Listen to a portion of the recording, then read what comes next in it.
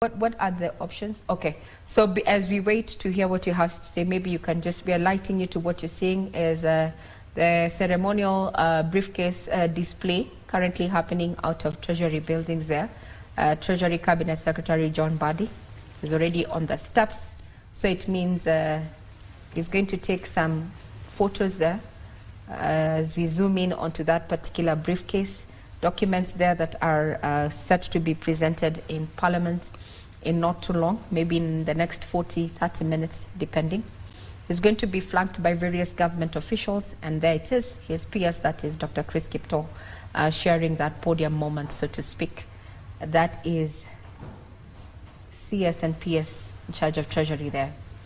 So the questions have been, will they walk, will they drive? Well, we'll see in a few, as they continue to just take that moment to, you know, display their briefcase. But as they get, as that gets underway, we get the photo up.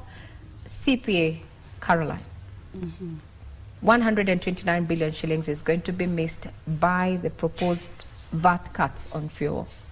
What is your take from an accounting perspective?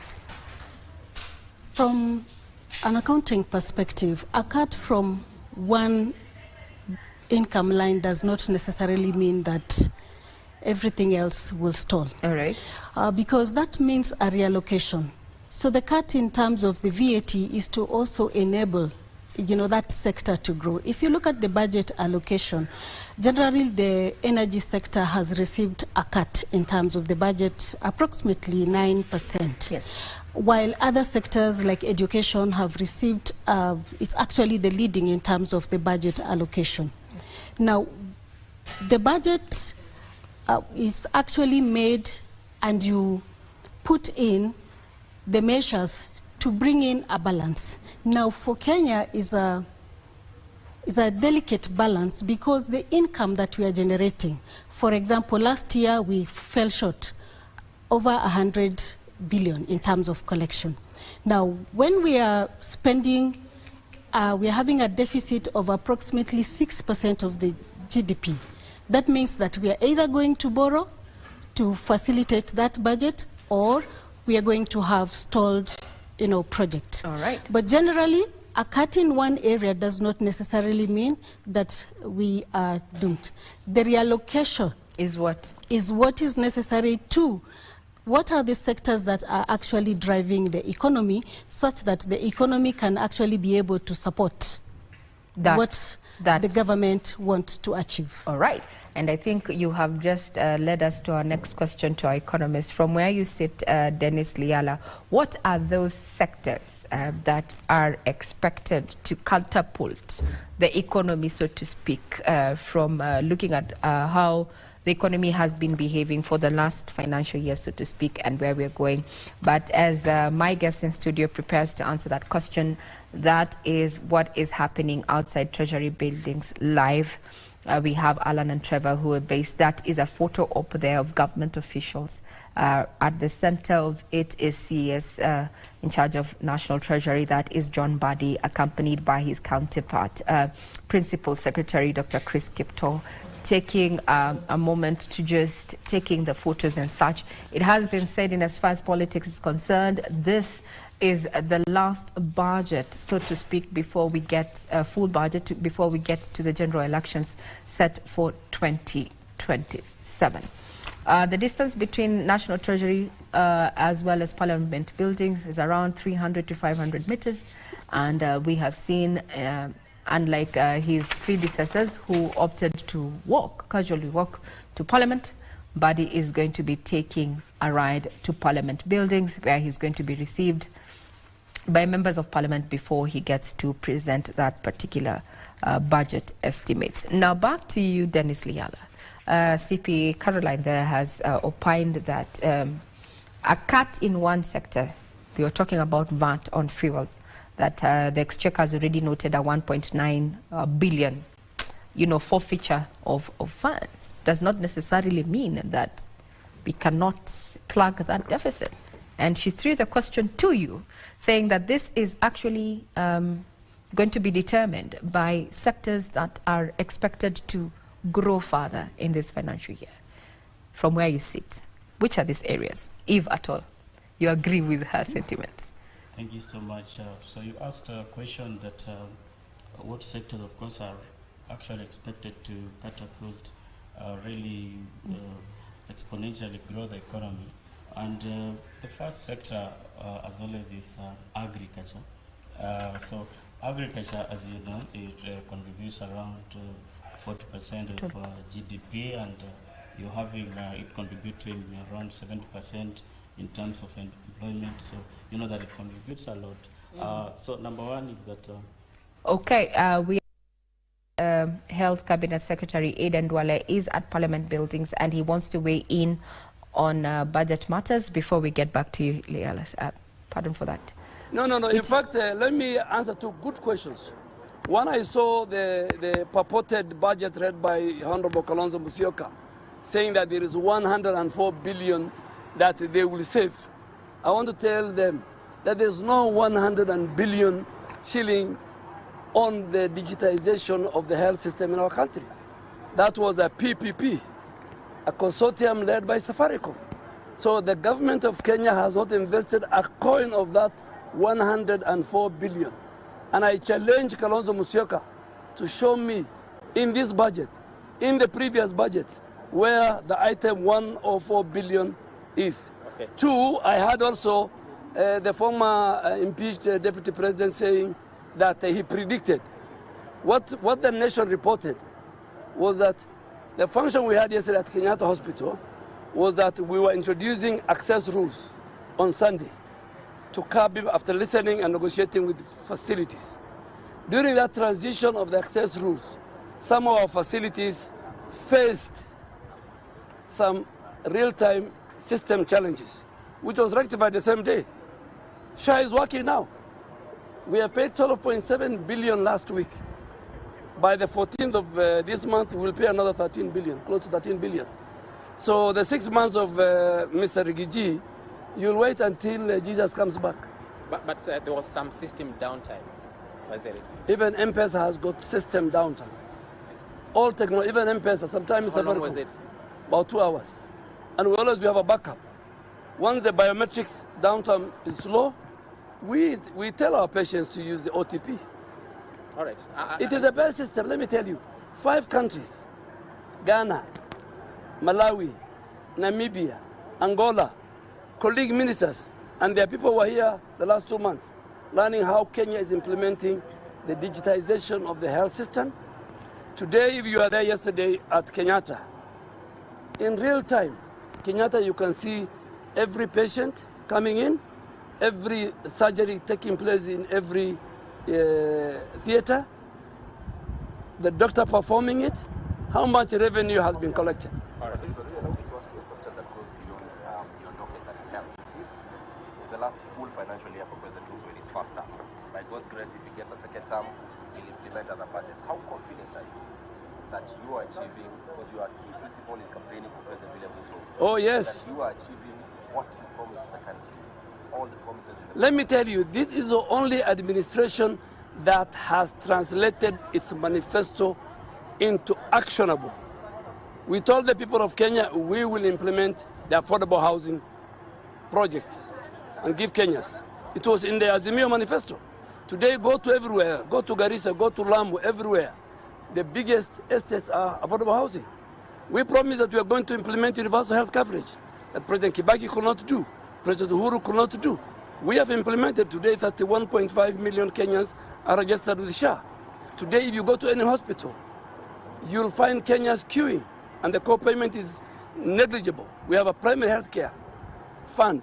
We promised the people of Kenya that we are going to reduce the gap between the teacher-student ratio. 100,000, and this budget, if included, will be 120,000 teachers have been employed since independence. This is the only administration that has built stadiums. We have promised the young people, the football lovers, since President Moi. This is the only administration that has built stadiums in more than 15 counties. This is the only administration that has brought equity, that for the first time in the history of this country, the people in Nyanza and the people in northern Kenya, Madaraka Day was done. This is the only administration that promised to reduce the price of fertilizer. All right. So I am telling you, if you want to judge this administration and President Ruto, and that's why President Ruto keeps on saying, you, the citizens, have the marking scheme. Mark the scheme. Our competitors have only Ruto must go one term. Yesterday, they even read a figure that don't exist. I pity them. I'm not in their position. Waziri, lastly, as we wrap it up, Didi Nyoro, the former budget chair, poked a lot of holes into your budget, the Kenya Kwanza budget. No, Didi Nyoro is the last person. He's a good friend of mine. He has no moral authority. He was the chair of budget. You people don't ask him hard questions. This is the only budget he's not involved in. How different is it? And Didi Nyoro cannot talk about debt going up. Debt is related to budget deficit. Am I right? Who is to control budget deficit? It's the budget committee, and it's the House. Didi Nyoro oversaw 3 budgets. So he's a good friend of mine. I don't want to be hard on him, but he doesn't have he doesn't fit the bill to critique the debt portfolio of this country. Maybe Leto can do it. Somebody else can do it. He's not the chair right now, but no. You should have asked him. You still have a deficit You of should have asked him. How come there was close to 4-point-something budget deficits? Whatever is being implemented, Honorable Attorney can only be asked about this budget. PH. Escorted by people who are walking.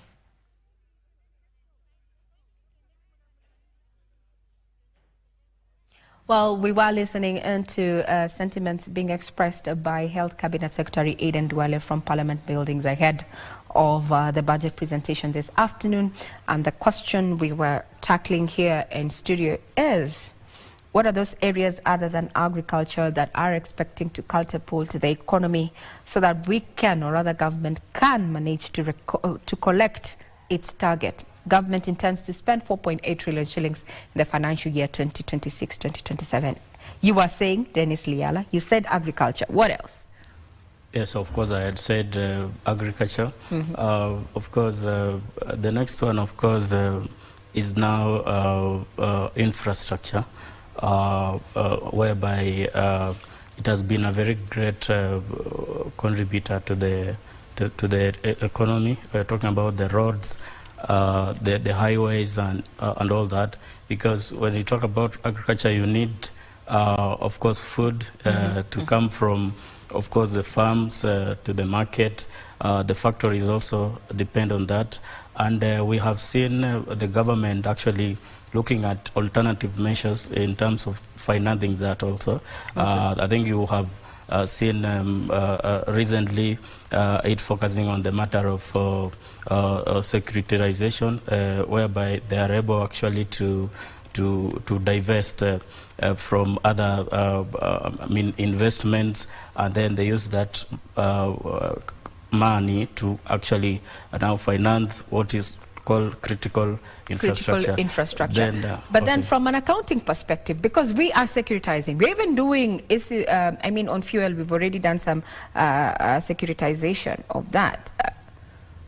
What are the dangers of that? We are getting money now on future projects. What happens going forward? CPA Carol.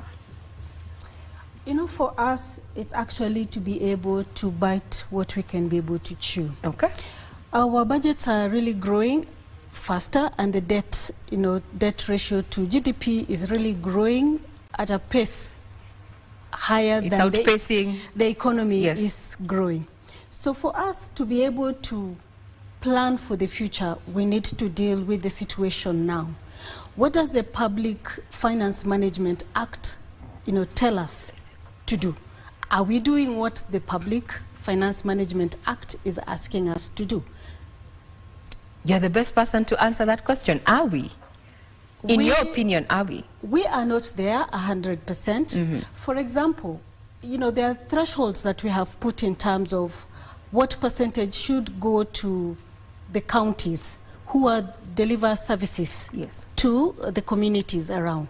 That even within this budget is below the threshold of 15%. We are continuing to have pending bills. And pending bill is not just a number. It means salaries for contractors, for business. So we are actually choking the private sector that is actually doing business with the government. Now, observing accountability in terms of the fiscal responsibility, which means compliance with the PFM Act, will actually be able to see us move forward and also secure our future. You've talked about accountability. We have been hearing about this accountability, transparency, fiscal diligence and prudence and such. Those are things that have been said one too many times, so to speak. So we'd want to look at, when you say we want to have this, you know, check in compliance and also our spending, what has been the issue? And I want to bring this situation. We are today going to listen to the budget estimates. Then next week we're going to have the Finance Bill 2026 presented and go to the second reading. Then somewhere in between the budget process, we're going to have a supplementary budget. So there's what the public has heard, and then we continue doing, actually it's more of increment of what has been allowed. How does that make you feel as persons who have done tax as well as, you know, accounting and such? Is that where we're failing? You know, because the budget making process is, what you see is not usually what we get. Let's hear from you, Economist Liala, on that. Yeah, so you said that, of course, what we see is not what we get, and that has been, of course, a very big challenge to the country, whereby number one, we talk about from the revenue raising side, which is actually always very critical when talk about the budget, whereby the government said that this is what it's going, of course, to focus on in terms of matters like taxation. Yeah. And then as we proceed, you realize that actually it deviates from that. We come up with, again, new measures. Of course, you mentioned about the finance bill and all that. Yeah. So that means that what they are expected to be in the budget, there's going to be some, of course, deviation and changes as we proceed. And then, of course, it's always about a volatile situation. You know, when you're doing budget making, you are really focusing on assumptions. You end up sometimes into a crisis, like the way we talk about the geopolitics, the shocks and all that. Like now, you realize that with the oil issues, the fuel going up, having the Middle East crisis, you are not able now to really have sufficient oil in the country to power the economy. But it's great that, of course, we've had the president and the Aliko Dangote announcing about coming in of a refinery that is 15.0 actually billion USD. So we say that when you have a sure by the oil goes up and you realize that oil is everything, and also there is scarcity, you realize that now the government might not really collect sufficient revenue from that. So then they have to look at increase matters like borrowing, because we've seen with time the government ends up in, says that it will collect, actually focus on this, financing the deficit. They're going to collect this amount, but as they progress, they realize that they need to borrow more. Yeah. Okay, now let's bring in CPA Caroline there. The issue of the fluidity of fiscal policy management within just the country itself. We have a target, but something comes up and we find ourselves moving away from our target. The issue, there's a pressure that we are looking at right now, and I want to go back to the PAYE. There was pressure, the proposal to reduce the PAYE in the medium-term revenue strategy. But the CS, immediately as he said it, deviated from it. Now there is much pressure on payroll. because now payroll forms the lion's share of Kenya's revenue collection. We're looking at around 560 billion in the financial year that ended June 2025. As Kenyans are really waiting to see what the budget presentation means for them, are you seeing government delivering on that particular process to lower PAYE? It had says up to those people who earn up to 50,000 shillings. How sustainable is it? Sustainability encompasses many aspects.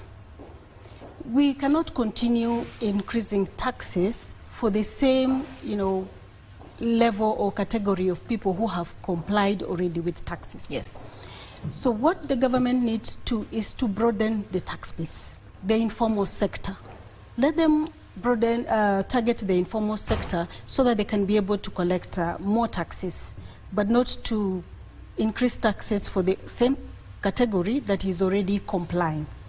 The second aspect in terms of digital economy, the gig sector, the workers, those are sectors that we can be able actually to draw, but then also putting more taxes is actually going to kill that sector. So the government has to look at this budget process not from one perspective. All agencies need to work together so that we can be able to see what each sector contributes this level, and then it is distributed equally, and then taking care of each economic sector to contribute to the GDP. One of the sectors that I'm really now worried about is the micro, small, medium enterprises. MSMEs. That has gotten a cut of up to 35%. This contributes to employment. So how are we going to create job creation? Now, again, when we are creating job creation, if we tap into the digital, and that is something that the government that is looking into, we should be able to earn from it, but also enable that sector to grow. So, CPA Caroline, especially now where you're already on the digital services, do you think these proposals are going to increase the cost of digital services for consumers? They're going to increase the cost, but then it is the cost that we need also to look into. We cannot move from 0 to a certain high percentage. Broadening the tax doesn't mean burdening one sector. As we tax, we also need to look at what is the impact that we are creating. Okay. Now, if you're talking about also impact, because I've also heard you raise the issue of widening the tax base. This has been something that we have said over and over again, and I'd want us to look at one sector. When we say jua kali, the definition of the jua kali sector itself has been a gray area. If you look at who is termed as jua kali, they earn around 500,000 per annum on a minimum. Is that jua kali? Is that the jua kali sector we are targeting? Or who are we targeting when we say widen the tax base? If you were given an opportunity right now, who would you go for? I think the word jua kali is loosely used. Yes, very. Because the gig sector includes the people who work 2 hours, small jobs like boda people, they are in that sector. Professional people who are offering services online, those are also in the gig sector. Are they being taxed? Not only the person who is at Gikomba making that jiko or making those boxes, no, those are not the ones that only contribute to that. And perhaps also we need to modernize the labor laws. Because we're used to, the tradition is you go to the office and work. But if we modernize the labor laws and also the systems, we'll be able to tap into these sectors that people who are offering services online, the freelance people from each and every category, we have dancers, we have creatives, we have the Uber people, we have a broad array of people who are in that sector who are making income. Now, let me touch on emotive sector, and I want to bring in Dennis Liala there. You've mentioned the boda sector. Dennis Liala, do you think the government, where we are right now, would be keen on formalizing and taxing the boda sector? Thank you. For all intents and purposes, yes. Yeah, thank you so much. The border is, of course, a very critical sector in the country because it's able to at least create jobs for the youth. So you asked a question on whether the government should formalize that.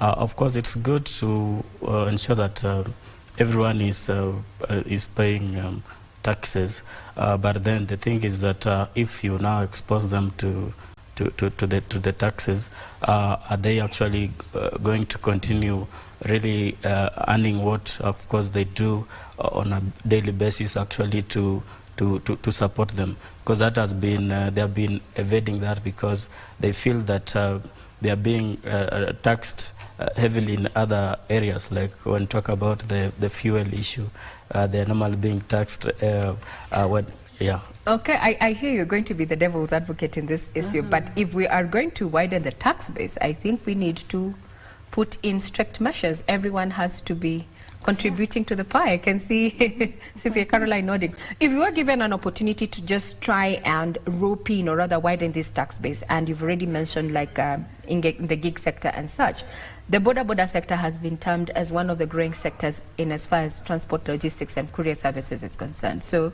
it is a low-hanging fruit that seems like a bad apple. We don't want to touch it because, I don't know. If you're given an opportunity, how would you go about it? How would you go about to rope in the border sector in as far as tax compliance is concerned? In terms of tapping into the revenue, the income that they make, it's actually a collection system. A lot of revenue actually is not collected, even from the county sector. So if you're going to run your border, you're going to run on the roads that you need them smooth without potholes. If you're a border rider, you also want to go to hospital and be able to be given services, and you're not paying SHA because you are not on a payroll. You want public services, you want public goods. Let us all contribute towards that. It's not only the person who is earning, payroll through the payslip who should be paying taxes. But then how do we communicate that? How do we bring them on board? Because this seems to have been a challenge for government for a couple of years. Yet it's an industry that we have already said, and government has been heard saying that it is fast growing. I think there is an office that's is it debt management office. If this office is given the mandate to actually sit and think through, they execute the debt management, they are going to be able to come up with, revenue transformation. What we need is a revenue transformation system. And maybe perhaps look at who are the agencies apart from KRA. How can they be able to collect more revenue? Even from this border, is it a pay apart from taxes? Is it something that they can be able to pay? Like small traders pay for a stall, you pay a daily rate. Is it something like that they need to pay and engage them? Stakeholder, engagement. What are you comfortable paying? You start from somewhere. Is it 50 shillings? Is it 100 shillings? Without saying that they will go through the tax rate that we usually use in terms of the So paying. basically, I'm hearing that we need to recalibrate how we widen. In the strategy to widen the tax base, we need to recalibrate how we do taxes. And also, I think the communication of it the communication bit also is lacking because we're not hearing how, but we are hearing the intent. But the how maybe is going to come out in the presentation today, or even as the Finance Bill 2026 sails into the second reading. Now, from a point of view in as far as investment is concerned, the Kenya Association of Manufacturers, while making its presentations during this budget making process, they noted that in as far Kenya's is no longer a competitive investment destination because of the tax unpredictability and the cost of doing business. Do you agree with their submissions there, and what would you want to be done, especially now that we are going to be listening to the budget estimates ahead of the finance bill? What do you think needs to be done to make this an ideal investment destination, as it were? I think we have gone down in our ranking, I think 100 and something from 90 something. Let's start off with you, Dennis Liala. Yeah, thank you so much. Kenya, of course, we have been seeing an outflow of course, companies. Yes. Of recent, and the main issue, of course, as I've said, is the issue of the unpredictability. You realize that number one, what we talked about, the tax regime, which keeps on, of course, changing. There is no that much stability. And you know, as an investor, as a business person, you want actually an environment whereby you know that this how much, of course, you're going to pay a certain period.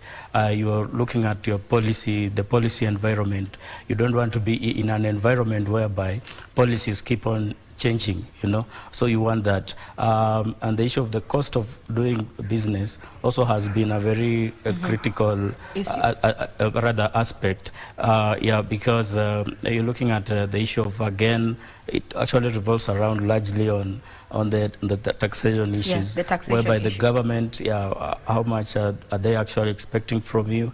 Of course, you're paying 30%, that is the corporate tax, but you know we have other taxes that come in. So the thing is that how can we, of course, work on now ensuring that we actually cycle back to where we were, whereby we had a lot of multinationals in the country, you know, and actually Kenya was actually seen as a very great investment hub. Now, CPO Caroline, we've heard that basically it's the issue of an unpredictable tax regime or tax policy that has local investors, manufacturers, as well as those who are looking at investing within Kenya a bit shy, because we do not know. I mean, at the end of the day, when you're doing business, you have to plan ahead. So do you think the government is relying too heavily on tax administration instead of economic growth? Yes, that has been the cry in terms of taxation and further taxation, instead of building the economy actually to, you know, to grow organically, yes, without actually taking too much from, I would say, for example, now they are mentioning in terms of the manufacturers. When you look at our import versus export, the imports are higher than the export. Ordinarily, also, we are not consuming locally because the production of local, you know, products are becoming very expensive, beyond fuel, electricity, labor, and all that, and the taxes. So if we were to look into how we can bring down in terms of the cost, we can actually be able to use like performance-based levies for finished goods. Yes. So if you look at performance-based levy on finished goods, then it's going to encourage the manufacturers. Instead of closing, they will be opening up more. Yes. Performance-based levies for manufactured goods. For goods. All right. So now, other than that, this also, what you're seeing on the screen is that CS Mbadi has already arrived at Parliament buildings. This is an opportunity to just do a photo op as we await his presentation of the budget estimates 2026-2027. And in studio, I'm joined by none other than Dennis Liala, who's an economist, as well as CPA Caroline Karanja, who's an ASPAC member, to just try and unpack the proposed budget, where government intends to spend 4.8 trillion shillings in the financial year 2026-2027. Debt servicing. Debt is, yes. Where we are right now, a majority of our debt, let's just look at, we're looking at a 1.1 trillion deficit, which is around 90% of it is going to go to net borrowing of 950 billion, which is 0.58 of GDP, and around 1.1 or 116.2 external. Now let's talk about just debt in itself before we even look at our sources. Where we are, we already, public debt has already surpassed its public, the debt ceiling. from an investment point of view and also in terms of stability, economic stability. We have the Moody's report recently. How is Kenya looking? Would we say Kenya is in debt distress or heading there? I know debt distress would get people anxious, but what are we looking at? What are our future prospects in as far as debt is concerned? Who do we start with? Dennis. Thank you so much. The matter of debt, number one is that you look at the debt service is expected to be 1.5 trillion. That is that 3%. So it means that for every 33 shillings, rather for every 100 shillings, 33 shillings goes to debt. Yeah, for every 100, of course, that is 33. So then that has been a very contentious matter whereby, the government is looking forward to really plug the deficit that it has, like now, 1.1 trillion. And then they're asking themselves, should we borrow internally or actually externally? And this regime, if you've been, of course, keen, you have seen that they have been focusing more on internal financing of actually when it comes to borrowing. That's what has been their focus.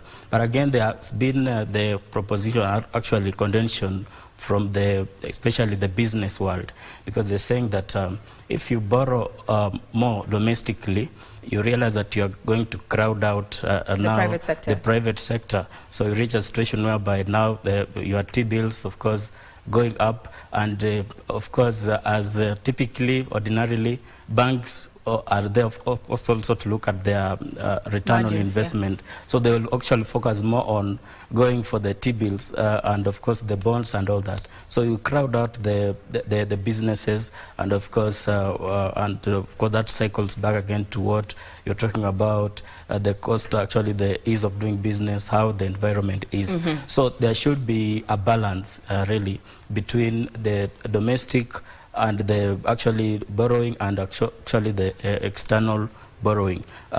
So with the debt service of 1.5 trillion, you realize that we have a huge burden. I mean, most of our money now is going into debt and all other sources. All right. So you have to really look at number one, how you're going to utilize the funds that you borrow, because that has been a challenge. The use of the funds. Yes. Now, before we get to the use of the funds, you've mentioned the issue that banks will always look at their margins, so to speak. Towards March and May, we've seen banks have gone out under the Kenya Bankers Association to roll out a campaign for private sector, especially it was targeting private sector to adopt, and also their banks themselves to take advantage of the Kesonia. Now, that is a new banking model that, so to speak, looks at risks, prices, risk, and such. With the way things are looking, is that going to work or not? The risk-based lending. The risk-based lending, categorizes each borrower. Yes. According to their credit rate, their ability to pay, and how they service their debt. For the private sector, we don't have a choice. That is where we borrow from the banks. Yes. But again, you look at the CBK rate, it has continually been dropping. Right now it's at 8.7%. Yeah. And there is a standard that banks can be able to add. Yes. So it is not bad. What he has mentioned in terms of the government also competing for the same funds that the private sector is not good for us, because then it stifles the private sector.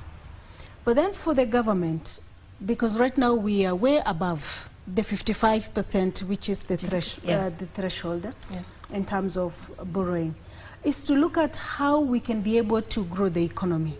For every shilling that we borrow, what is the return? If what we borrow, there is a return, then we are headed in the right direction. But if we borrow and there is no return for that amount of money of debt, then we are headed for the wrong direction. And then maybe again, we should also slow down the pace, so that we are not seeing ourselves at 67.8% of GDP has gone to debt, and the economy size, so we are biting more than we can. I would say we are living beyond our means. 6% of interest rate, 6% of the GDP is going to interest rate. That is money that actually can go to health or education or schools. Yes. But the thing is, how do we balance in terms of that? And I think it's perhaps time we think about the revenue transformation reforms. Revenue transformation reforms. Yes. Yeah. Yeah. That is something that maybe we could actually, as a country, we need to look into and see how we can be able to generate more revenue and also borrow externally. But also there is a balance between the risk, the cost, because if we borrow externally, the cheap debt is in foreign currency. Yes. Then we have the risk in terms of the fluctuating of the currency. So that balance, and Kenya does not lack experts in terms of doing those balances in terms of all those policies. I concur with you. We do not lack the expertise, who can deal with. But the question is, are they in positions to do something about it? That's a rhetoric. You don't need to answer that. So, now, from where you sit, do you think what I'm hearing is that the government needs more revenue to fund the growing budget and repay debt? But now citizens are already under economic strain. So if Wanjiku was to meet you out there, Dennis and Caroline, and asked you from an expert point of view, what is in this budget for me? How would you answer that question? Do you need a minute to think about that? Because we need to tell them if it's what they need to look out for. You ready to go? Let's, Dennis. Thank you. What is the need for Wanjiku? For Wanjiku, of course. Number one, of course, I'll tell Wanjiku that the government is really focused on ensuring that agriculture aspect is actually improved, and that is through they have allocated funds to go towards matters like the fertilizer subsidy. That's, I believe, the government is going to proceed with that. We have been seeing fertilizer prices having been dropped to 2,500 Kenya shillings.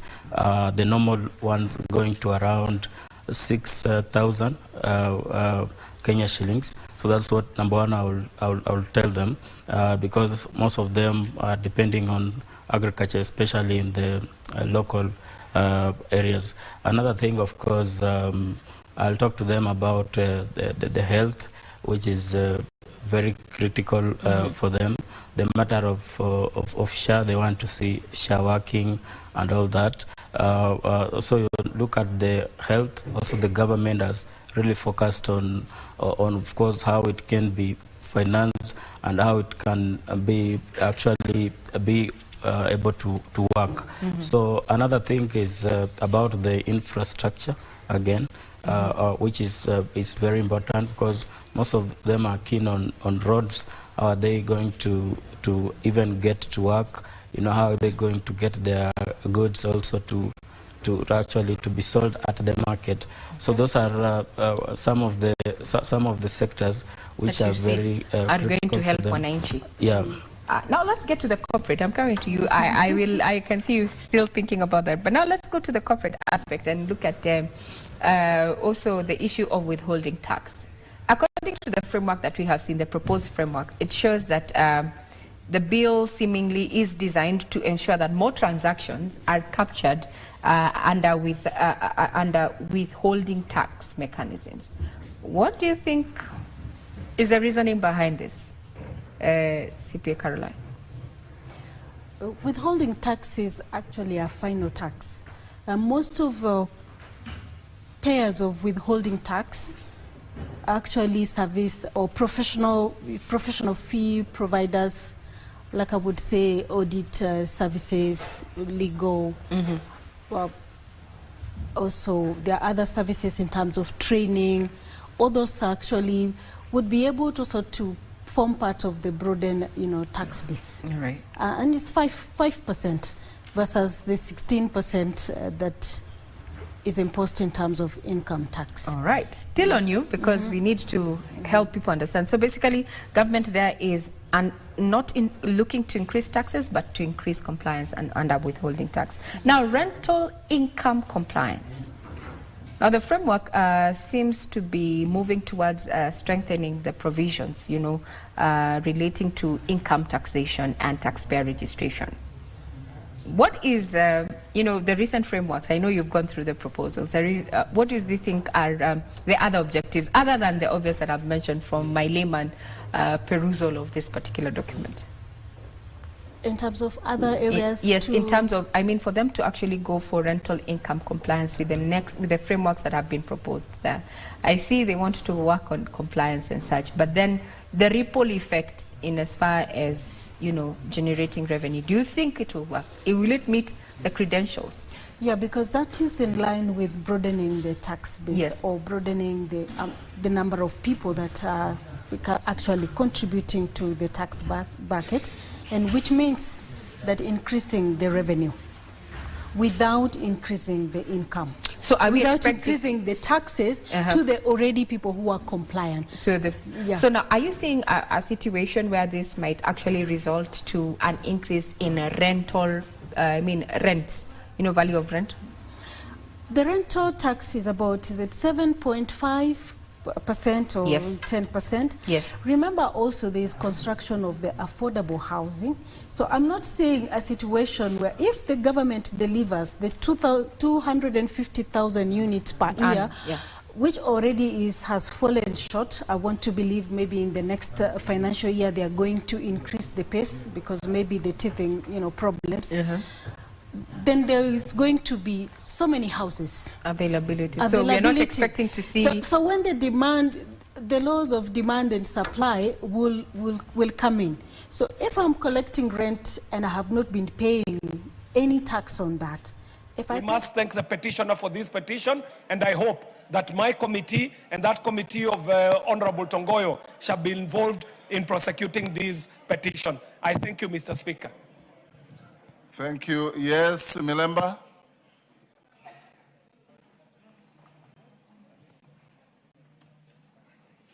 Thank you, Honorable Speaker. That petition will grow that space of security, especially the issue of firearm movement. And the petitioner, as I thank him, he has opted to talk about one side of it where the policemen will lose the firearms because they have been attacked, like the examples he has already given. But there are situations whereby the policemen themselves could hire out guns and firearms illegally for criminal activities, something that has been spoken to several times. I think this is a very good petition, and therefore both the committees that have been given that opportunity to look at it should be careful to develop it in such a way that it brings a law which can digitize movement of firearms from both police stations, police posts, and any other spaces where we have firearms. And this will go a long way in making sure that firearms are with the correct people and they can be tracked anytime. Honorable Speaker, yesterday I was at Kenyatta National Hospital and I noticed they have digitized everything. They can see the money movement, the movement of patients, and virtually everything is now digital. I think this is one space where the Ministry of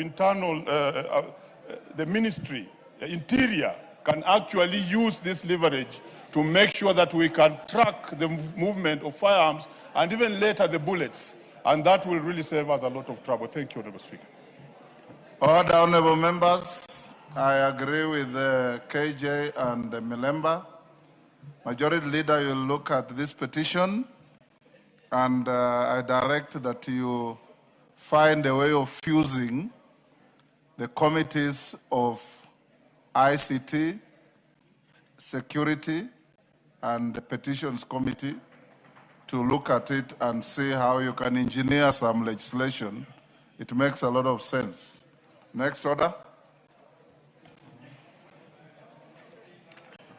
Order number 5, papers. Chairperson, Committee on Members' Services and Facilities. Thank you, Mr. Speaker. Honorable Speaker, I beg to lay the following paper on the table of the House today, Thursday, 11th June 2026. Report of the Committee on Member Services and Facilities on its inspection visits to constituency offices in Nakuru County. Thank you. Next. Order number 6, notices of motion. Washira Karani. Washira Karani. Chair, Committee on Member Services. Correct. Honorable Speaker, I beg to give notice of the following motion, that this House adopts the report of Committee on Member Services and Facilities on inspection visits in constituency offices in Nakuru County, laid on the table of the House on Thursday, 11th June 2026. Thank you. Next.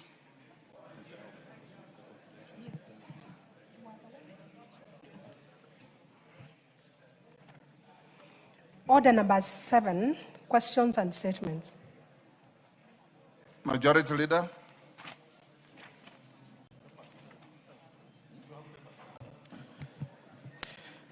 Thank you, Honorable Speaker. The usual Thursday statement on behalf of the House Business Committee, pursuant to the provisions of Standing Order 44.2a, I rise to present the following statement. Honorable Speaker, the House Business Committee met on Tuesday, 9th June 2026 to prioritize business for consideration during the week and the business coming before the House in the following week. Honorable Speaker, as members may have noticed from the order paper today, the House Business Committee approved very light business for the sitting. This is intended to allow the Cabinet Secretary for the National Treasury and Economic Planning, Honorable FCPA, John Mbadi, EGH, to make a public pronouncement of the budget highlights and revenue-raising measures for the national government for the financial year 2026-2027, commencing at 3 p.m. Honorable Speaker, with regard to business scheduled for Tuesday next week, the House is expected to undertake the following business. 1, the second reading of the following bills. 1 is appropriation bill of 2026. 2 is a finance bill of 2026, if public participation will have been concluded on this bill. 3 is a sovereign wealth fund bill of 2026. 4 is a Central Bank of Kenya amendment bill of 2026. 5 is a Kenya Revenue Authority Amendment Bill of 2026. 6 is a Plant Protection Bill of 2025. And 7, the Competition Amendment Bill of 2026. And just to remind the Chair Finance and the Chair Agriculture that we are still waiting for them to table the reports of those 2 bills. That's the Plant Protection Bill from the Chair Agriculture and the Competition Amendment Bill from the Chair Finance.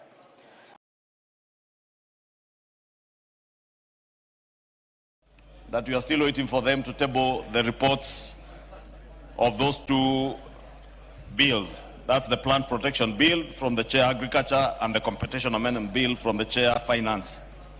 2, Honorable Speaker, there will be committee of the whole House on the following bills. Honorable Speaker, if you can protect me from the impeacher. For Gatundu South, is it? Go on. Thank you, Honorable Speaker. The consultations were too loud. And the consultations were coming from the corner where the Honorable Mwengi Mutusa is seated.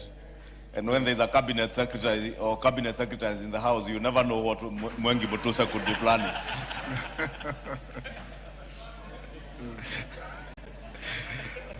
Honorable Speaker, I was on the committee of the whole House on the following bills. 1 is the Appropriation Bill of 2026, and 2, the Fisheries Management and Development Bill of 2023. Honorable Speaker, debate will also be undertaken on the following motions. 1, report on inspection visit to the East African Science and Technology Commission and the East African Health Research Commission. 2 is report of the Kenya delegation to the 151st Assembly of the Interparliamentary Union, IPU, and related meetings. 3 is a second report on the status of reports on petitions and resolutions. 4, report on consideration of a petition regarding the proposal to amend the Consumer Protection Act. 5 is report on the audited financial statements of selected state corporations in the roads and transport sector. And 6 is the 8th report on audited financial statements of 6 state corporations. In conclusion, Honorable Speaker, the House business shall reconvene again on Tuesday, 16th June 2026 to schedule business for the rest of the week. I now wish to lay this statement on the table, Honorable Speaker, and as I have indicated, Honorable Speaker, today the House business had approved within the next 10 minutes the Cabinet Secretary for the National Treasury and Economic Planning, the Honorable FCPA John Mbadi, EGH, to make his pronouncement on the budget highlights and revenue-raising measures for the national government for the next financial year. Honorable Speaker, I'm re-emphasizing that, Honorable Speaker, because I know, Honorable Speaker, you are a senior counsel. And your predecessor, the Honorable J.B. Muturi, was not a senior counsel. But I know also the former Vice President, Kalonzo Musyoka, is said to be a senior counsel. And I saw them yesterday, Honorable Speaker, purport, together with other people out there, that the Cabinet Secretary was coming to read out the budget. No, Honorable Speaker, I wondered, least of all, I can forgive Honorable Kalonzo Musyoka, because the last time you held public office was under the old constitution. And therefore, he's still living in the past of the old constitution, where cabinet secretaries would come and read budgets to the country. But for the Honorable J.B. Muturi, my friend, who sat in your place as a speaker, under this new constitution, and knows very well that the cabinet secretary does not come here to read any budget. We have in fact concluded with the budget estimates. All that remains is for us to consider the appropriation bill that I've just read here, which we will consider next week. And all the cabinet secretary is coming to do is to come and give his public pronouncement or his statement on budget highlights and revenue-raising measures. Therefore, Honorable Speaker, I would urge the country to forgive these people. In their confusion, they are still living in the past. And that is why, Honorable Speaker, we tell them, if you live in the past, you cannot forge or fashion an agenda to move the country forward. As we welcome the Cabinet Secretary, I took liberty, Honorable Speaker, to inform those confused leaders out there to stop living in the past, to come to the present world under the new constitution, where Parliament and indeed the National Assembly is one with the power of the past. Finally, Honorable Speaker, because I have listened to them, in their desperation, they are all telling the country, let us reject the finance bill. None of them has come out to tell Kenyans what particular clause in the finance bill do you have a problem with. But unlike in 2024, Honorable Speaker, when Kenyans largely did not understand that following public participation, a report will be tabled here by the chair of the Finance and National Planning Committee, and many of the concerns that Kenyans have raised, they can wait for that report next week, and they will see the Finance and National Planning Committee has taken into account the concerns of the people of Kenya. And we shall amend the finance bill and pass a finance bill that is in the best interest of the people of Kenya and not to serve the political interest of those confused people who don't even know whether we are reading budgets or making public pronouncements. Honorable Speaker, thank you for that. 2 minutes or 1 minute. Mr. Speaker, I wish to add my voice to what the majority leader has said. Mr. Speaker, I know we are in the era of misinformation and disinformation. But Mr. Speaker, when that misinformation is coming from high level, senior members of the society, Some of them who have been speakers in this house, Mr. Speaker, then it is worrying. Mr. Speaker, I heard the former speaker say, this is the first time a budget is being read when the president is not around. The last president who attended this house when we were reading budget was Mwai Kibaki, Mr. Speaker. Under the old constitution. Looks like these people don't know what's happening in the country, Mr. Speaker. Mr. Speaker, I think they have no agenda to tell Kenya, so they are scavenging for anything. Even when the president travels is a problem to them, there's a minister in charge of treasury who should come to the house and read the budget, not the president, Mr. Speaker. Mr. Speaker, secondly, who is an expert? Mr. Speaker, secondly, they have spoken about the finance bill. First, they said that the finance bill has a clause that says all freehold titles will be changed to leasehold titles. That lie has been demystified. Now they have nothing else to say. Lastly, Mr. Speaker, I want to remind the House and Kenyans that the person who is coming to read the estimates today is a former chairman of ODM. Can you repeat after me? ODM. Can you repeat after me? ODM. Thank you very much. Order, honorable members. Order. Junet, you are out of order for conducting an illegal choir on the floor of the House. Honorable members, order. Order. Order. Honorable members, for avoidance of doubt, the point made by Honorable Junet and Honorable Ichungwa, the President of the country is under no obligation to attend Parliament on the day when the Cabinet Secretary for Treasury and Planning comes not to read a budget, but to make a statement and give to the country his revenue-raising measures. Indeed, if the President chose to come, which he can, he will sit in the Speaker's row. He will not sit where I'm sitting, where he comes to sit to address the House.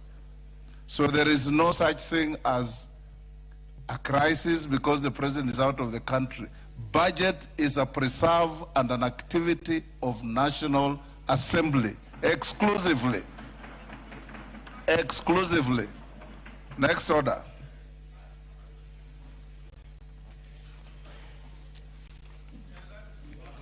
Order number 8, motion. Report of the Committee of the Whole House on its consideration of the Agricultural and Livestock Extension Services Bill, Senate Bill number 12 of 2022. Question to be put and that reading. Members on their feet, take your seats. Honorable Kainan, take your seat. Honorable members, Honorable Muliro. Honorable members, I'll now put the question at order number 8, which is that this House do agree with the report of the Committee of the Whole House on its consideration of the Agricultural and Livestock Extension Services Bill, Senate Bill number 12 of 2022. As members of that opinion say aye. Aye. Will those of the contrary opinion say nay? The ayes have it. Mover. Justice Kemei, go ahead. Yeah, thank you, Mr. Speaker. On behalf of the chairman of the Agriculture Committee, I beg to move that the Agricultural and Livestock Extension Bill, Senate Bill number 12 of 2022, be now read a third time. I also request Honorable Susan Ngugi to second. Thank you, Mr. Speaker. Susan. Mr. Speaker, sir, I second. Thank you. A bill for an act of parliament to provide for agricultural and livestock extension services, establish the agricultural and extension service, and for connected purposes.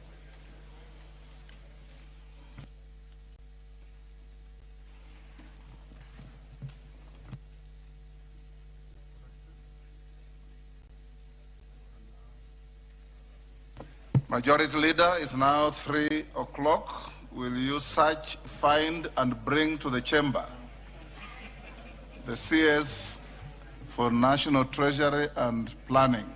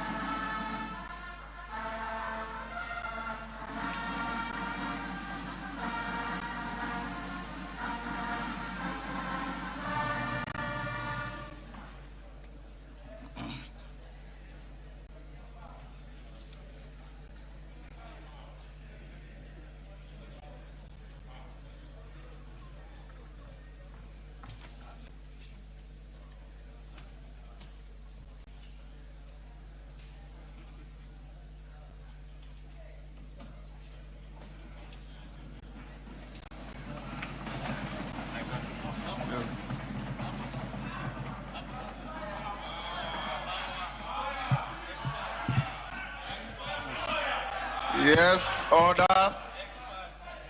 Majority Leader. Honorable Speaker, as you directed, I did not have to search for the minister. He was well within the principles of Parliament and on time. Honorable Speaker, it is now my pleasure and honor to present to the House and to the country, and to yourself, Honorable Speaker, the Minister for the National Treasury and Planning, FCPA, John Mbadi, expert. Hold on, Minister. Take your seat. Honorable members, I have a short communication in relation to this agenda on order paper. Honorable members, as you are aware, the Cabinet Secretary for the National Treasury and Economic Planning is to make the public pronouncement of the budget highlights and revenue-raising measures for the national government for the financial year 2026-27 and the medium term during this afternoon sitting. In this regard, and in accordance with the standing orders, I have designated a suitable place in the chamber for that purpose.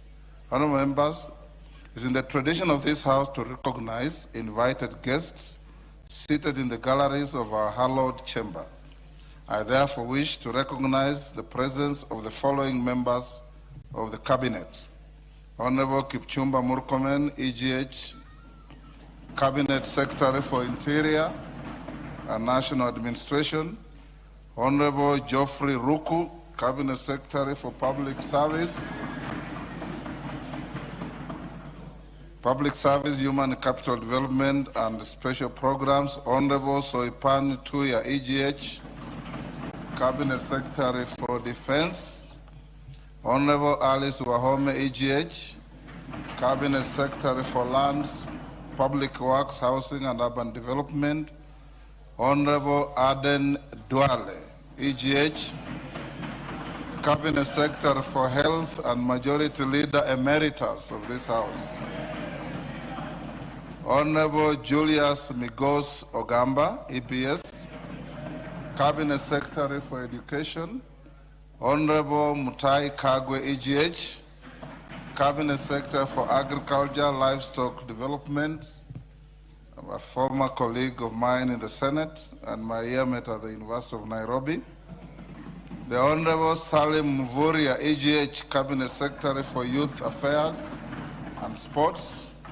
The Honorable Opio Wandai, EGH, Cabinet Secretary for Energy and Petroleum and the Minority Leader Emeritus of this House. Mrs. Hannah Wendot Cheptumo, Cabinet Secretary for Gender, Culture and Arts and Heritage. Honorable Dorcas Oduor, Senior Counsel, EGH, the Attorney General. Mrs. Mercy Wanjao, EGH, Secretary to the Cabinet. Honorable members, I also acknowledge all Principal Secretaries and the accompanying officials. I accord special recognition to the Principal Secretaries for the National Treasury and Economic Planning, Dr. Chris Kipto, CBS, Mr. Cyril Odede, and Dr. Boniface Makoha, who work closely with the Cabinet Secretary for the National Treasury and Economic Planning. Honorable members, we are also joined by the following judges of the Superior Courts: Honorable Justice Hilary Chemitei, Judge of the High Court; Honorable Justice Mohammed Kulo, Judge of the Environment and Land Court; Honorable Justice Onesimus Macau, Judge of the Employment and Labor Relations Courts. They are accompanied by the Deputy Chief Registrar of the Judiciary, Mr. Paul Ndemo, OGW.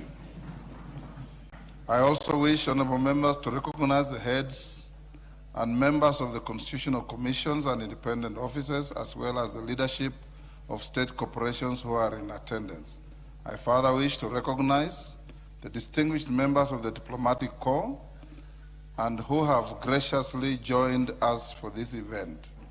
I also acknowledge the presence of the chairperson of the Council of Governors, His Excellency FCPA Ahmed Abdullahi EGH, Governor of Wajir County. Honorable members, on behalf of the House, I extend a warm welcome to all our invited guests. The National Assembly is honored by your presence on this auspicious occasion. Your continued partnership and support to the work of Parliament is duly noted and valued. Honorable members, I now interrupt the business of the House to allow Honorable FCPA John Badi, EGH, the Cabinet Secretary for the National Treasury and Economic Planning, also former leader of the minority party in the National Assembly, to make public pronouncement of the budget highlights and revenue-raising measures for the national government for the financial year 2026, 2027, and the medium term.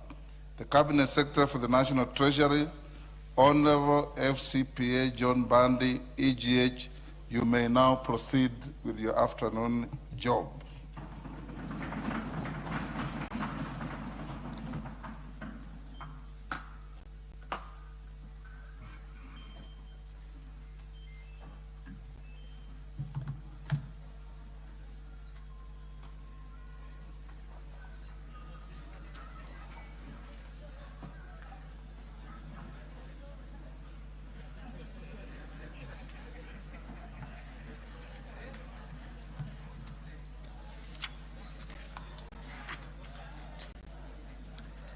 Thank you very much, Mr. Speaker and honorable members of the 13th Parliament of the Republic of Kenya.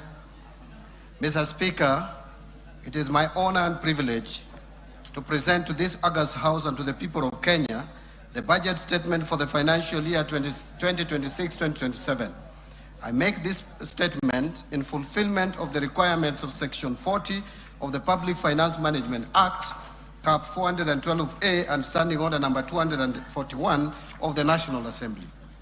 Mr. Speaker and honorable members, this is the first budget since the passing of the late Right Honorable His Excellency Raila Amolo Odinga, who is fondly remembered as a patriot and national hero, and who steadfastly championed economic justice, democracy, and equal opportunity for all Kenyans. His legacy continues to inspire and guide us as we transform Kenya into a newly industrialized and middle-income economy. In honor of his immense contribution to our country, I would politely request and invite members of this esteemed House to observe a moment of silence, which will take 1 minute. Members be upstanding, guests in the galleries be upstanding.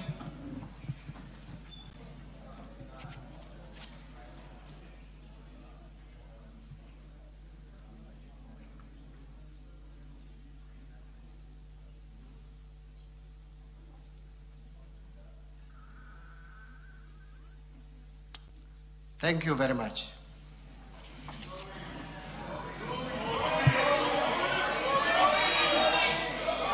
Mr. Speaker, the Right Honorable Raila Amolo Odinga was a key partner to His Excellency the President, Dr. William Samoei Ruto, in the broad-based arrangement. Mr. Speaker, this budget captures the ideals of the two great leaders, especially on the aspiration to transform our economy from its current status to a more developed nation status, a path to Canaan through Singapore. The extensive public participation throughout the budget process presents a solid basis and foundation for what is clearly the people's budget. Mr. Speaker, public participation is a constitutional imperative.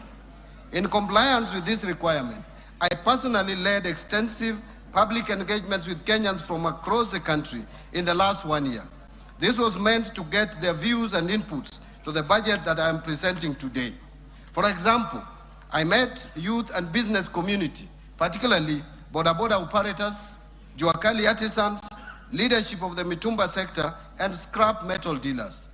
I also engaged extensively with members of the Fourth Estate, and in the process, launched their Financial Journalists Association. Additionally, I traveled to various regions and conducted numerous regional dialogues. These include Kilifi in December 2025 for the Coastal Region Dialogue, Migori in Nyanza, Kakamega in Western, and Eldoret and Nakuru in Rift Valley regions in the month of January 2026.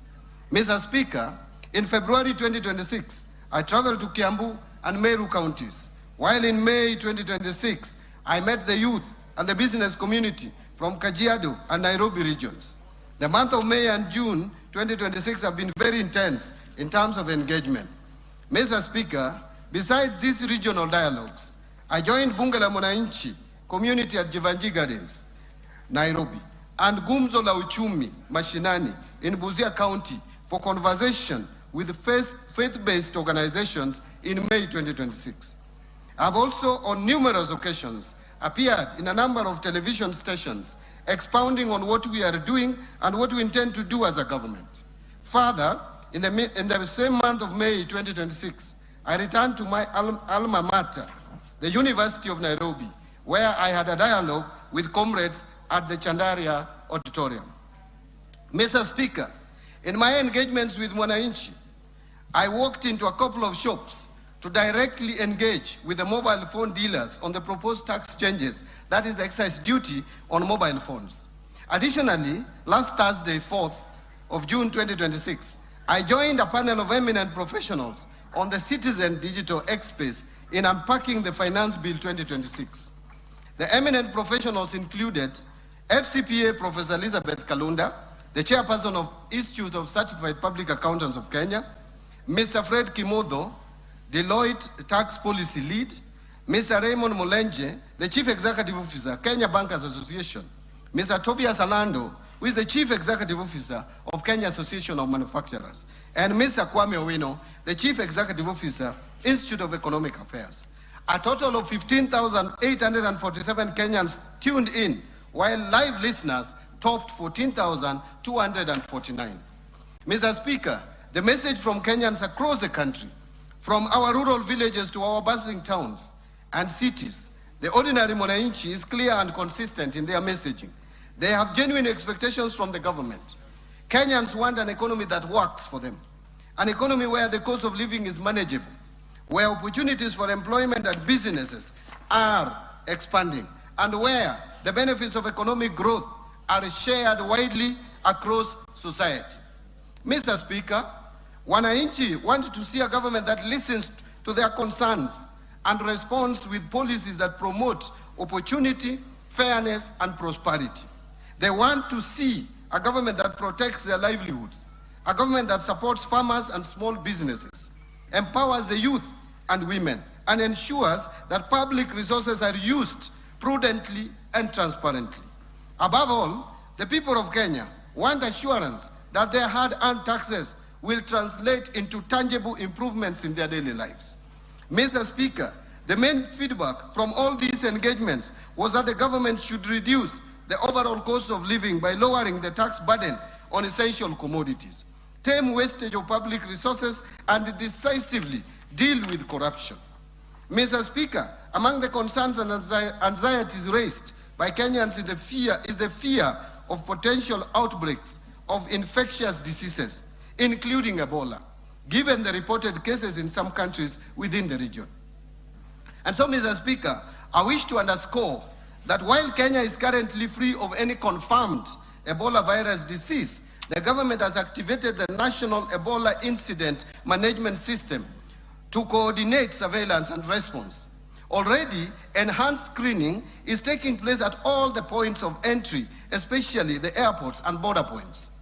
The government has, in the meantime, trained over 1,000 health workers and put together a reserve team of 241 experts in epidemiology, laboratory services, and emergency response who remain on standby for rapid deployment. The government has also designated isolation and treatment facilities across the country, including at Kenyatta National Hospital and the National Police Service Hospital. The Ministry of Health is working closely with regional and international partners, including the World Health Organization, Africa CDC, IGAD, and the East African Community on this matter. Mr. Speaker, these efforts are further supported by our development partners. Already, the government of the United States of America has committed approximately US dollars 13.5 million towards health security interventions, including disease surveillance and emergency preparedness.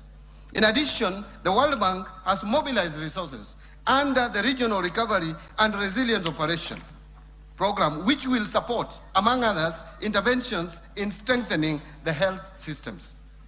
Mr. Speaker, these resources, complemented by domestic budgetary allocations, will significantly enhance Kenyans' capability and capacity to prevent, detect, and respond to Ebola and other epidemic-prone diseases while safeguarding livelihoods and maintaining economic stability. Mr. Speaker and honorable members, this demonstrates that this government is listening and responding to the concerns of citizens. On other concerns Kenyans raised with me during the public engagements I highlighted above, I will be elaborating on intervention that the government is putting in place to cushion Kenyans and improve their livelihoods. Mr. Speaker, the budget for financial year 2026-2027 will prioritize various interventions under the bottom-up economic transformation agenda that promote private sector-led growth, expand employment opportunities, and enhance delivery of public services while preserving fiscal sustainability and building resilience against emerging economic challenges. Mr. Speaker, this budget is being presented at a time of heightened global uncertainty arising from the ongoing conflict in the Middle East. The conflict has disrupted global commodity markets and supply chains, weakened investor confidence, and tightened financial conditions.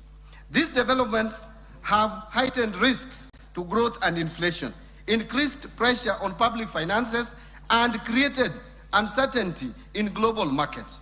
For a developing economy such as Kenya, the impact is being felt through higher pump prices following a steep increase in global oil prices from an average of US $63.06 per barrel in February 2026 to US $94.4 per barrel by end of May 2026. In addition, tighter financing conditions, weakening export demand, slower investment flow, and rising cost of living continue to exert pressure on economic activities. Yet, even in this environment, new opportunities are emerging. Countries that strengthen competitiveness, deepen regional integration, and build resilient productive capacity will be the ones that will thrive. Mr. Speaker, it is against this backdrop that Kenya's economic journey over the past 3 years stands as a story of resilience. Difficult but necessary choices were made, delivering a steady recovery. Faced with significant domestic and external pressures and shocks, the government took difficult but necessary decisions to restore macroeconomic stability, strengthen public finances, and lay a firm foundation for sustainable growth. Mr. Speaker and honorable members, the hard decisions are bearing fruits. Under the bottom-up economic transformation agenda, we have recorded clear gains. First, the Kenyan economy has remained resilient and registered an average rate of 5% in the period of 2022 to 2025, outperforming the average global growth rate of 3.4% and that of sub-Saharan Africa of 4.1%.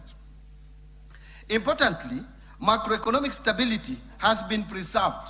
Confidence in our economy has actually strengthened, and the foundation for sustained growth are now firmly in place. Macroeconomic fundamentals such as inflation and exchange rate have strongly rebounded and are projected to remain stable. Interest rates have declined, supporting growth in private sector credit from the banking industry. We have also accumulated the highest levels of official foreign exchange reserves of US dollars 13.2 billion, which is equivalent to 5.6 months of import cover by May 2026, providing adequate cover and a buffer against short-term domestic and external shocks. Mr. Speaker, let me mention some of the key achievements. Since the rollout of better or bottom-up economic transformation agenda, the agriculture sector has registered key gains that include the following: reduced fertilizer costs through government subsidy programs, increased marketed agricultural production, expanded food security interventions, and strengthened farmer support services targeting both smallholder and commercial farmers. Specifically, fertilizer disbursements under the fertilizer subsidy program have increased substantially to 21.3 million bags in 2025 from, listen to this, 1.4 million bags disbursed in 2022. While the cost of a 50-kilogram bag of fertilizer declined from 7,500 shillings per bag to 2,500 shillings per bag. As a result of this, farmers realized estimated savings of approximately 105 billion shillings over a 2-year period, enabling increased investment in production. Agricultural production has increased significantly between 2022 and 2025. For example, maize production almost doubling to 67 million bags in 2025 from 34 million bags in 2022.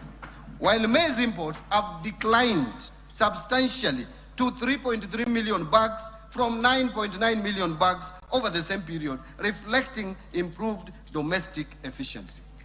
The increased production contributed to a decline of retail prices of a 2-kilogram packet of maize flour from an average of 250 shillings to an average of 165 shillings over the same period.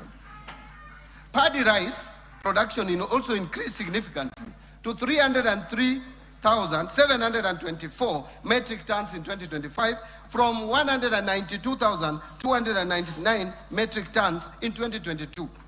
To support expanded cultivation, the area under rice production in public irrigation schemes increased from 48,324 acres to 71,624 acres. Potato production increased to 2.5 million tons in 2025 from 1.8 million tons in 2022. And milk production increased to 5.5 million liters in 2025 from 4.6 million liters. Let me repeat that. Production of milk has increased from 5.5 billion liters in 2025 from 4.6 billion liters in 2022.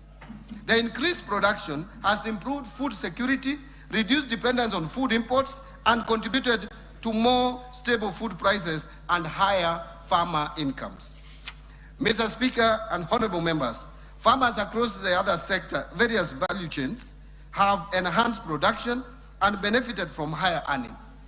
Tea production has grown to 550.4 million kilograms in 2025 from 535 million kilograms in 2022, while tea export earnings rose significantly to Kenya shillings 187 billion from Kenya shillings 163 billion over the same period. To support rehabilitation of aging plantations and expansion of coffee acreage, the government distributed coffee seedlings progressively across the years, including 85,000 seedlings distributed in the financial year of 23-24, 809,000 seedlings in financial year 2024-2025, and 3,127,769 seedlings in financial year 2025-2026, and a further 2,242,769 coffee seedlings under the March to May 2026 long-range program. As a result of these interventions, the area under coffee has increased from 115,500 hectares in 2025 from 109,385 hectares in 2022. In the edible oils industry or sector, the area under edible crops increased significantly to 114,350 hectares in 2025 from 60,000 hectares in 2022, reflecting growing farmer participation and investment in the subsector. Further, Mr. Speaker, interventions under the sugar sector has led to significant growth in both cane production and processing capacity, with the area under sugarcane cultivation increasing by 19.4% and the national sugar production rising to 815,454 metric tons in 2024 from 472,773 metric tons in 2022. Mr. Speaker, having spoken about agriculture, and you can see the kind of improvement that has taken place in agriculture, let me now turn to healthcare. Access to healthcare has expanded substantially through far-reaching reforms aimed at strengthening primary healthcare, improving service delivery, and ensuring sustainable health financing. A total of 31.2 million Kenyans are now registered under the Social Health Authority, compared to about 8 million under the defunct National Hospital Insurance Fund, while 228 primary care networks have been established and operationalized. A total of 107,831 community health promoters have been recruited and trained, while 16,810 medical interns have undergone internship, bringing healthcare services closer to communities. Mr. Speaker, the government recognizes the critical role the contracted healthcare facilities play in the delivery of healthcare services to Kenyans. It is with this in mind that the government in the current financial year of 25-26 allocated 4 billion for settlement of outstanding National Hospital Insurance Fund pending bills. And going forward, we will settle the balance of the bills that are owed under the defunct National Hospital Insurance Fund and which span over the years. Mr. Speaker, this allocation is specifically designated for settlement of NHIF pending bills owed to contracted health care facilities in accordance with the presidential directive that prioritized the clearance of outstanding obligations for facilities with claims not exceeding 10 million shillings. The claims earmarked for settlement under this allocation have been duly verified and adjudicated and will be fully paid before the close of this financial year, Mr. Speaker. Mr. Speaker, the government will subsequently prioritize payment of the outstanding claims exceeding the 10 million threshold once verified in the next budget. Mr. Speaker, the government has accelerated implementation of the affordable housing program to address Kenya's housing deficit, create jobs, stimulate local manufacturing, support MSMEs, strengthen county economies, and improve the quality of life for millions of Kenyans. Mr. Speaker, through the program, number one, a total of 277,281 housing units have been completed or are under implementation nationwide as at May 2026. Two, the program has also successfully aggregated demand through the Bomayangu platform, where more than 1 million Kenyans have registered their interest in home ownership, demonstrating both the scale of housing demand and growing public confidence in the government housing agenda. And I hope they will not listen to other voices outside there. Number three, to improve living conditions for students and support the expansion of higher education, the government has packaged 177,686 students beds for development across universities, while 22,512 institutional housing units are under construction for our disciplined forces, teachers, healthcare workers, and other public servants.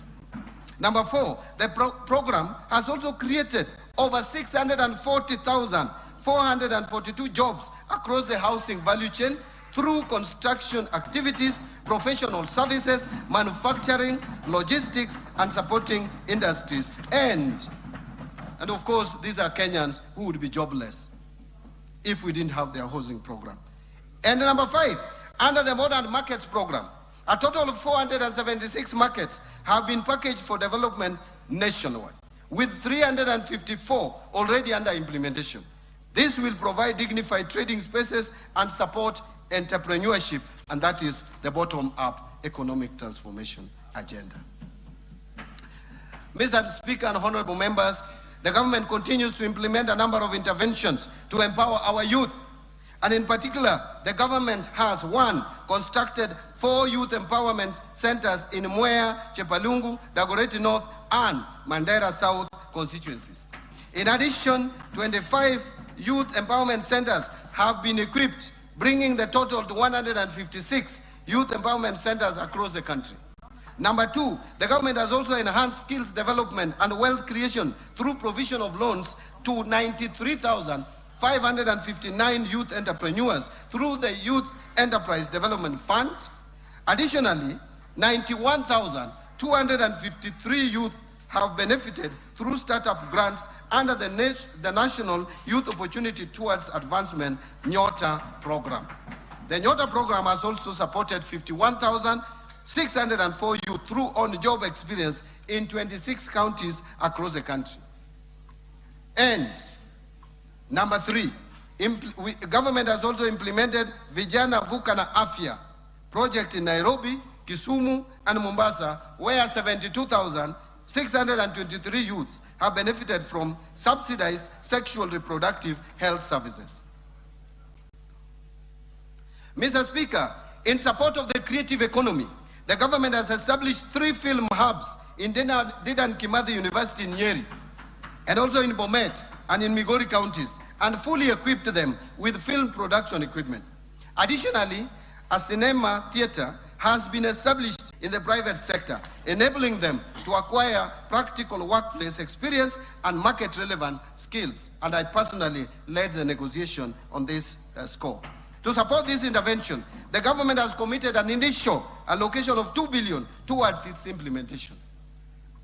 Mr. Speaker, given the scale of the youth employment challenge, the government further calls upon development partners, the private sector, philanthropic organizations, and other stakeholders to join this national effort, acknowledging that the task of creating opportunities for Kenya's youth extends beyond the capacity of government alone and requires a broad-based partnership for sustainable impact. Honorable members and Mr. Speaker and honorable members, to support MSMEs, the government has moved deliberately to put affordable credit, markets, and shared infrastructure directly into the hands of the enterprises and the young people at the base of the economy. To expand access to affordable credit, the government set up the Hustler Fund in 2022. Since then, the fund has actually disbursed 87 billion Kenya shillings to 28 million accounts and given 4.5 million people previously unscored or blacklisted Kenyans a formal credit history for the first time.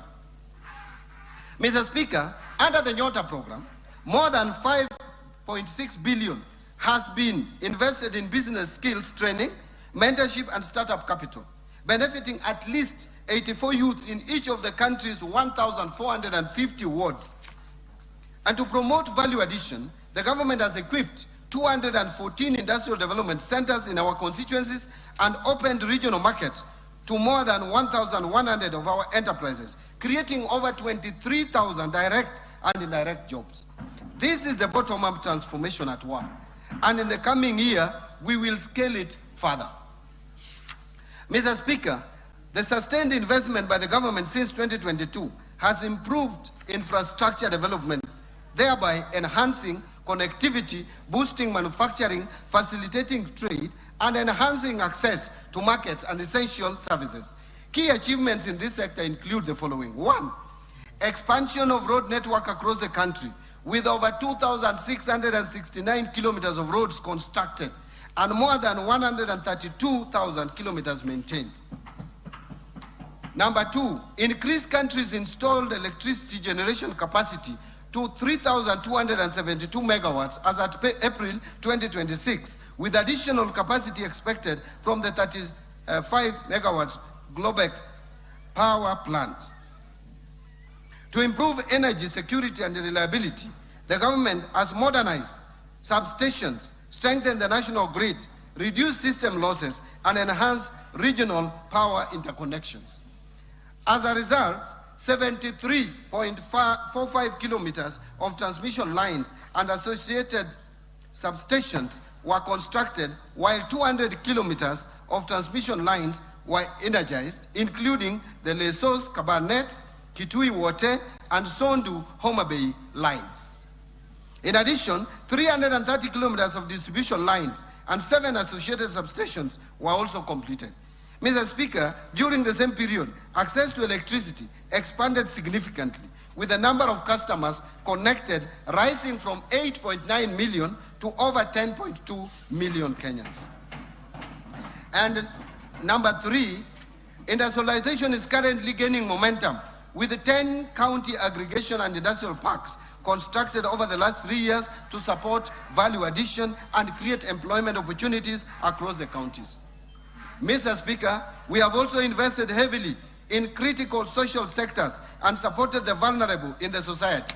And as a result, a social protection program have been strengthened, with 1.2 million vulnerable Kenyans currently supported under the Inua Jamii program, helping to improve household resilience and protect the most vulnerable members of our society. And access to education and skill development has expanded through the implementation of far-reaching reforms across the education sector, including successful implementation of the competency-based curriculum. Number 2, rollout of the student-centered funding model, through which nearly 500,000 university and TVET students have benefited from scholarships and loans based on need and merit. Number 3, recruitment of 100,000 teachers to strengthen teaching capacity and improve learner outcomes, a record in the history of any government in this country. Number 4, timely and consistent release, and I want to repeat, timely and consistent release of capitation funds to support learning in basic institutions. Number 5, construction of over 23,000 classrooms and commencement of 1,600 laboratories in partnership with the National Government Constituency Development Fund, which continues to do a good job and deliver services to this country. Revitalization of technical and vocational education and training, with enrollment increasing from 562,499 trainees in 2022 to currently 825,484 trainees in 2025. Mr. Speaker, access to clean and safe water has improved, with an additional 6 million Kenyans gaining access to water services through investment in key projects, thus enhancing public health and supporting economic activity. This comes as no surprise, considering that Kenya is a leader in designing innovative, paradigm-shifting, locally led climate action. Take the FLOCA program, for example. It has broken the barrier in financing locally prioritized and locally led resilience investments in 1,380 wards across 45 counties, benefiting more than 2.5 million beneficiaries. Mr. Speaker, key among the FLOCA gold standard investments are the 58-kilometer rehabilitation of the Colonial Yatta Canal in Machakos County, a reverse osmosis water treatment facility in Makueni, and the Kolanya water project in Busia County. As a matter of fact, Kenya is the leading beneficiary of the Green Climate Fund, with a total of 37 projects approved and with a portfolio of more than $1 billion, a remarkable achievement that led Kenya's identification as the host of Green Climate Finance Africa Region Office. Mr. Speaker, The government has made strides in the blue economy.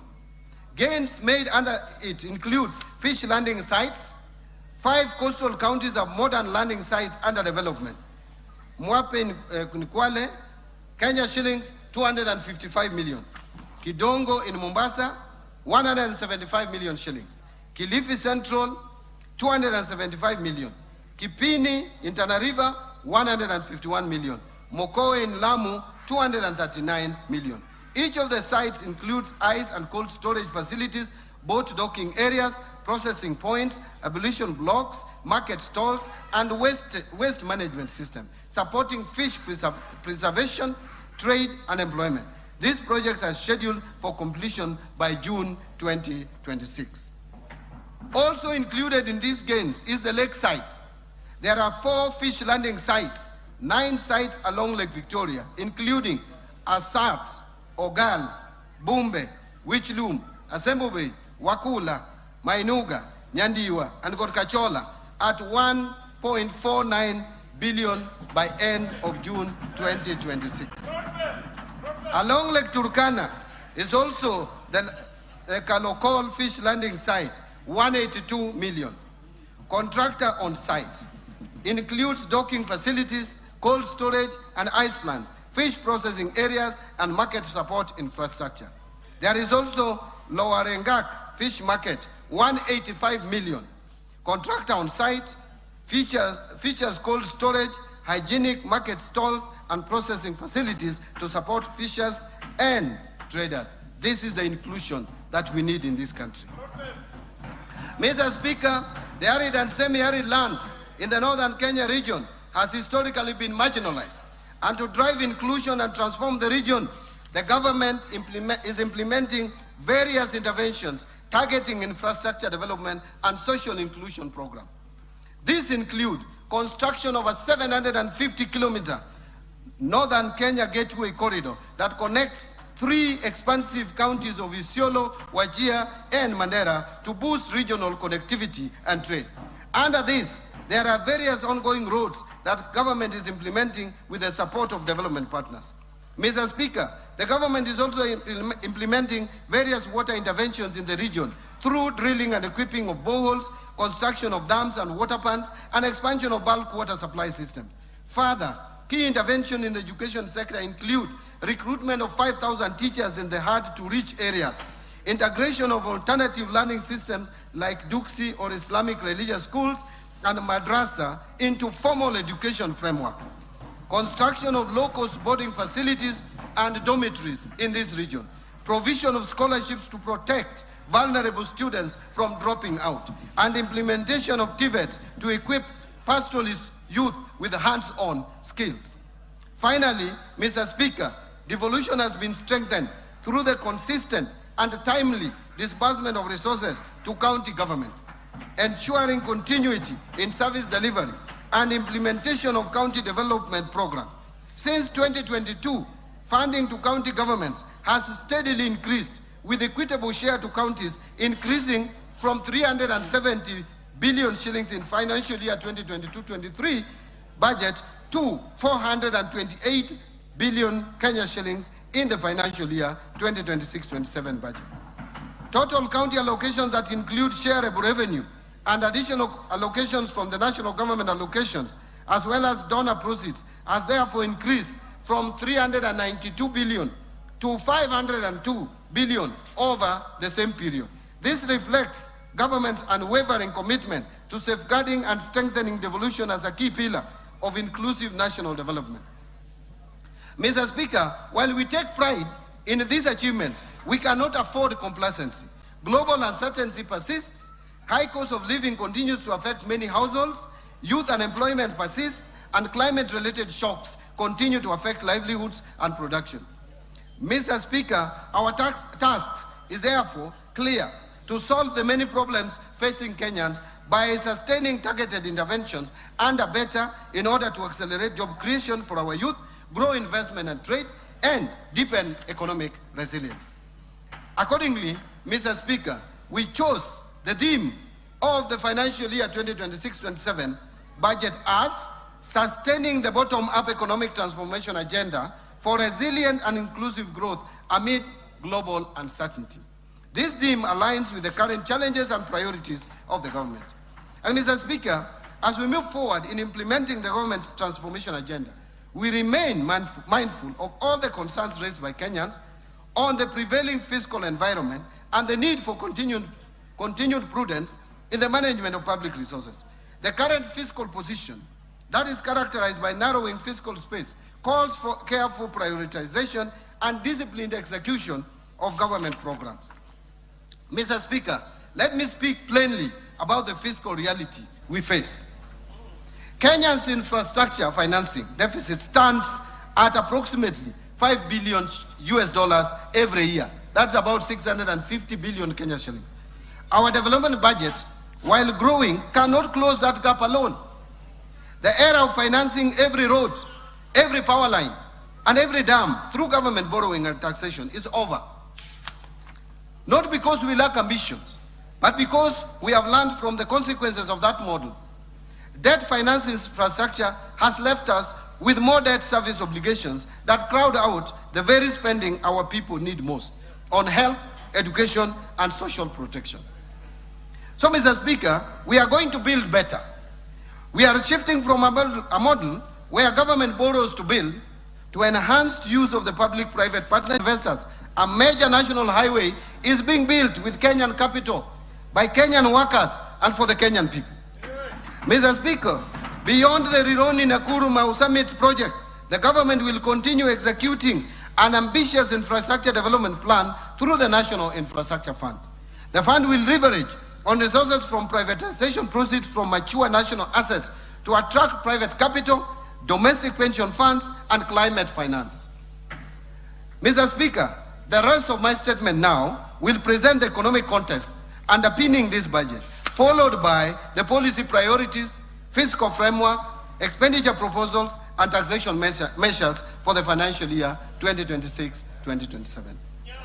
I now turn to economic policy context, and I want to speak about the global context. Mr. Speaker, this budget, as I said earlier, has been prepared amidst heightened uncertainties associated with ongoing conflict in the Middle East. The conflict has disrupted critical energy infrastructure and major shipping routes, including the Strait of Hormuz, thereby exerting pressure, upward pressure on prices of energy and food. Mr. Speaker, against this backdrop, global growth is therefore projected to slow down to 3.1% in 2026 and 3.2% in 2027, from the average of 3.4% in both 2024 and 2025. Domestic economy. Back home, Mr. Speaker, notwithstanding the challenging global environment, the Kenyan economy has remained largely resilient, and the economy grew at an average of 5% in the period 2022 to 2025, outperforming the average global growth of 3.4% and that of sub-Saharan Africa of 4.1%.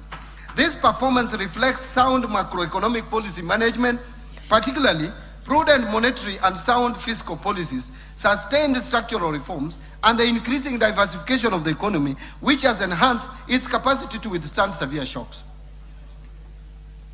Mr. Speaker, in 2025, the economy grew by 4.6% compared to a growth rate of 4.7% in 2024. This growth was supported by positive growth in all the sectors. All the sectors of the economy at least registered positive growth. The outlook for 2026 has been revised downwards, however, to 5% from the earlier projection of 5.3%, reflecting the adverse impact of the ongoing conflict in the Middle East to domestic economic activities. The economy is projected to maintain the momentum in 2027 with a projected growth rate of 5.2%. So, Mr. Speaker, macroeconomic indicators remain broadly stable through the emerging external pressures, though the emerging external pressures continue to impact domestic prices. And in particular, overall inflation increased to 6.7% in May 2026 from 5.6% in April and from 3.8% in May 2025 due to higher energy prices arising from the elevated global oil prices, but remained within the target range of plus or minus 2.5% over and above 5%. Inflation is expected to remain within the target range in the near term, assuming a de-escalation of the conflict in the Middle East and supported by appropriate monetary policy actions and government interventions. Expected stability in food prices due to favorable weather conditions and the stability in the exchange rate. Mr. Speaker, in April 2026, the government has deployed targeted stabilization measures to cushion consumers from the full impact of rising global fuel prices.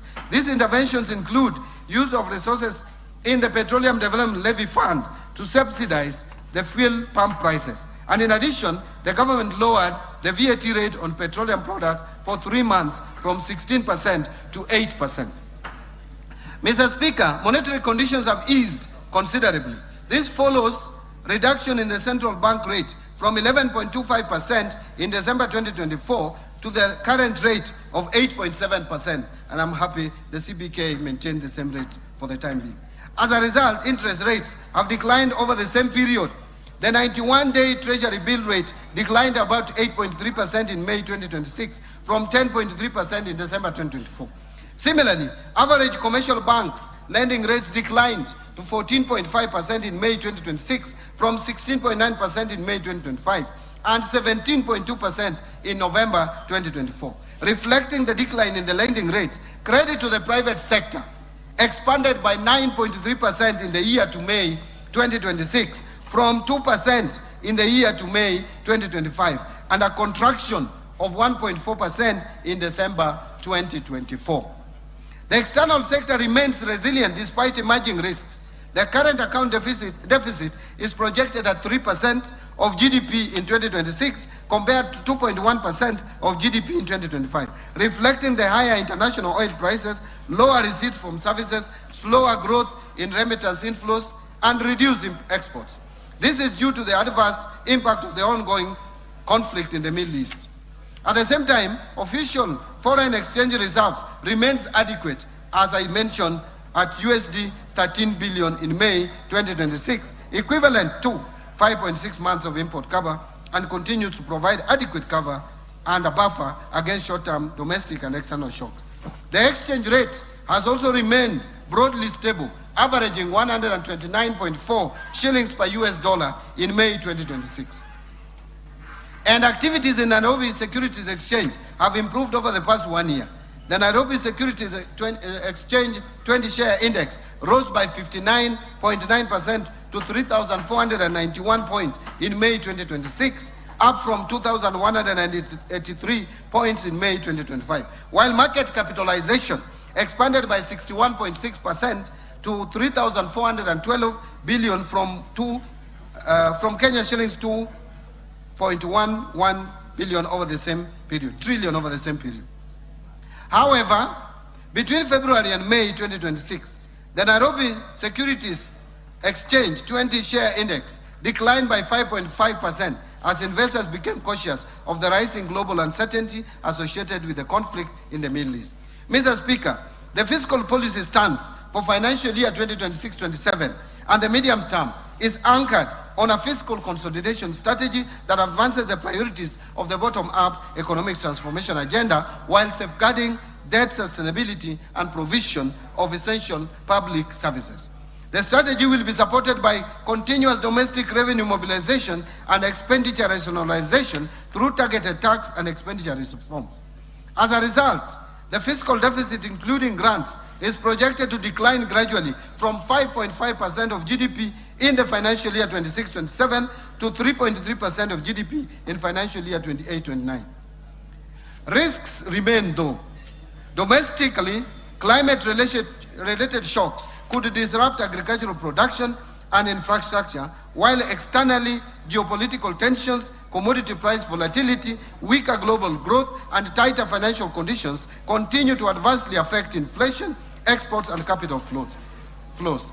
The government will continue to monitor evolution of these risks closely and deploy timely policy intervention to safeguard stability, strengthen resilience, and sustain inclusive economic growth. Mr. Speaker, I will now turn to the policy priorities and strategic interventions that will underpin the budget for financial year 2026-2027. Policy priorities and structural reforms. It will be anchored on bottom-up economic transformation agenda. Mr. Speaker, the economic context I have outlined is a clear reminder that we are operating in a period that demands resolve, discipline, and decisive actions. The convergence of global shocks and domestic pressures calls not only for incremental adjustments, but for bold and well-coordinated policy responses. In this regard, the government has taken and will continue to take firm and, where necessary, decisive actions to consolidate recent gains, safeguard macroeconomic stability, protect livelihoods, and strengthen economic transformation. Mr. Speaker, our focus is not only on navigating the immediate challenges, but also on accelerating structural transformation, creating jobs at scale, and ensuring that the benefits of growth are broadly shared among all Kenyans. Mr. Speaker, these interventions are being implemented within a coherent and forward-looking framework anchored on the bottom-up economic transformation agenda. Better remains the government's principal vehicle for translating policy into tangible outcomes, and at the household level by aligning investments, reforms, and institutions around the goal of inclusive growth and shared prosperity. Through the bottom-up economic transformation agenda, 5 core priority pillars, the government is scaling targeted interventions that address binding constraints to productivity, expand economic opportunities, and strengthen resilience across sectors. These priority pillars are deliberately structured to reinforce one another, ensuring that progress in one area catalyzes gains across the broader economy. Mr. Speaker, the government also continues to implement complementary cross-cutting policy interventions to sustain economic resilience, accelerate inclusive growth, and improve business environment. This will create a seamless transition to the next frontier of economic transformation. These interventions include the following. 1. Strengthening fiscal and monetary policy coordination to safeguard economic stability and reinforce investor confidence. 2. Enhancing fiscal sustainability by expanding domestic revenue mobilization and improving efficiency of public expenditure. 3. Modernization of strategic infrastructure in transport and logistics, energy, and water sector to improve productivity, connect markets, lower the cost of doing business, and enhance competitiveness. 4. Supporting industrial development, trade, tourism, blue economy, MSMEs, and innovation to accelerate job creation, broaden economic opportunities, and transform Kenya's economy to a net exporter of goods and services. 5. Strengthening environmental conservation and climate change, mitigation and adaptation measures to promote sustainable development and resilience. And 6. Supporting human capital development through continued investment in quality education, universal health care, and well-targeted social protection interventions. 7. Advancing youth empowerment through targeted investment in skills development, entrepreneurship, digital opportunities, and access to affordable financing. And 8. Strengthening governance reforms to enhance public service delivery. Now I want to talk about evidence-based decision-making. Mr. Speaker, as we implement this budget, the government reaffirms its commitment to strengthening economic planning and development as the foundation of sustainable growth, prudent resource allocation, and improved service delivery to our citizens. In the coming financial year, we will intensify efforts to institutionalize evidence-based planning and decision-making across all levels of government. This approach will ensure that public resources are directed to interventions that deliver the highest economic and social returns, aligning with the national development priorities. To achieve this, the government will accelerate the finalization and implementation of a comprehensive economic planning policy and an economic planning bill. These two instruments will create a coherent, transparent mechanism for identifying, prioritizing, and sequencing government policies, programs, and projects based on rigorous economic analysis, affordability, and measurable impact.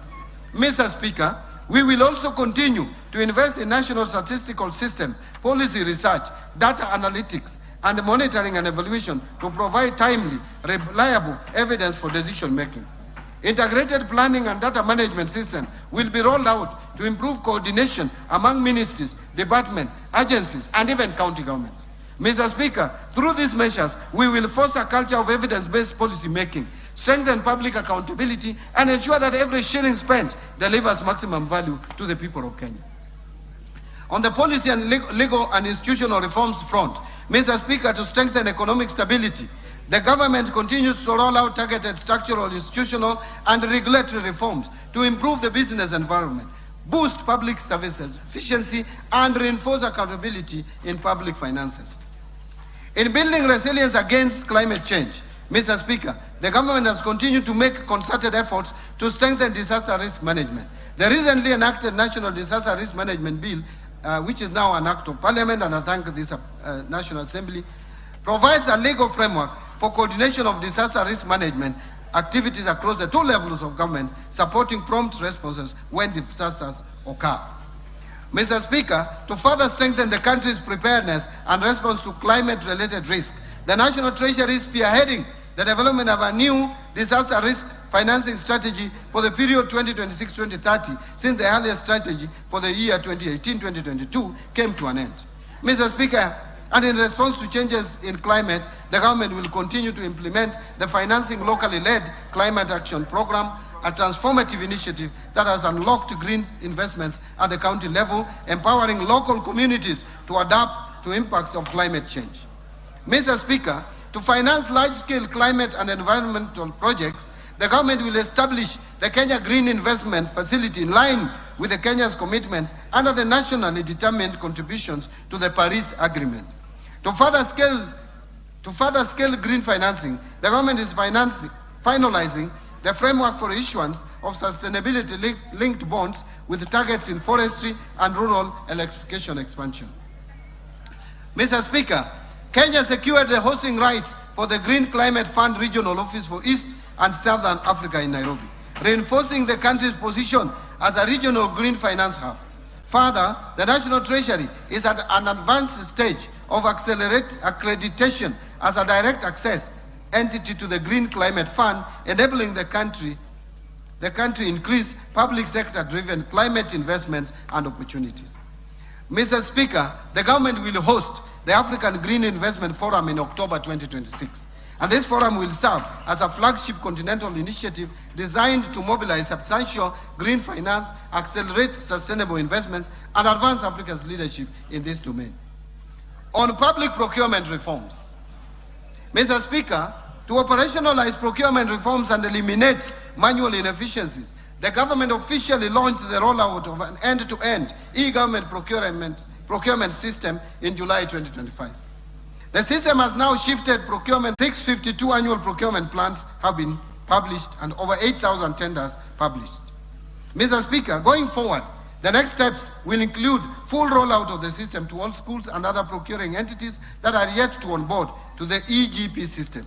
Continuous user training and change management to improve adoption and system utilization will be conducted. Further, Mr. Speaker, beginning July 1st, 2026, there will be no exemption. There will be no exemption to procure outside the system.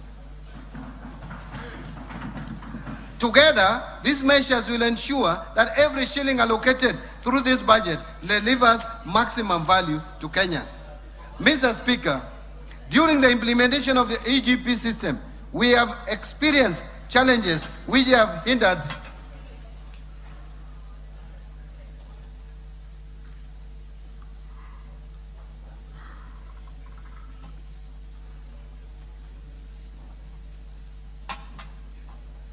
Thank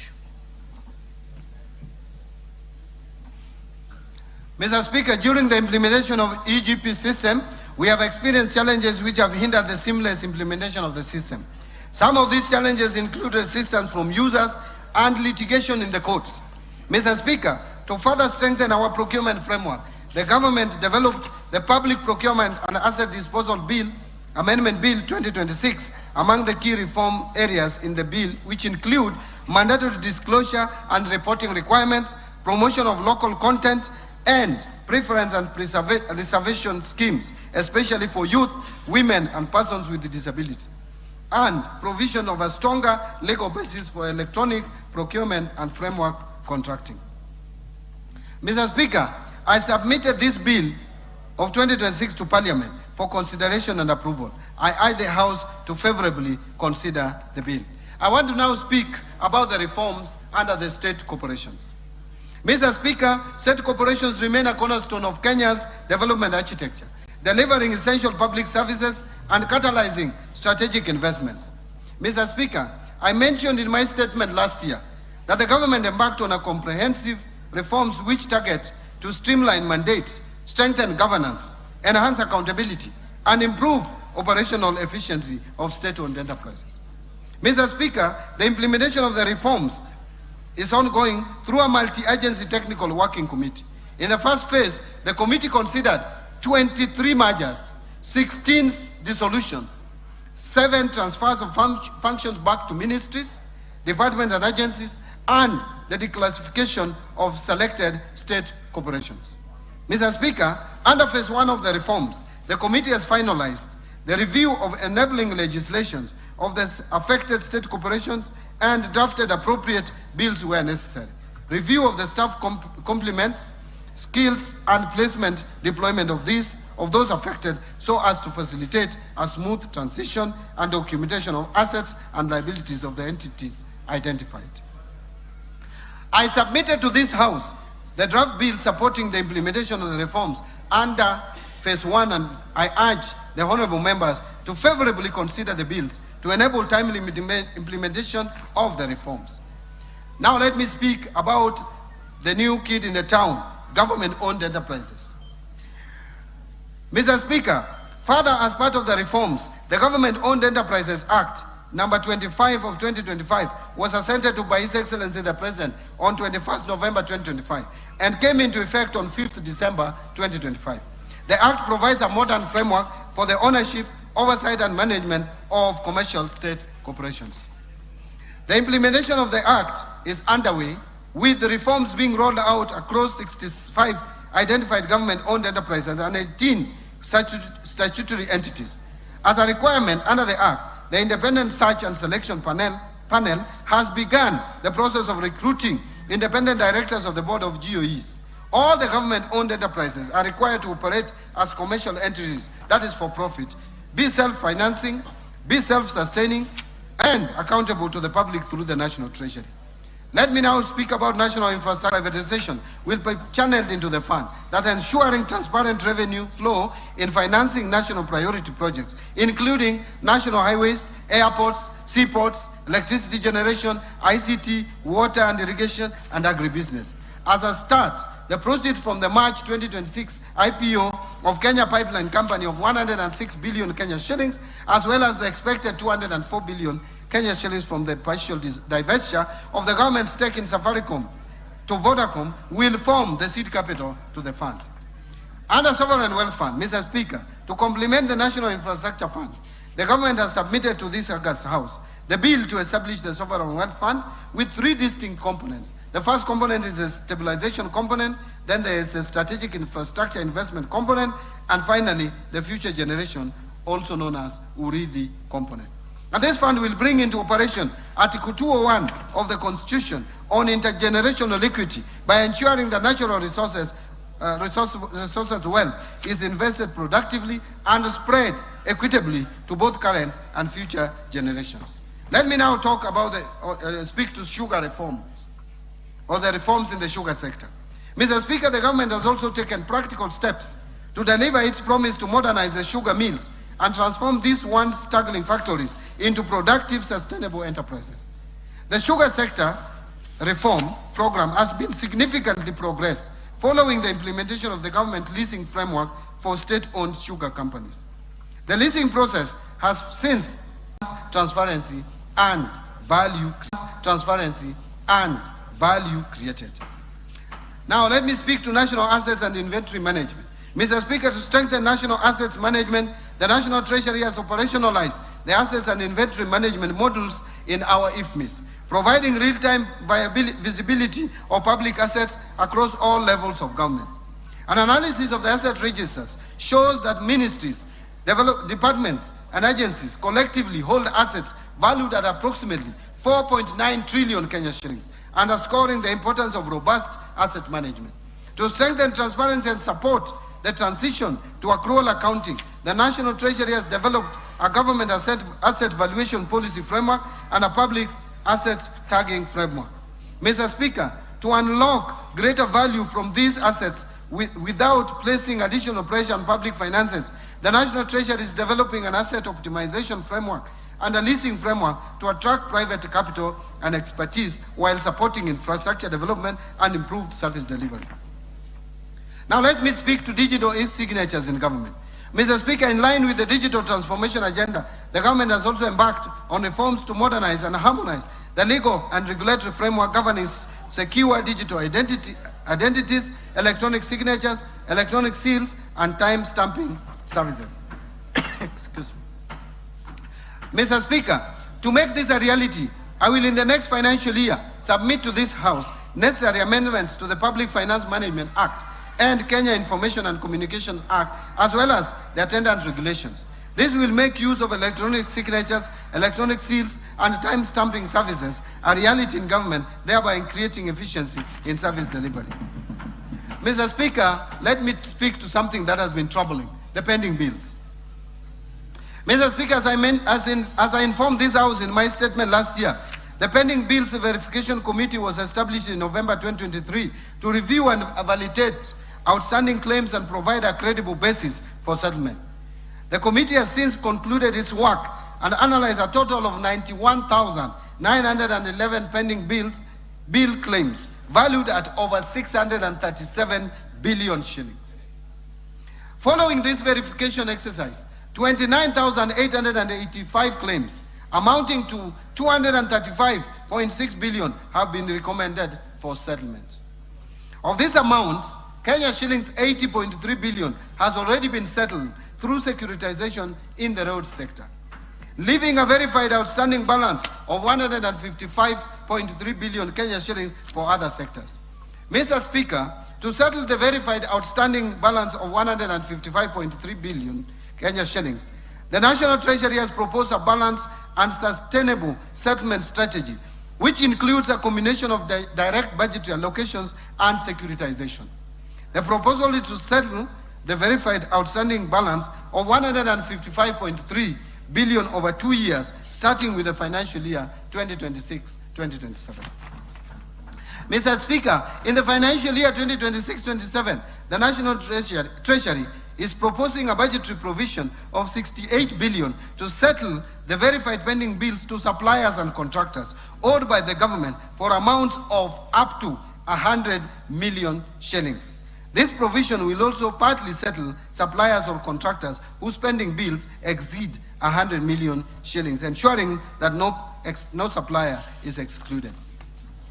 With the settlement of this 68 billion worth of claims, the government will have settled 99% of the verified outstanding pending bills, representing 63% of the total value, a tremendous progress.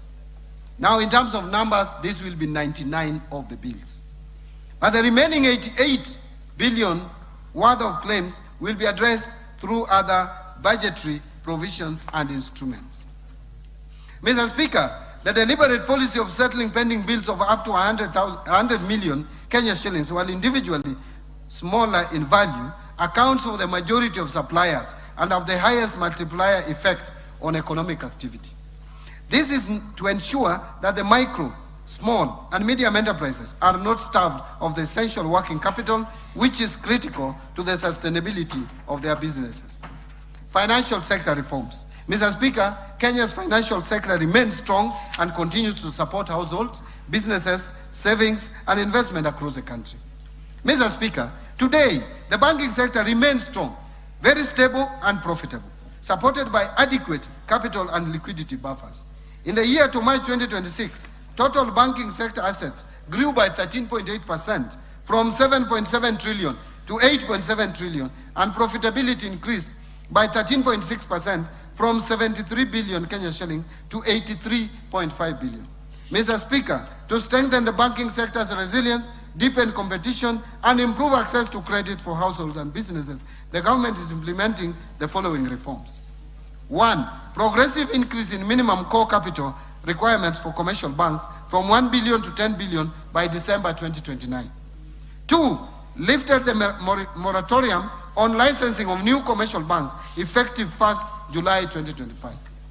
3. Implementation of the revised risk-based credit pricing model anchored on the Kenya shilling overnight interbank average to enhance transparency and fairness in loan pricing and strengthen monetary policy transmission. And number 4, implementation of the Banking Penalties Regulations 2025 to strengthen enforcement, governance, accountability, and compliance in the banking sector. Mr. Speaker, to strengthen banking sector's resilience and stability, the Business Laws Amendment Act of 2024 requires commercial banks to progressively raise the minimum core capital from 1 billion to 10 billion Kenya shillings by 2029 through targeted milestones. Mr. Speaker, while the government firmly upholds the strategic necessity of raising the minimum core capital, it is prudent that this transition be managed in a manner that is least disruptive to credit access and financial services delivery, particularly to the micro, small, and medium enterprise segment and other niche markets currently served by the banking industry. Mr. Speaker, to allow flexibility in achieving this objective and following wide consultation, especially with Kenya Bankers Association, I will be proposing amendments to the timeline specified in the Business Laws Amendment Act of 2024 to allow commercial banks raise the minimum core capital to 10 billion by 31st December 2032 without the annual milestones. This will provide the flexibility necessary for institutions to pursue measured, commercially sound, and market-sensitive capital raising strategies in a manner that preserves shareholder value and sustains investor confidence. Mr. Speaker, to make it easier and cheaper for Kenyans and businesses to send and receive money across East Africa region, partner states are working to connect their financial system as per the East African Community Payment System Master Plan of 2025 so that transactions are faster, more affordable, and more efficient to support trade and regional integration. Mr. Speaker, to safeguard the country against illicit financial flows, the government has over the last 2 years undertaken far-reaching reforms aimed at strengthening our anti-money laundering, counter-financing of terrorism, and counter-proliferation financing framework following the country's placement on the Financial Action Task Force Grey List in February 2024. These reforms include the adoption of the Virtual Asset Service Providers legal framework, strengthening beneficial ownership transparency, enhancing risk-based supervision across financial and designated non-financial business and professions sectors, improving interagency collaboration, and increasing investigations, prosecutions, and asset recovery efforts relating to money laundering and terrorism financing offenses. Further, Mr. Speaker, reporting institutions have continued to enhance compliance with AML and CFT obligations, thereby reinforcing the integrity and resilience of our financial system.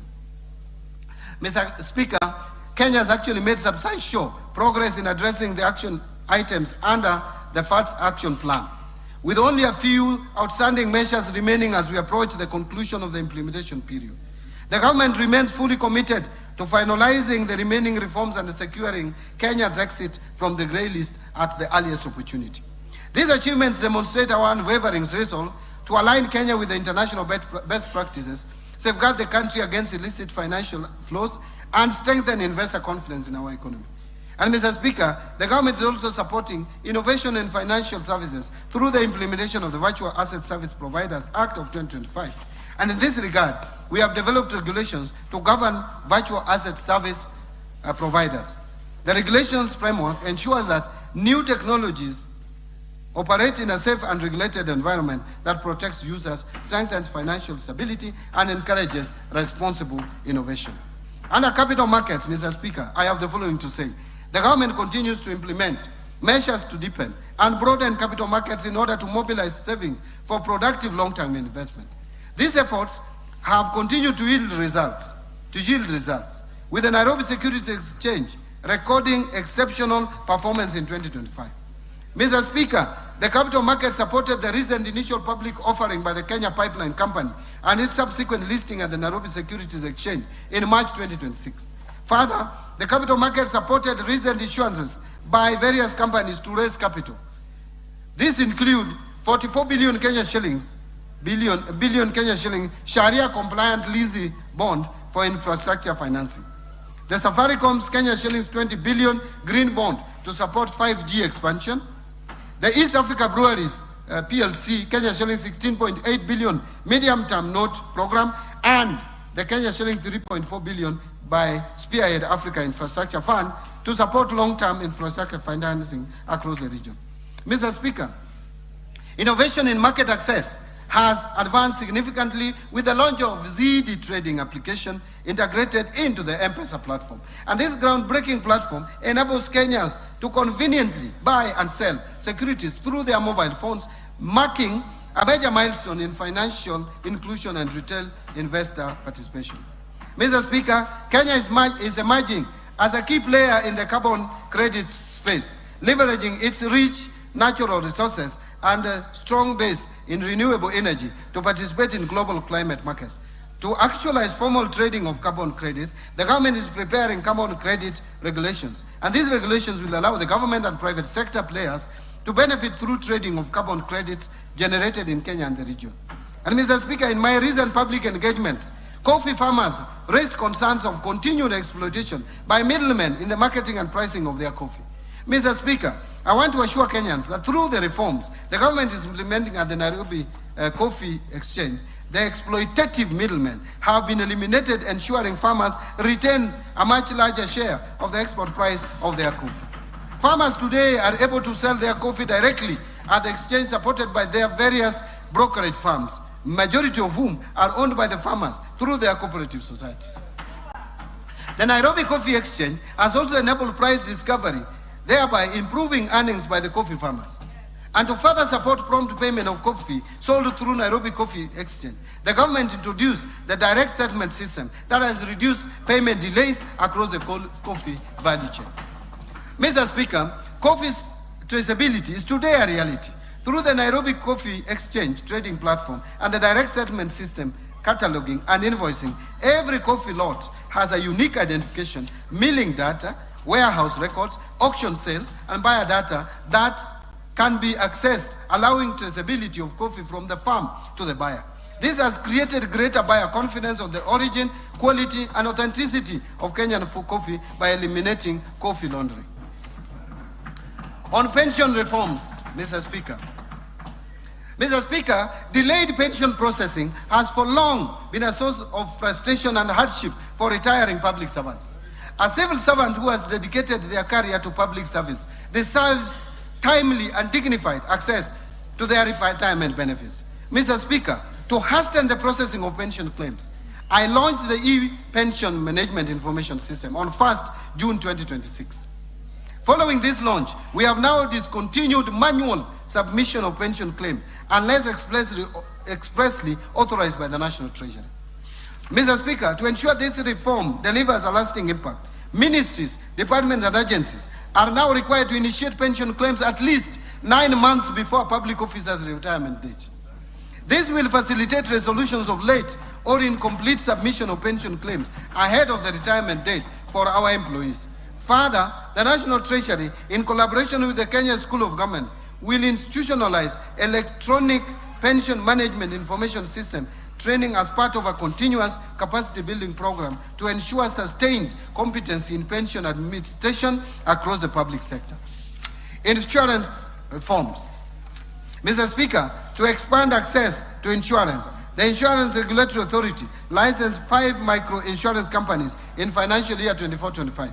This has increased access to affordable insurance with over 11 million lives covered as at 31st December 2025. Mr. Speaker, to strengthen climate resilience, the government is promoting agricultural and index-based insurance products. Through the drive, which is de-risking, inclusivity, and value enhancement, livestock insurance project over 2.7 million livestock valued at 29.3 billion have been insured, while payouts exceeding 648 million have supported pastoral communities affected by drought since 2023. Further, the government has initiated amendments to the Insurance Act to establish agricultural insurance as a standalone class of insurance business. This reform will strengthen the regulatory framework for agricultural risk management and support food security, financial inclusion, and sustainable agricultural development.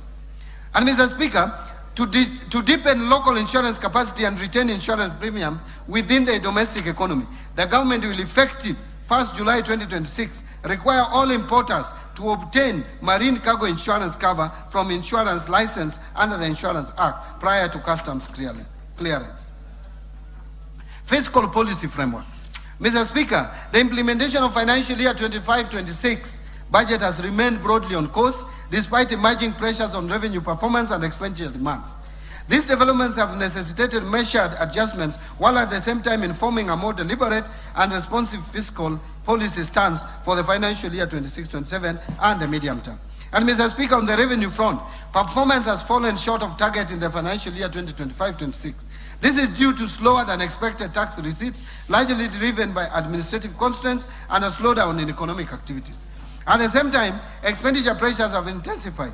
The implementation of pending and newly negotiated collective bargaining agreements has raised the public sector wage bill beyond initial projections, thereby constraining fiscal space. In addition, emergency interventions in response to floods and drought have required additional resources. As a result of these developments, it became necessary to introduce targeted adjustment through supplementary budget number 1 of financial year 25-26. Mr. Speaker, to enhance tax administration, including upgrading of critical systems and strengthening of compliance efforts, the Kenya Revenue Authority was allocated additional resources in the supplementary budget number 1 for financial year 2025-27, to be exact 17 billion. These interventions are expected to improve efficiency and support a recovery revenue performance. The supplementary budget 1 also reflected additional expenditure of 368.6 billion compared to the original budget to cater for the emerging expenditure pressures. In this regard, the fiscal deficit, including grants, is now projected at 1,199 billion, equivalent to 6.4% of GDP, compared to 901 billion or 4.7% of GDP in the original budget estimates. Mr. Speaker, fiscal policy is not merely about balancing budget.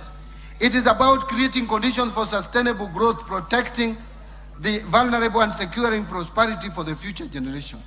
Accordingly, the fiscal policy for 26-27 and the medium term will be anchored on a growth-supportive consolidation path aligned to the government's priorities under the bottom-up economic transformation agenda and the 4th medium-term plan. The policy will prioritize enhanced domestic revenue mobilization, strengthen expenditure control, and strategic reprioritization of public spending. This approach aims to reinforce public debt sustainability and safeguard essential public service. Now let me turn to domestic revenue mobilization. Mr. Speaker, every shilling of development begins with every shilling of revenue collected fairly, efficiently, and transparently. To boost revenues, the government will continue to strengthen implementation of the national tax policy and medium-term revenue strategy, aimed at simplifying tax laws, rationalizing tax expenditures, and creating a fair, predictable, and efficient tax systems. Mr. Speaker, the Kenya Revenue Authority has intensified reforms to modernize tax administration, enhance compliance, and improve service delivery through technology and innovation. Notable progress has been made in expanding the electronic tax invoice management system, with over 655,000 taxpayers now onboarded, significantly enhancing transaction visibility and strengthening VAT compliance. Integration between iTax and customs systems has improved end-to-end taxpayer visibility, while the rollout of the electronic rental income tax system has simplified. I want to repeat that. While the rollout of the electronic rental income tax system has simplified compliance with the rental sector. So we have already implemented a system that I think some people are still dreaming about out there. Mr. Speaker, the Kenya Revenue Authority has also strengthened enforcement through data-driven compliance strategies, artificial intelligence, and non-intrusive cargo scanning technologies, enhancing the detection of illicit trade and reducing revenue leakages. As a result, the active taxpayer base increased by 82,000 to over 6.6 million taxpayers as at March 2026, from 6.5 million as at March 2025, reflecting a growing voluntary compliance and improved taxpayer engagement. And I want to thank Kenyans for this. Mr. Speaker, service delivery and trade facilitation have equally improved through initiatives such as Huduma Popote and enhanced customs systems, which have reduced cargo clearance times and improved operational efficiency. Mr. Speaker, in the financial year 26-27, Kenya Revenue Authority will intensify reforms to strengthen revenue mobilization, modernize tax administration, and improve taxpayer experience through the following measures. Number one, roll out integrated digital tax administration and revenue monitoring systems, including the domestic tax administration system, expanded electronic invoicing, virtual electronic tax registers, enhanced point-of-sale integration, and the e-customs mobile application to improve efficiency, compliance, and real-time visibility of transactions. Number two, implement device identification and registration and strengthen exchange of information frameworks to combat tax evasion, illicit trade, and cross-border revenue leakages. Number three, simplify taxpayer processes through pre-populated returns, streamline digital payment solutions, and expanded digital service delivery platforms to reduce the cost and burden of compliance. And number four, expand taxpayer outreach and support through initiatives such as Ushuru GPT, Omni-Channel Customer Engagement System, Huduma Popote, and Ushuru Mashinani to enhance accessibility and responsiveness. Number five, strengthen enforcement, compliance, and revenue assurance through advanced data analytics, artificial intelligence, and integrated investigation and case management system. And number six, invest in core ICT infrastructure, integrated enterprise platform, and cybersecurity system to safeguard the integrity, resilience, and efficiency of revenue administration. So, Mr. Speaker, the government will continue to scale up non-tax revenues by strengthening the capacity of ministries, departments, and agencies to efficiently generate income from public services while enhancing their operational systems to improve efficiency and overall revenue performance. Now, I want to speak to improving efficiency of the public expenditure. Mr. Speaker, raising revenue is only half the equation. Ensuring that every shilling delivers maximum value is equally important. And in order to improve the efficiency and value for money of public expenditure, the government is implementing targeted reforms to strengthen expenditure controls, enhance transparency, and improve public sector efficiency. These reforms include the full rollout of e-government procurement, completion of key treasury single account reforms, and transition to accrual-based accounting to strengthen cash management, fiscal oversight, and financial reporting. The government will also deepen public financial management reforms through the entrenchment of zero-based budgeting, digitization and automation of pension and payroll administration, and strengthen human resource management system to enhance efficiency, accountability, and service delivery across the public sector. Further, the government will optimize the management of public assets and liabilities, accelerate state corporation reforms and targeted privatization, and scale up the use of public-private partnerships to provide private sector or private capital, improve efficiency, and support delivery of commercially viable projects. Mr. Speaker, allow me now to expound on some of the expenditure reforms that we are implementing. One, migration to accrual accounting. Mr. Speaker, effective public finance management begins with what we own, what we owe, and how public resources are being utilized. To improve cash management, the government is implementing one of the most significant financial management reforms in Kenya's history. The transition from cash basis to accrual basis of accounting under the International Public Sector Accounting Standards. Following Cabinet approval of the transition roadmap in March 2024, implementation commenced in financial year 2024-25 through a structured 3-year phased approach led by the National Treasury. Mr. Speaker, this reform fundamentally changes how government accounts for public resources.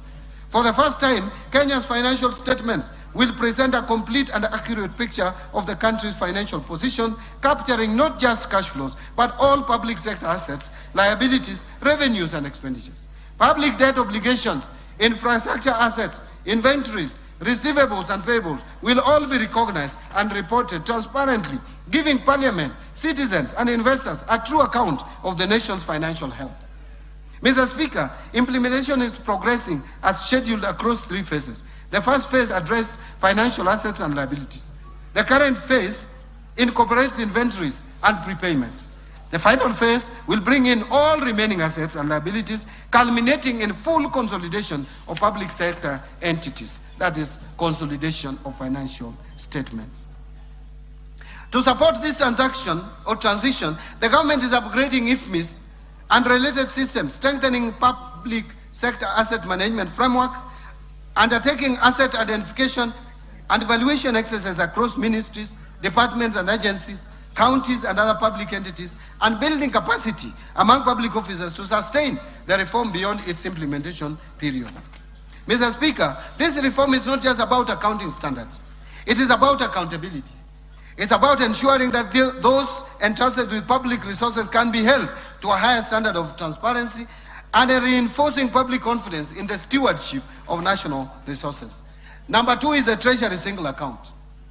Mr. Speaker, as I had informed this House in last year's budget statement, the government has been implementing the Treasury single account framework to strengthen cash management and improve efficiency of public financial operations. Following the successful rollout of the Treasury single account to all ministries, the government has reduced the cost of overdraft financing from Central Bank of Kenya by 61% in this financial year, translating into substantial savings. I want again to pause there. I saw some people talking about reforming this so that there can be saving. I want to repeat that the government has reduced the cost of overdraft financing from Central Bank of Kenya by 61% in this financial year, translating already into substantial saving. So the work that you intend to do is actually already done. Mr. Speaker, the implemented Treasury single account model directly links invoices to specific batches submitted by ministries, departments, among other enhanced features. These Treasury single account reforms have substantially improved the efficiency of government exchequer operations, delivered transparency in exchequer and cash management, and ensured that public funds are released only against verified and approved obligation, thus laying the foundation for managing pending bills, and there is going to be no more cherry picking of invoices for payments. So, Mr. Speaker, building on this momentum in the financial year 26-27, the government will expand or extend the Treasury single account framework to county governments by completing the automation of county exchequer requisition processes, after which counties will progressively migrate to a Treasury single account architecture mirroring that of the national government. And two, operationalize in collaboration with the CBK a granular data integration system to deliver real-time visibility of the cash and liquidity positions of state corporations and semi-autonomous government agencies. Mr. Speaker, taken together, these reforms represent significant modernization of our public cash management architecture. They are already delivering measurable savings, deepening fiscal transparency, and strengthening our capacity to deliver value for every shilling of public money. Let me now talk about strengthening the internal audit oversight and fiscal discipline. Mr. Speaker, every shilling entrusted to government must be accounted for and deliver value to the people of Kenya. The recurrence of audit queries and delays in implementing audit recommendations across public institutions continue to expose public resources to fiscal risk and weaken service delivery. And Mr. Speaker, to strengthen accountability, fiscal discipline, and support the government's zero-fault audit initiative, the government will introduce amendments to the Public Finance Management Act and related regulations to strengthen the mandate of the Office of the Internal Auditor General, and enhance oversight across the public sector. I am strengthening the Office of the Internal Audit. The reforms will establish a framework for tracking the implementation of audit recommendations and resolutions issued by Parliament, the Office of the Auditor General, audit committees, and other oversight institutions, with clear accountability mechanisms for non-compliance. The government will also strengthen internal audit functions across public entities, roll out integrated internal audit management system, and enhance the adoption of enterprise risk management to improve the identification and mitigation of fiscal and operational risk. Mr. Speaker, these reforms will strengthen transparency, internal controls, and prudent management of public resources while improving accountability and service delivery across government. Now let me turn to revenue projections for 2026-2027. Mr. Speaker, our fiscal projections reflect a careful balance between ambition and realism, ensuring that we live within our means while investing in our future.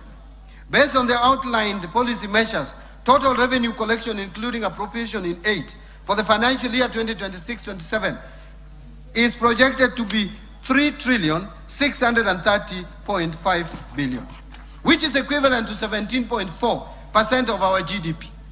Of this, ordinary revenue is projected at 2,985.7 billion, equivalent to 14.3% of the gross domestic product.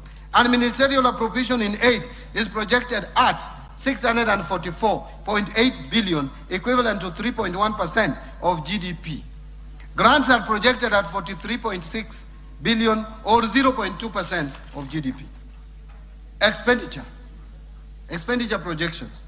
Mr. Speaker, total expenditure in the financial year 2026-27 budget is projected at 4,820.4 billion, equivalent to 23.2% of GDP.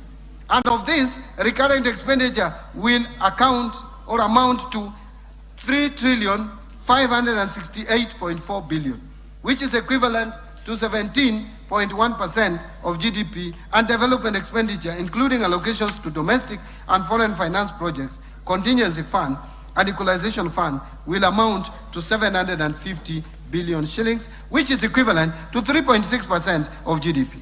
Total allocation to county governments is projected at 502 billion shillings, of which 428 billion is equitable share, and 74 billion is additional allocations from the national government's share of revenue, and loans and grants from development partners. So 16.6 billion national government, and loans and grants 57.4 billion. Financing deficits, fiscal deficit and financing. Mr. Speaker, the resultant fiscal deficit, including grants, is projected at 1,146.2 billion, equivalent to 5.5% of GDP. The fiscal deficit will be financed by net external borrowing of 116.2 billion, equivalent to 0.6% of GDP, and net domestic borrowing of 1,030 billion, which is equivalent to 4.9% of GDP. Public debt management. That leads us to discussion on public debt management. Mr. Speaker, debt is a tool for development, but only when managed prudently and sustainably. To preserve debt sustainability and strengthen economic resilience, the government will continue implementing fiscal consolidation measures anchored on enhanced domestic revenue mobilization, strict expenditure controls, and improved efficiency in public spending. Given these reforms, the present value of public debt to GDP is projected to decline steadily towards the approved debt anchor over the medium term.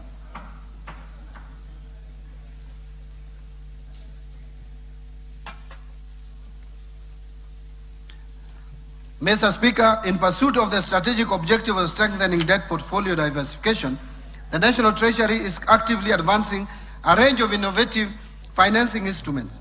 These initiatives are designed to broaden the investor base, optimize the cost risk profile of public debt, and enhance overall resilience in debt management. In this regard, the government is considering thematic and liability management instruments such as debt for food swaps and debt for development swaps. These instruments provide an opportunity to convert external debt obligations into targeted investments that directly support national priorities, including food security, sustainable development, and social infrastructure, while simultaneously easing debt service pressures and reinforcing fiscal sustainability. Mr. Speaker, further to this, the government is also evaluating opportunities to access new and diversified international capital markets. This includes the potential issuance of samurai bonds in the Japanese market, and a lot of progress has been made in this area, and panda bonds in the Chinese domestic market. By tapping into these markets, the government stands to benefit from deep and diversified pools of capital, secure potentially competitive financing terms, and promote currency diversification within the debt portfolio, thereby reducing reliance on traditional funding sources. Mr. Speaker, complementing these efforts and in recognition of the growing global demand for ethical and faith-based financing, the government is considering the introduction of sukuk instruments. These Sharia-compliant securities, which are structured on asset-backed or asset-based principles will enable the government to access liquidity from Islamic finance markets. This will not only expand the investor base to include investors with Sharia compliance mandate, but also promote financial inclusion and contribute to the deepening of domestic and international capital markets. Collectively, these initiatives underscore a forward-looking and proactive approach to public debt management, one that emphasizes innovation, prudent risk management, and alignment with both domestic development priorities and evolving global financing trends. Mr. Speaker, to further strengthen transparency, coordination, and efficiency in the implementation of externally funded projects, the National Treasury has spearheaded the development of the Development Project Management Information System. This innovative digital platform will serve as a centralized repository for real-time tracking of project implementation, monitoring of disbursement, and alignment of outcomes with national development priorities. By enhancing project oversight and accountability, this system represents a significant step towards ensuring that externally mobilized resources are utilized effectively and that every shilling delivers value for money and tangible impact for our citizens. Let me now talk about public-private partnership framework. Mr. Speaker, the scale of Kenya's development ambitions demands that we leverage not only public resources but also the capital, innovation, and expertise of the private sector. Public-private partnerships have therefore become a central pillar of our development financing strategy. Beyond mobilizing additional resources, public-private partnerships enable the government to harness private sector innovation, technical expertise, operational efficiency, and risk-sharing arrangements that enhance project delivery while preserving fiscal sustainability. Mr. Speaker, the government continues to strengthen the public-private partnerships program as a key instrument for delivering strategic investments under the bottom-up economic transformation agenda. And in this financial year, we have so far mobilized approximately 96 billion private capital investment in PPPs. This being the CRBC/NSSF investment for the Rironi Gilgil, which is A8, and Nairobi Maimahiu Naivasha A8 South, sections of the Nairobi Nakuru Mau Summit Highway. Building on this momentum, the government targets to mobilize at least 70 billion through PPP investments in the financial year 26-27 across the energy, transport, water, housing, health, and digital infrastructure sectors. Mr. Speaker, other priority projects besides the Nairobi Nakuru Mau Summit project include the Nairobi Mombasa Expressway and the Mau Summit Eldoret Malaba Highway, which will strengthen regional connectivity and facilitate trade along the northern corridor. Mr. Speaker, in ports and logistics, the government is leveraging private sector capital and expertise for the development of container terminals, cargo berths, inland container depots, and special economic zones in Mombasa, Lamu, Nairobi, and Naivasha, strengthening Kenya's position as the region's leading trade and logistics hub. Mr. Speaker, in the energy sector, priority investment include the High Grand Falls hydropower project, expected to generate 700 megawatts, and the Karura hydropower project, expected to generate an additional 90 megawatts. Together, these projects will add approximately 790 megawatts of clean and reliable power to support industrialization, digital transformation, and emerging technologies. These investments will be complemented by strategic transmission infrastructure projects to strengthen and expand the national grid. Mr. Speaker, in the water sector, the government is advancing key dam projects, including Radat Dam, Barsalinga Dam, Lowat Dam, and Soin Koru Dam, which will enhance water security, irrigation, food production, and climate resilience in some of the country's most water-stressed regions. Mr. Speaker, in the ICT sector, the Kenya National Data Center, PPP, and the Konza Data Center project will strengthen Kenya's digital infrastructure, support data sovereignty, and position the country as a leading digital and innovation hub in the East African region. Mr. Speaker, together these projects represent investment valued at over $10 billion and will support economic growth, improve service delivery, create jobs, and strengthen Kenya's productive capacity.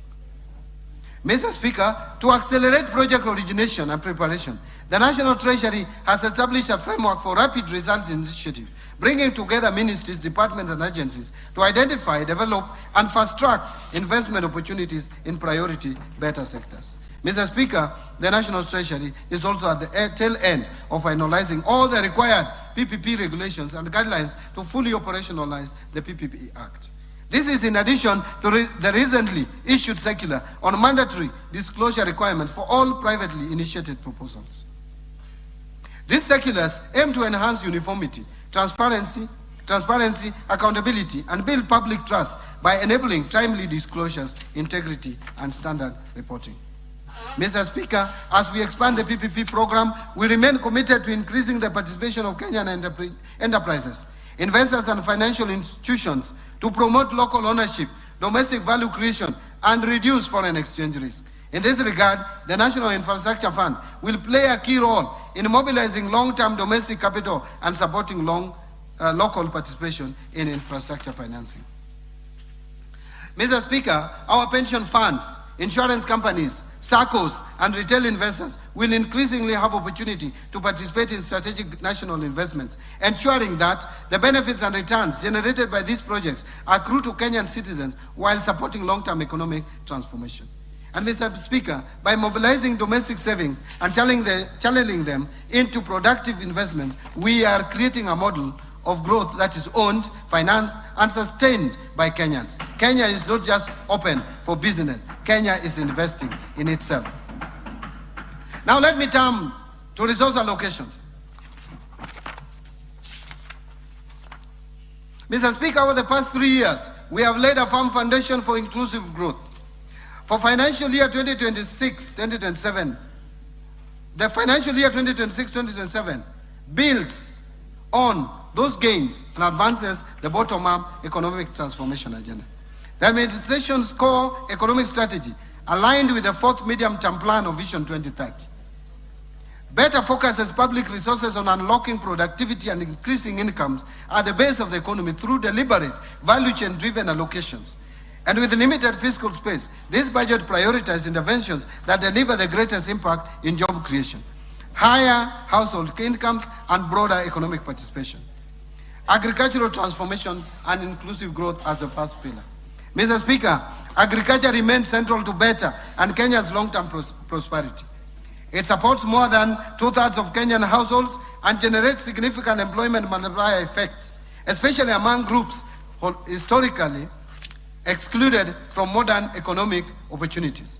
Strengthening agriculture is therefore essential food and nutrition security, enhancing resilience, and promoting a shared prosperity.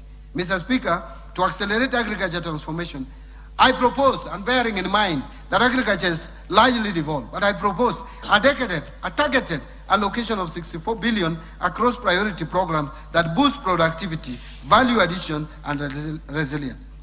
Key investments include 18 billion for fertilizer subsidy program, 2 billion for seed subsidy program, 1 billion for coffee seedlings program to lower input costs for smallholders, 4.7 billion for the National Agricultural Value Chain Development Project to advance processing and market linkages. Further, I propose 5.4 billion for the Food System Resilience Project and 1.6 billion for the Resilience for Food and Nutrition Security Program to enhance adaptive livelihoods, diversify income sources, and reduce vulnerability to climate shocks. Mr. Speaker, recognizing the economic potential of pastoral and livestock systems, I propose 3.3 billion for de-risking, inclusion, and value enhancement of pastoral economies program, 1.3 billion for Kenya Livestock Commercialization Program, and 400 million for the Livestock Value Chain Support Project. These allocations will foster greater market access, commercialization, animal health services, and resilience among pastoral communities. Mr. Speaker, the blue economy offers meaningful opportunity for coastal and lakeside communities. To support the growth of the blue economy, I propose 8.2 billion for the blue economy and fisheries subsector, which includes 2.1 billion for aquaculture business development project, 1.8 billion for the Kenya Marine Fisheries and Socio-Economic Development Project, and 578 million for Kabonyo Fisheries and Aquaculture Training Center. These investments will expand sustainable aquaculture, uplift fisher folks' incomes, and create jobs in value addition and logistics. Mr. Speaker, addressing historical land inequalities remains a priority for this government. To promote equitable access and ensure sustainable land management, I am proposing 9.4 billion for settlement of the landless. Of this amount, 5 billion is for the landless in the coast region. 892 million for the processing and registration of title deeds, and 388 million will go towards digitization of land registries to secure tenure, reduce disputes, and unlock productive land use.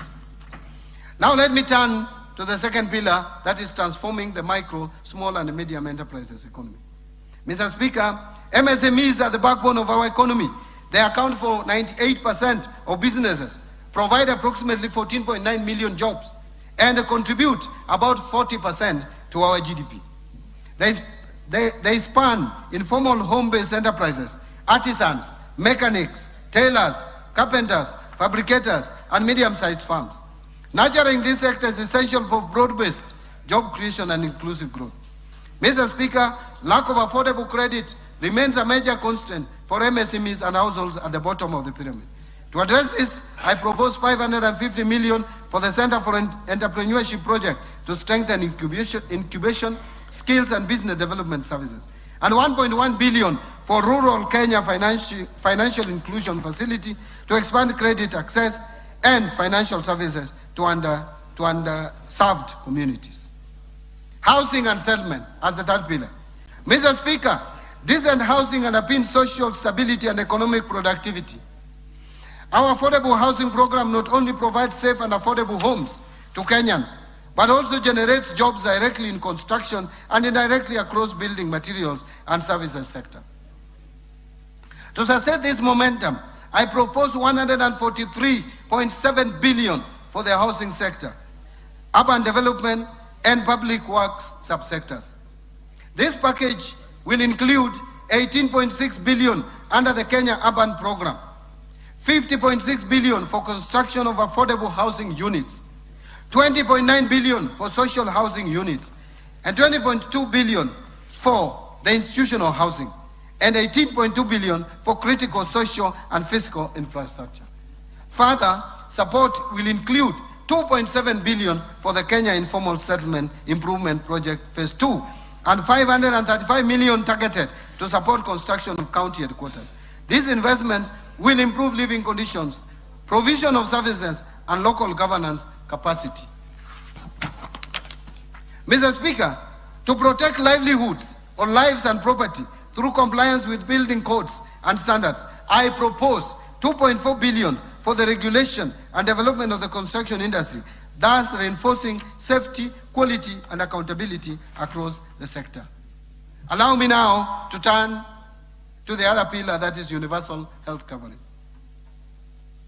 Mr. Speaker, universal health coverage, UHC, is central to Better's social contract. Equitable access to quality health services is essential for human capital, productivity, and poverty reduction. Towards this end, I have proposed 177.2 billion to the health sector to advance UHC and strengthen essential services. Key allocations include 8.6 billion salaries for UHC staff, 19.1 billion for primary healthcare fund to finance frontline services. Mr. Speaker, to reduce the burden of communicable diseases and advance immunization, I am proposing 18.5 billion for the Global Fund and 6.4 billion for vaccines and immunization program. This investment will protect children and communities and reduce health-related economic shocks. Mr. Speaker, tackling cancer and other chronic illnesses requires focused investment.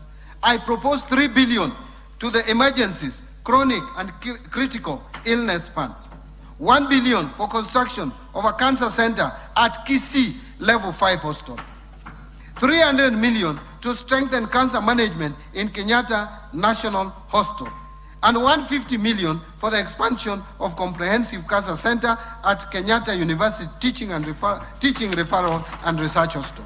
These measures will expand diagnostic and treatment capacity across the region, given that we are leading as a leading hub in terms of health in this region. Mr. Speaker, To improve tertiary healthcare, I propose 45.3 billion for our referral hospitals. Additional targeted investment will include the following: 470 million for the construction of Kenyatta National Hospital Burns and Pediatrics Center, 300 million for innovations and replacement of obsolete equipment at Kenyatta National Hospital, and 2 billion for construction of a new 2,000-bed multi-speciality at Moi Teaching and Referral Hospital to expand capacity and improve health outcomes. Mr. Speaker, to ensure reliable supply chains and strengthen human resources, I am proposing 20.9 billion for Kenya Medical Supplies Agency, KEMSA, 3.1 billion for the Kenya Medical Research Institute, 1.3 billion for the Integrated Reproductive Health Program, 500 million for family planning and reproductive health commodities, and 600 million for equipment at the National Blood Transfusion Services. Mr. Speaker, as a country, we value the services offered by our health workers. To build workforce capacity, I propose 9.3 billion for medical interns, 10.9 billion for the Kenya Medical Training College, and 3.2 billion and 396 million for stipend and medical insurance for community health promoters, respectively. Under digital superhighway and creative economy, Mr. Speaker, digital transformation is a strategic enabler for competitiveness in the fourth industrial revolution. Digital connectivity and literacy are essential for education, healthcare, finance, markets, public services, and emerging digital opportunities. Mr. Speaker, Kenya's creative economy, encompassing film, music, fashion, arts, medical, media, digital content, and design, has become a powerful engine for growth and youth empowerment. Investing in creative industries expands cultural exports and drives innovation. Mr. Speaker, to accelerate digital adoption and inclusion, I propose 8.6 billion Kenya shillings to this sector. And this will include 4.3 billion for Kenya Digital Economy Acceleration Project, 1.3 billion for maintenance and rehabilitation of national optic fiber backbone infrastructure, 528 million for maintenance and rehabilitation of last mile county connectivity, 309 million for government shared services, 382 million for the digital superhighway cybersecurity, 400 million for establishment of digital hubs, and 455 million for ICT infrastructure maintenance. Now let me move to infrastructure. Mr. Speaker, infrastructure is the backbone of economic transformation. It provides connectivity, energy, and water resources needed to power productive activities and sustain human settlement. By reducing transaction costs and opening markets, infrastructure investments deliver long-term value. Towards this end, I propose 220.4 billion for development of roads, including 44.3 billion to support construction of roads and bridges, 58 billion for rehabilitation of roads, and 118.1 billion for road maintenance. This balanced mix supports connectivity, freight, efficiency, and long-term road preservation. Mr. Speaker, to expand railway transport, I propose 38.4 billion for railway projects. Additionally, Kenya shillings 400 million is proposed for the Kenya ferry ramp in Likoni, Mombasa. Additional 1 billion for development of public ferry landing ramps in Lake Victoria, including Mbita and Sena Islands in Suba North and West sub-counties of Homa Bay County, respectively. 150 million for acquisition of public ferry in Lake Victoria, completing the purchase of public ferry for use in Lake Victoria. And 582 million for Nairobi Bus Rapid Transport Project, which is a critical public transport investment that will reduce congestion and enhance mobility. Mr. Speaker, reliable, affordable energy is vital for industry and households. I propose 30.9 billion to the energy subsector, including 7.5 billion for the national grid system, 20.2 billion for rural electrification, and 3.2 billion for alternative energy technologies. These allocations expand access, lower costs, and promote sustainable growth. And I wish to add that a lot of energy projects will be financed through National Infrastructure Fund because they are commercially viable. And I want to turn to education. Education. Yes. Yes, I'm turning now to education. Improving education outcomes. Mr. Speaker, Kenya's future depends on developing strong human capital. And to this end, we will continue to strengthen quality learning, training and research, promote equity and inclusivity, scale up investment in education, fortify the system against emerging technological and labor market shifts, as well as fortify education to industry linkages, thus ensuring skills match demand. Mr. Speaker, I propose 784.5 billion for the education sector. Mr. Speaker, a lot has been said about defunding education.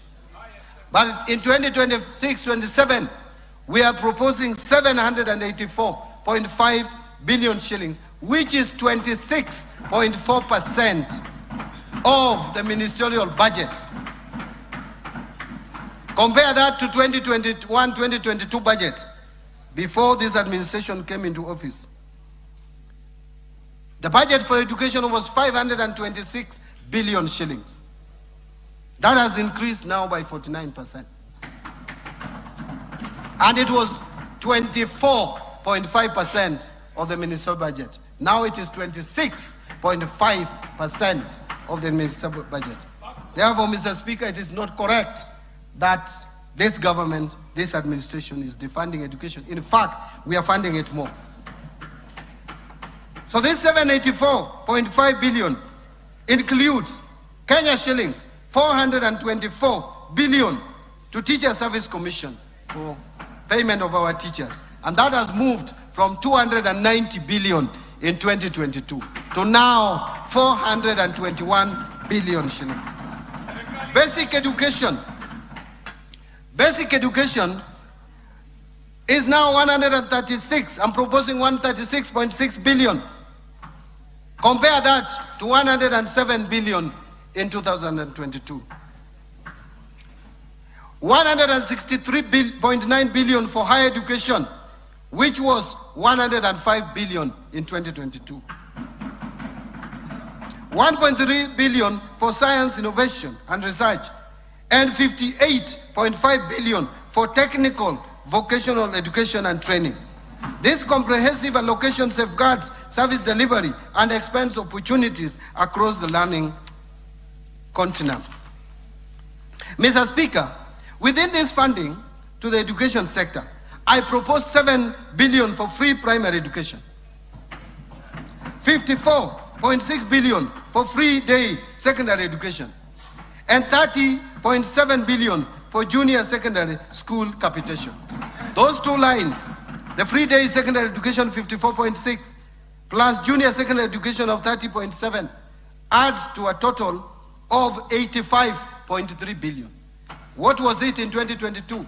In 2022, it was 62.4 billion shillings.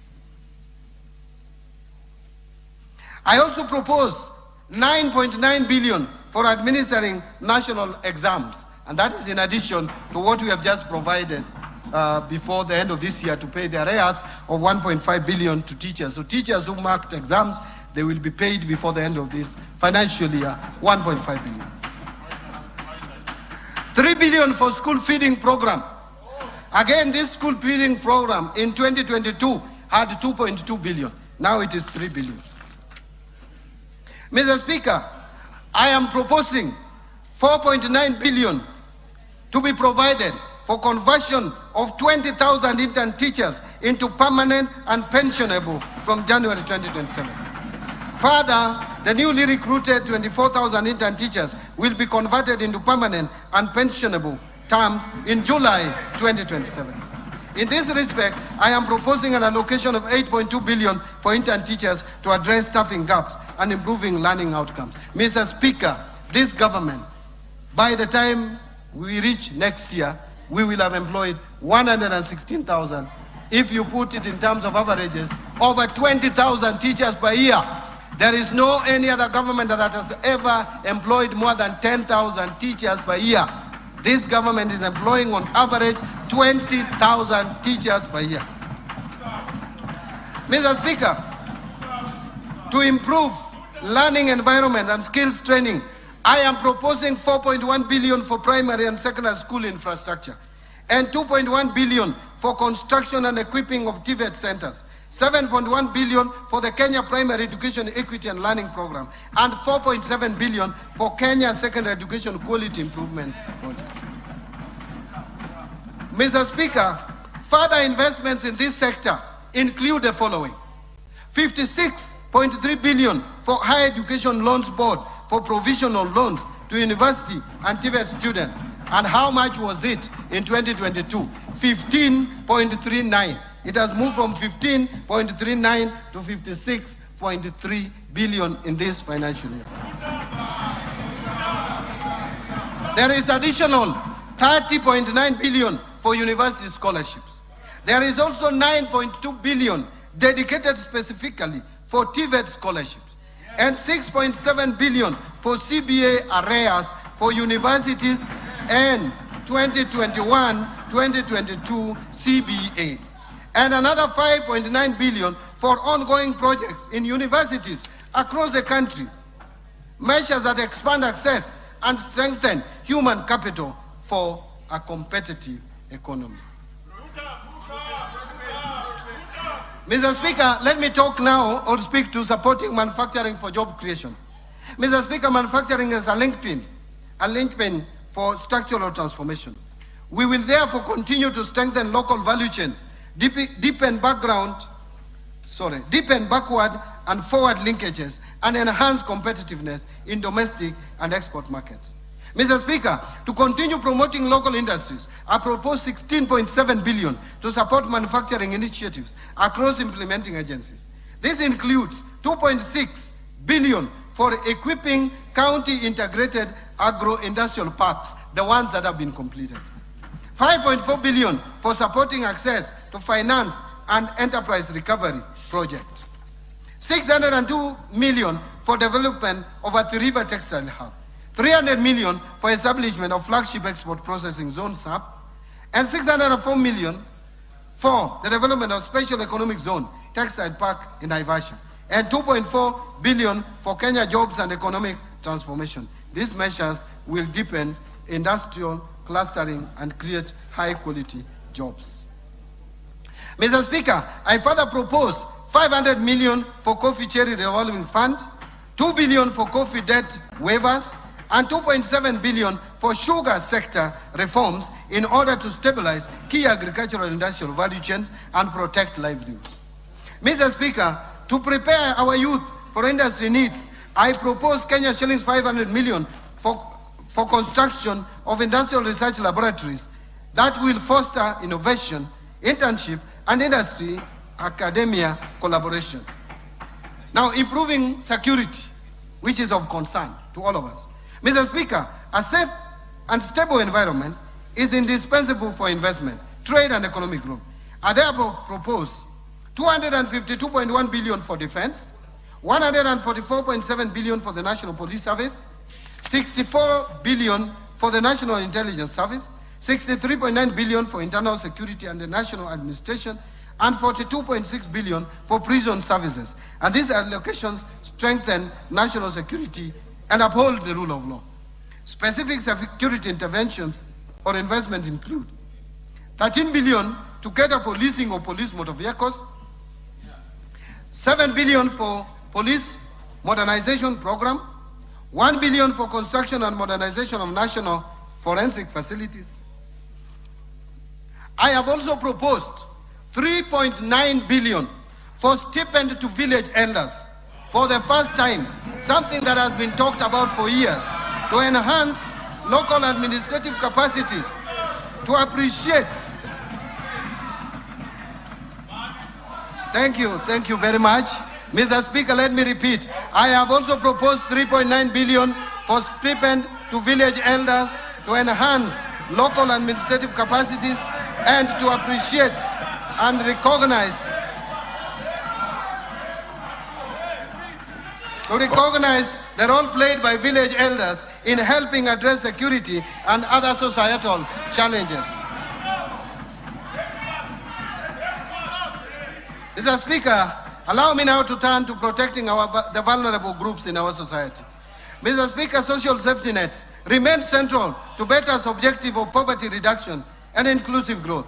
Strengthened safety nets protect livelihoods, create pathways out of poverty, and enable economically excluded households to participate in productive activities. In this regard, Mr. Speaker,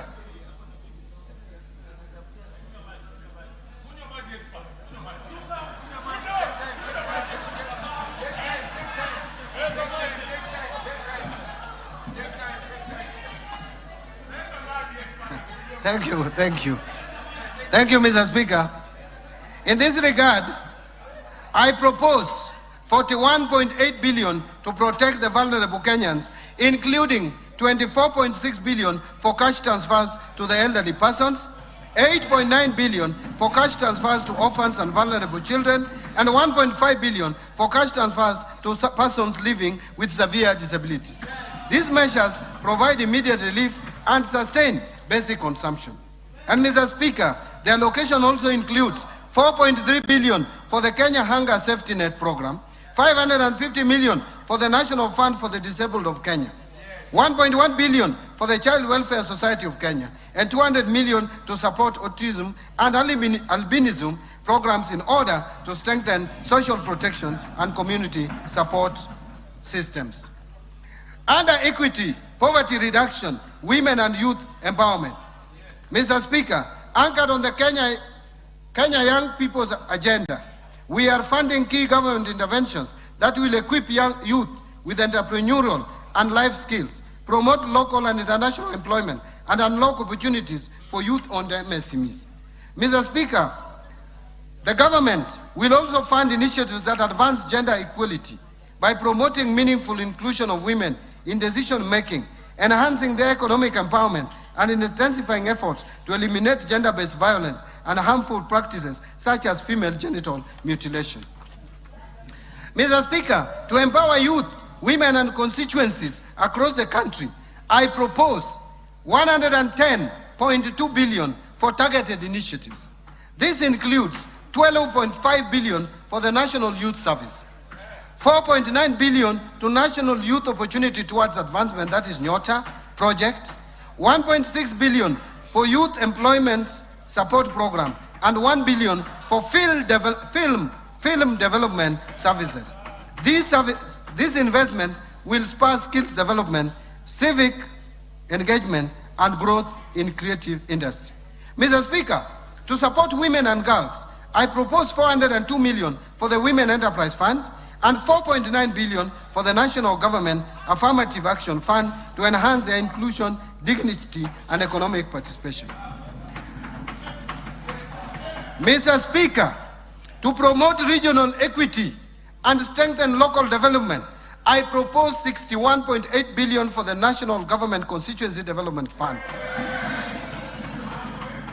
10.3 billion for the Equalization Fund to finance programs in marginalized areas, and 10.5 billion for the Kenya Devolution Support Program number 2. In stimulating tourism growth, sports, culture, recreation, and arts. Mr. Speaker, sports and arts are vital for national identity, youth empowerment, and economic diversification. We will therefore promote sports at all levels, enforce international anti-doping standards, and commercial and indigenous knowledge to create livelihood opportunities. To harness national talent and promote Kenya as a regional cultural hub, I propose 45.6 billion for sports, culture, recreation, and tourism, including 25.2 billion for sports, arts and social development fund, 14.3 billion for the tourism fund, and these allocations will stimulate jobs, community development, and foreign exchange earnings. Under environmental protection, water and natural resources, Mr. Speaker, environmental conservation, climate resilience, forest reforestation, biodiversity protection, and land restoration are central to sustainable development.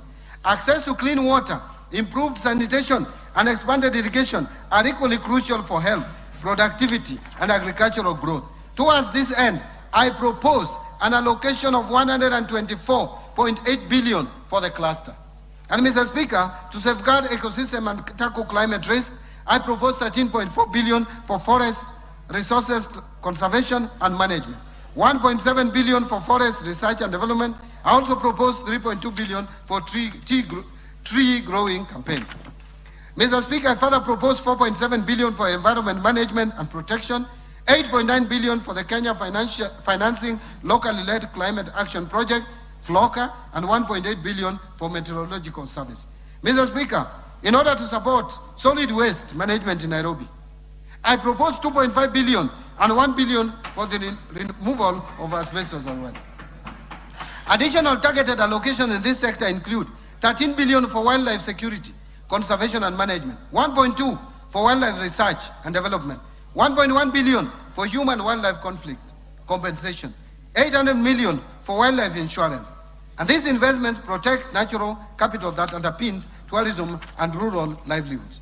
Mr. Speaker, to expand water infrastructure and ensure water security, I propose 51.5 billion for water and sewerage infrastructure development, 6.3 billion for water resource management, 2.5 billion for water storage and flood control.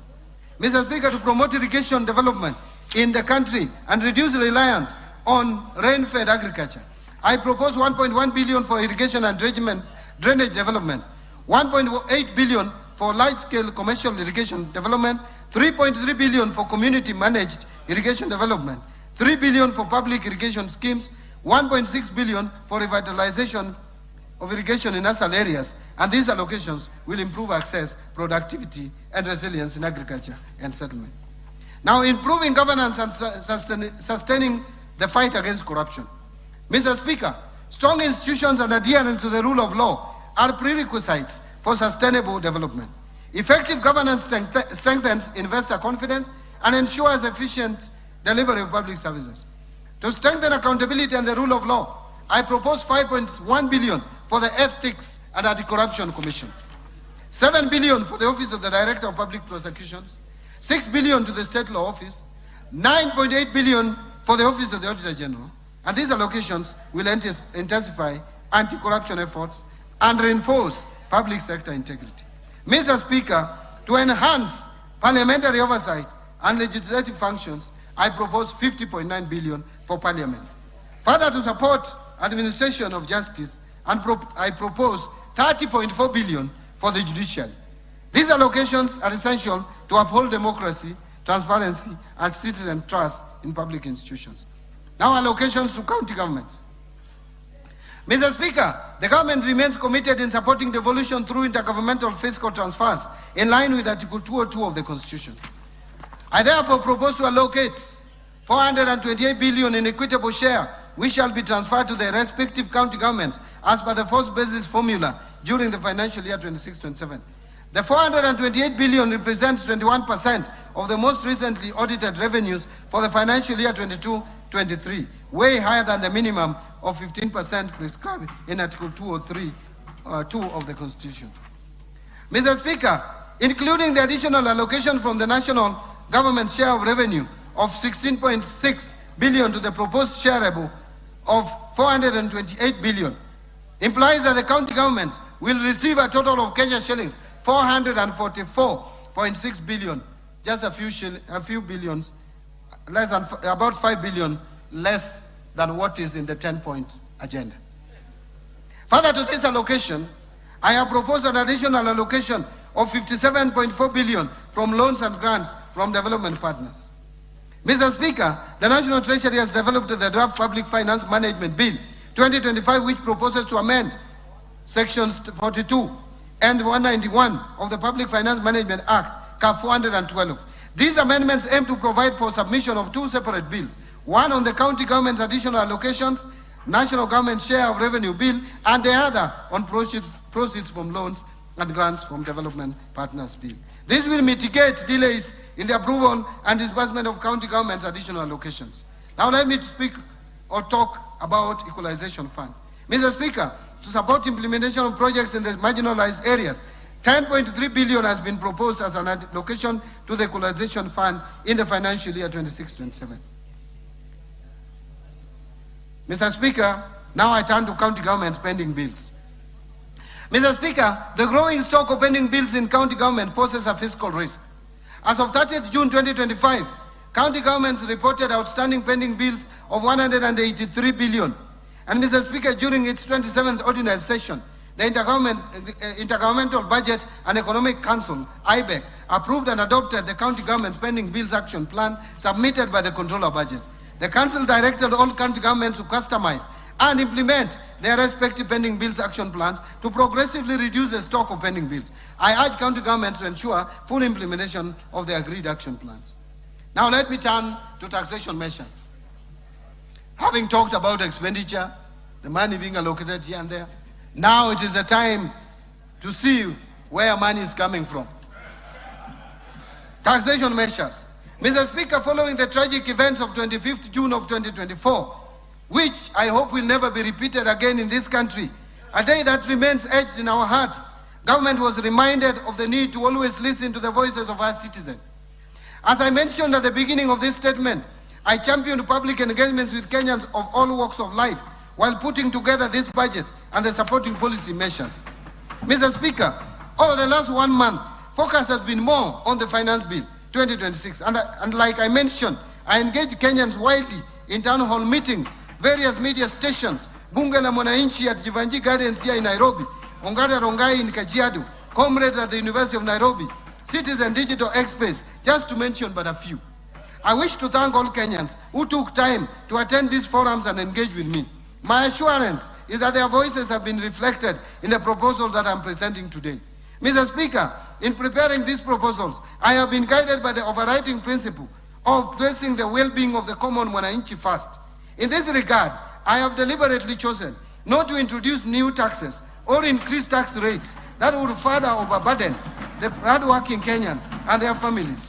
Instead, the measures are focused on reforms that improve efficiency in tax collection, create a fairness in the tax system, and broaden the revenue base without burdening the Mwananchi.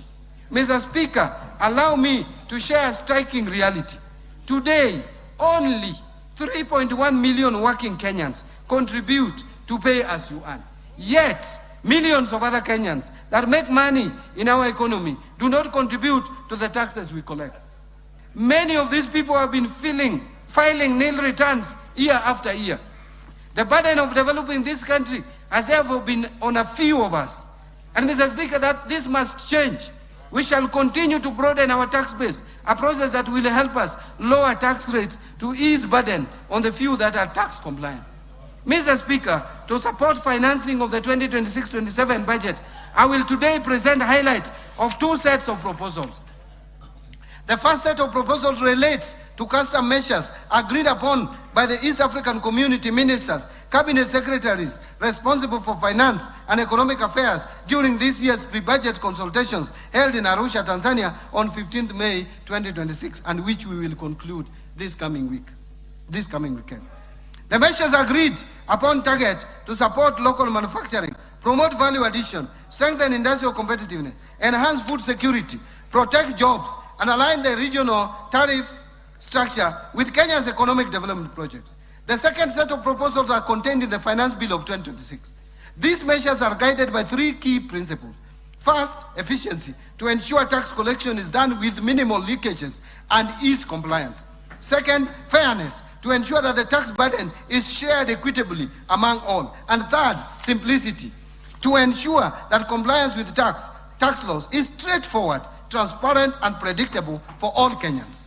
Mr. Speaker, the measures I present today, majority of which are targeted to simplify tax compliance and strengthen tax administration, are expected to yield an additional Kenya shillings 98.9 billion in terms of revenues. So let me turn to custom measures.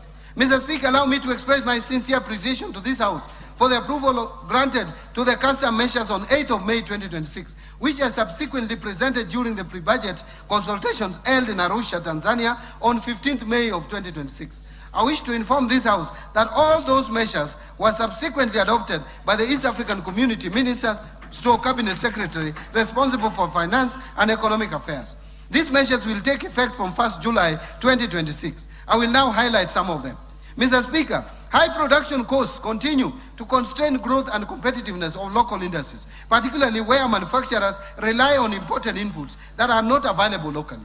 To lower the cost of production for our local industries and make locally produced goods affordable, Kenya secured an approval at the region to continue applying a 0% duty remission on selected inputs used in manufacture of pharmaceutical products, roofing materials, automotive parts for vehicles and motorcycles, and cold rooms for preservation, leather processing, and the assembly of smart mobile phones.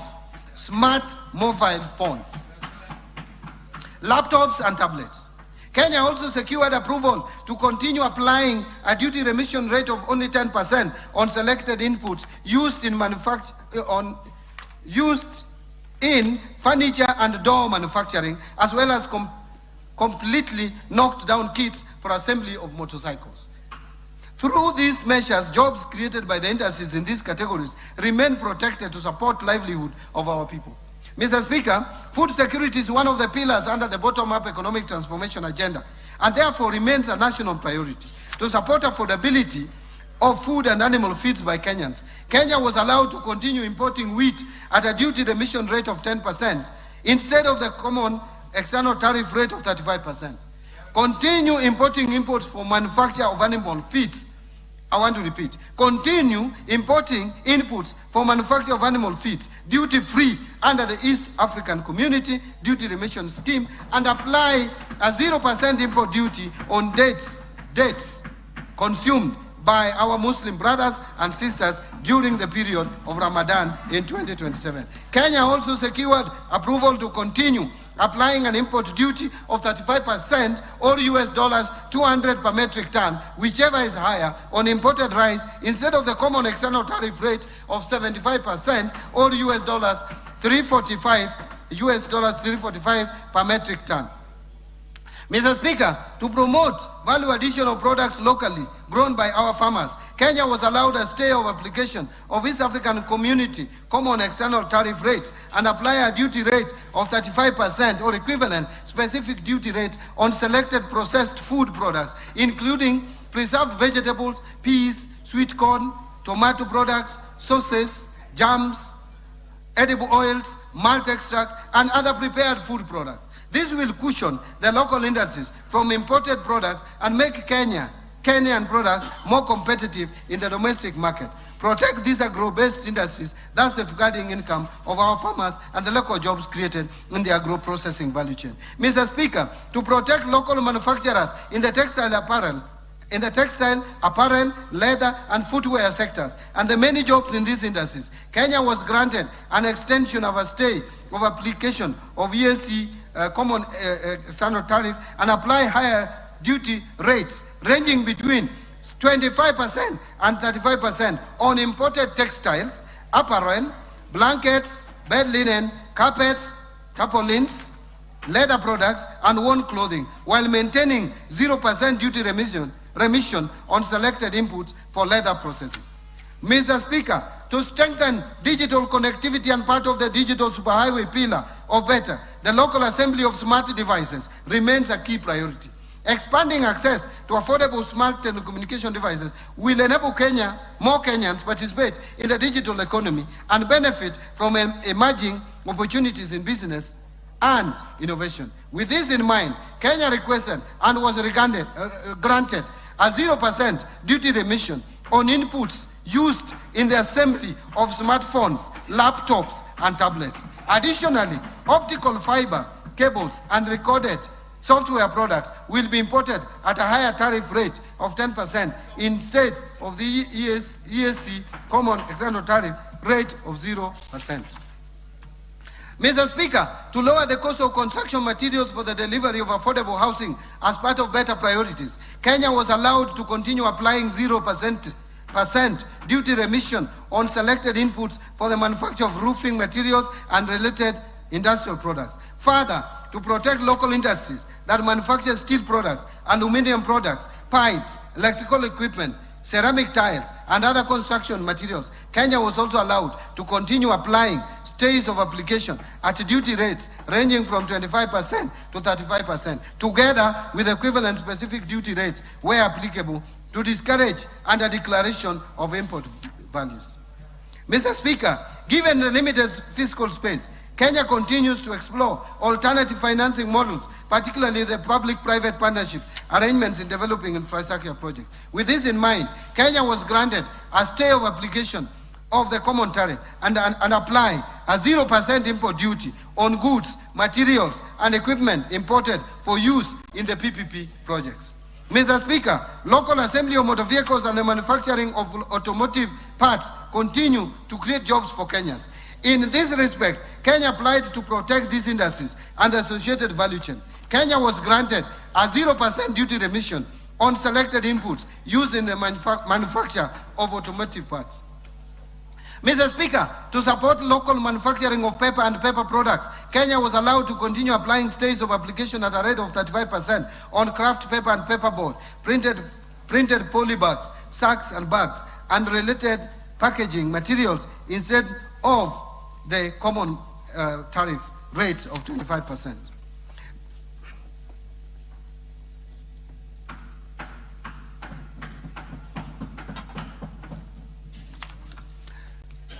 Mr. Speaker, to protect local manufacturers of household and industrial products and the jobs therein, Kenya will continue to the stays of application under the common tariff rates and apply rates ranging from 25 to 35%, together with equivalent specific duty rates where applicable on products including LPG stoves, cookware, aluminium products, steel products, electrical equipment, and related manufactured goods.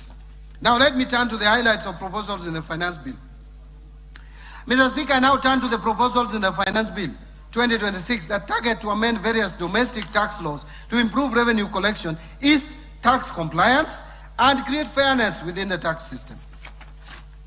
Under income tax, Mr. Speaker, currently certain corporate restructurings, such as mergers, amalgamations, or internal reorganizations are exempt from capital gains tax.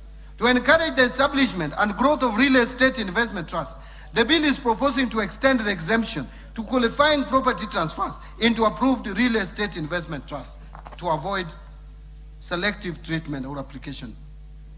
Mr. Speaker, to promote fairness, improve consistency within the tax system, and support investment in the petroleum sector, the bill is proposing to reduce the corporate tax rate applicable to non-resident petroleum contractors to 30% from 37.5%. This will harmonize with the rate that is applicable to other non-resident companies. The bill further clarifies that repatriated income earned by non-resident petroleum contractors will be subject to tax at the rate of 15%, consistent with the treatment applicable to other non-resident persons operating in Kenya.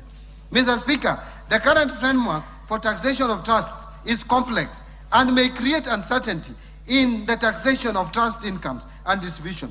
To improve clarity and align the framework with the international best practices, the bill is proposing to introduce a single point taxation system at the trustee level and removes the risk of double taxation for beneficiaries, thereby improving compliance and reducing opportunities for tax avoidance.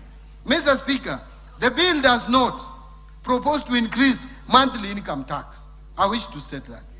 On the contrary, the bill is proposing a simplified tax framework for non-resident persons who earn monthly rental income in Kenya but do not pay tax on that income. In this case, therefore, non-resident landlords will be required to register and account for tax directly, especially where the property is not managed through a property agent, while preserving the existing withholding tax framework where non-residents are currently complying with their tax obligation. Mr. Speaker, this proposal will not result in higher rent or additional burden on existing tenants that reside in properties owned by non-residents. Mr. Speaker, currently any persons making payments to non-resident ship owners and charterers are required to withhold and remit tax on shipping income. This has affected compliance, particularly where persons producing shipping services are not aware of the withholding obligations. To simplify the administration of the tax and provide greater certainty in its collection, the bill is proposing to place the responsibility for payment of the tax on resident shipping agents and provide a clear timeline for remittance being within 5 days after receipt of payment or before the ship leaves the port of landing, whichever is earlier.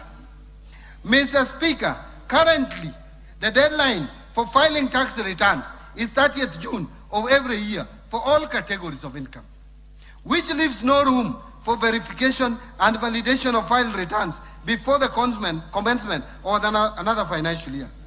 To provide sufficient time for verification and validation of returns, I propose revisions to the timelines for filing individual income tax returns. Under the proposal, taxpayers with nil returns will be required to file within 1 month after the end of the year of income, because they have nil returns anyway. While taxpayers whose income is fully taxed at source, including persons earning employment income only, will file within 4 months after the end of the year of income. All other taxpayers are required to file their return by 30th of June every year.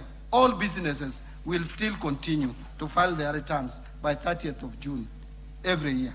So it is not true that we are reducing for everyone, making filing returns complicated. Mr. Speaker, currently gains arising from offshore transfers where the value of the transferred shares is derived from assets located in Kenya are not taxed. To ensure that gains derived from Kenya assets remain taxable in Kenya, irrespective of how the transaction is structured, the bill therefore proposes to amend the Income Tax Act to ensure that all gains from transfer of assets located in Kenya get same tax treatment irrespective of the location of the beneficial owners. Mr. Speaker, when companies make profits, those profits should find their way back to shareholders within a reasonable time. Currently, some companies have been holding back their profits indefinitely, simply to defer paying dividend tax. This is a loophole that needs to be addressed. In order to provide greater certainty in the application of the deemed dividend provision, which is already in law, and discourage indefinite retention of profits solely for purpose of deferring dividend taxation, the bill is proposing to introduce a minimum deemed dividend distribution threshold of 60% of undistributed income. Mr. Speaker, rapid advances in technology have transformed the way businesses make payments, distribute software, and provide services across borders. However, the current Income Tax Act provisions do not clearly address the tax treatment of certain payments arising from software distribution arrangement, payment card schemes, payment processing system, and related digital platform. This has created uncertainty and disputes regarding the taxation of interchange fees, merchant service fees, and other payments made for access to this system. The bill therefore proposes amendments to clarify the definition of management of professional fees and royalties in order to provide a clear legal framework for taxation of such payments and reduce opportunities for revenue leakage. Mr. Speaker, gambling activities have grown significantly in recent years, particularly through digital platforms. While these are legitimate activities, winnings from gambling are income, and like any other income, they should be taxed. The bill therefore proposes to introduce withholding tax on winnings, lotteries, and prize competitions. Mr. Speaker, the scrap metal trade is a significant economic activity that supports the livelihood of many Kenyans. To improve traceability of transactions and strengthen compliance for scrap metal trade, the bill proposes to introduce a withholding tax on incomes earned from the sale of scrap metal at a low rate of 1.5% of the gross amount paid. Mr. Speaker, currently payments made by the national carrier to non-resident service providers are exempt from payment of withholding income tax, while similar payments when made to residents are taxed. To promote fairness and ensure consistent tax treatment between resident and non-resident service providers, the bill proposes to remove the exemption from withholding tax on payments made by the national carrier to non-resident service providers. Value-added tax, VAT. Mr. Speaker, I will now turn to the proposed amendment to the value-added tax. Mr. Speaker, dialysis remains a life-sustaining treatment for many Kenyans living with kidney disease. Yet the cost of essential renal treatment equipment continues to place pressure on households and healthcare providers.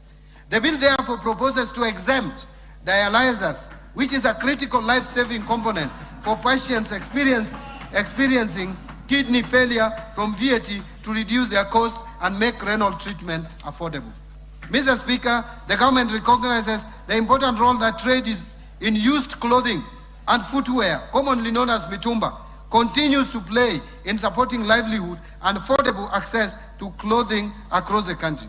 To simplify compliance, the bill proposes to charge VAT at the point of importation, while subsequent domestic sales of worn clothing and worn footwear will be exempt from VAT.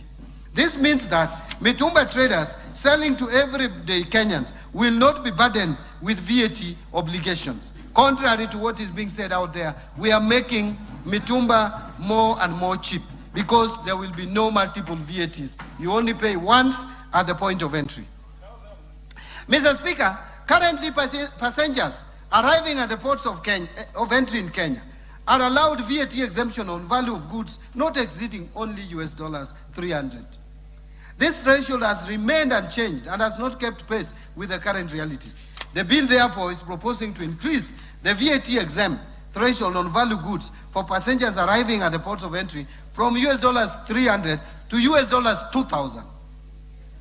Mr. Speaker, the scrap metal sector plays an important role in supporting local manufacturing and recycling activities, but presents us significant challenges in administration of input VAT.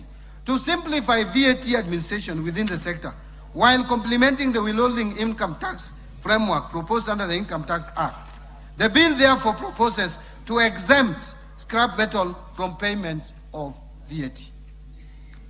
Mr. Speaker, public-private partnership continues to play an important role in the delivery of strategic infrastructure projects across the country.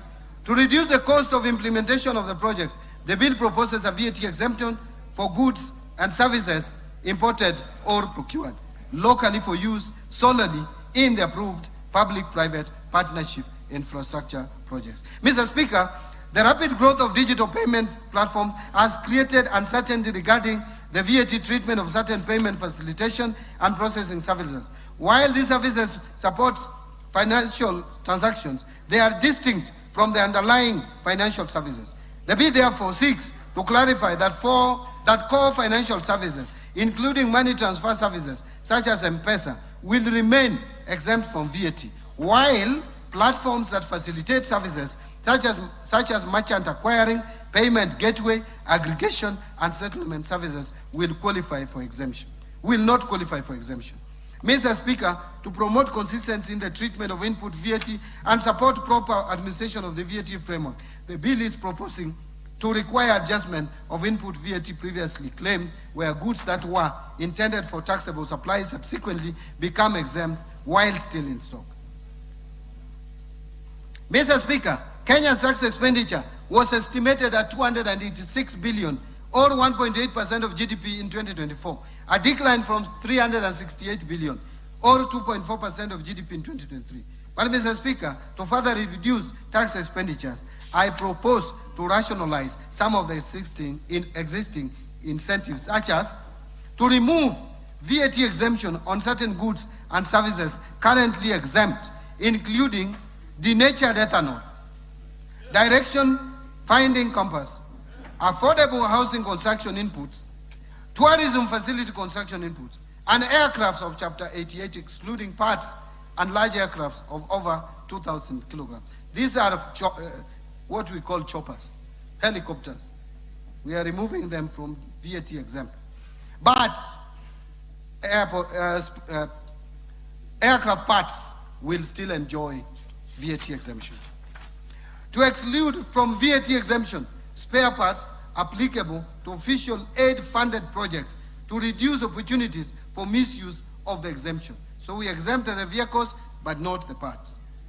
Transfer selected supplies from zero-rated status to VAT-exempt status in line with the national tax policy objective of limiting zero rating primarily to export. To exempt mobile phones from VAT as part of the simplified taxation framework for mobile phones outlined under the proposal under Excise Duty Act. So when we talk of excise duty on phones, moving from 10% to 25%, they talk about that, but they fail to say that we are removing VAT on mobile phones from 16% to nothing.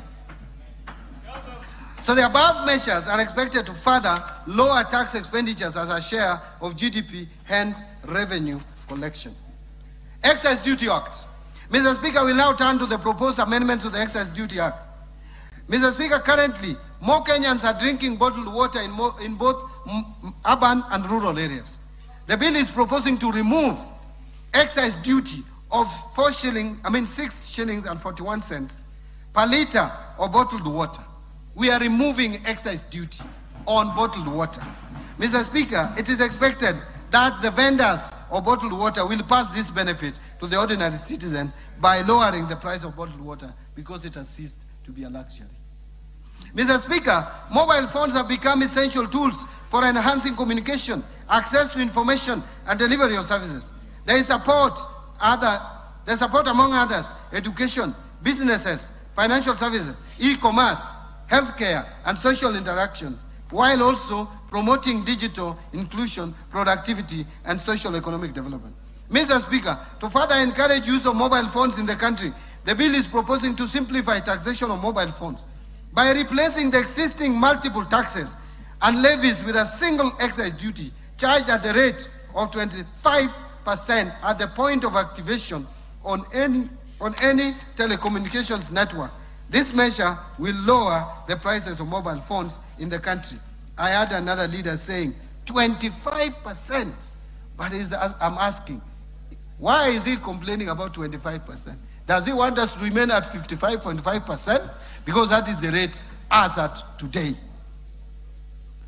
Mr. Speaker, in recognition of health risk associated with excessive sugar consumption, the bill proposes to increase excise duty on sugar-sweetened beverages from 14 shillings per litre to 20 shillings per litre. Mr. Speaker, in support of public health, the bill also proposes to adjust excise duty rates on other manufactured tobacco and tobacco substitutes, tobacco extracts, and essences from 11,382 per kilogram, shillings per kilogram, to 12,550 per kilogram. While the excise duty rates applicable to cigars, churros, cigarillos, I don't consume this, so I have difficulty in reading, containing tobacco or tobacco substitutes, will be adjusted from 16,260 shillings per kilogram to 18,000 shillings per kilogram. I don't know whether Honorable Mboko knows about this more than I do. Mr. Speaker, betting on horse trading is currently exempt from excise duty. In order to create fairness in the taxation of betting and gaming activities, the bill is proposing to remove this exemption. Further, to expand the scope of taxation, the bill proposes to amend the definition of gaming wallets to include land-based betting and gaming activities. Mr. Speaker, to promote fairness and consistency in the taxation of similar products, the bill is proposing to harmonize excise duty treatment within the alcoholic beverages sector by removing the preferential excise duty rate of Kenya shillings 10 per centiliter of pure alcohol for alcoholic beverages manufactured by small independent brewers. Mr. Speaker, in the Finance Act of 2025, excise duty rate for undenatured extra neutral alcohol supplied to licensed manufacturers of spirituous beverages was set at 500 shillings per litre. To support manufacturers in this sector, the bill proposes to reduce the applicable excise duty rate to 80 shillings per litre. And in addition, the bill proposes amendment to clarify that this rate is applicable to both locally purchased and imported undenatured extra neutral alcohol supplied to licensed manufacturers. Mr. Speaker, to address environmental externalities, the bill proposes to introduce excise duty on coal at the rate of 5% of the extraceable value. The bill also proposes to extend excise duty on plastic articles for locally manufactured products in order to promote consistency in tax treatment. And Mr. Speaker, the bill further proposes to establish a clear excise duty taxation framework for vintage and collector vehicles. This proposal relates to vehicles whose year of first registration is at least 30 years before the date of purchase and whose value is at least 10 million shillings. Tax procedures.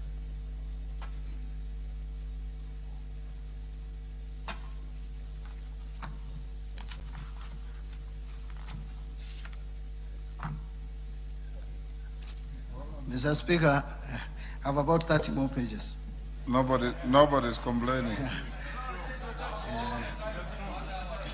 Looking at the time. Now, on Tax Procedures Act, Mr. Speaker, the proposed amendments to the Tax Procedures Act seek to strengthen tax administration, improve compliance, support digitization, and make it easier for taxpayers to meet their obligations. Mr. Speaker, currently, foreign investors are required to obtain KRA PIN before opening Central Depository and Settlement Corporation, that is CDSC, accounts to participate in trading in the Nairobi Securities Exchange. In order to improve the attractiveness of Kenya's capital markets to foreign portfolio investors, the bill proposes to exempt foreign investors from the requirement to obtain KRA PIN solely for purposes of opening Central Depository and Settlement Corporation accounts. Mr. Speaker, income earned by non-resident investors from investment in the Nairobi Securities Exchange is subject to withholding tax as a final tax, and they are not required to file annual income tax returns. Mr. Speaker, I am grateful that this House approved the Virtual Asset Service Providers Bill of 2025 that was subsequently enacted in 2025. Mr. Speaker, currently there is no reporting framework for virtual asset transactions. In order to address this gap, the bill proposes to introduce a virtual asset reporting framework for virtual asset service providers so as to improve visibility of virtual asset transactions and align Kenya's reporting framework with the international best practices. Mr. Speaker, to simplify compliance, reduce filing errors, and improve efficiency in tax administration, the bill proposes to amend the Tax Procedures Act to provide for pre-populated tax returns using information already available to the Kenya Revenue Authority. And under this amendment, taxpayers still retain the right to review, confirm, or amend the information before submitting their returns. Mr. Speaker, to strengthen the integrity of the tax system and prevent tax arrangements designed primarily to obtain a tax benefit while preserving fairness for compliant taxpayers, the bill is proposing introduction of a general anti-avoidance rule applicable across tax laws. Mr. Speaker, the Tax Procedures Amendments Act of 2024 provided for a tax amnesty on penalties, interest, and fines for taxpayers on tax liabilities accrued up to 31st December 2023.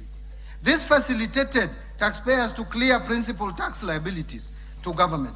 In order to encourage settlement of existing tax liabilities by more taxpayers, this bill is proposing a 6-month amnesty beginning 1st July 2026 for tax liabilities accrued up to 31st December 2025.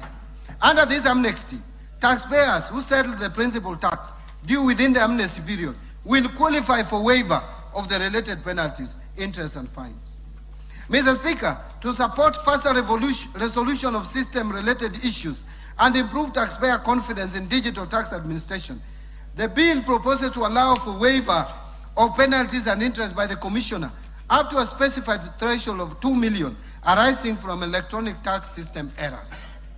Mr. Speaker, to improve continuity of tax records and simplify compliance for reinstated entities, the bill proposes to provide for automatic reinstatement of a personal identification number where the registered company or other entity is restored to the official register. Mr. Speaker, to improve efficiency in tax administration, the bill is proposing to allow tax assessments to be issued based on information lawfully available to the Commissioner. Mr. Speaker, to further align enforcement of tax compliance, the bill is proposing to amend the Tax Procedures Act to clarify that enforcement of tax collection when a tax appeals tribunal or a court judgment on a tax dispute is in favor of the Commissioner shall only be suspended where a stay order has been granted.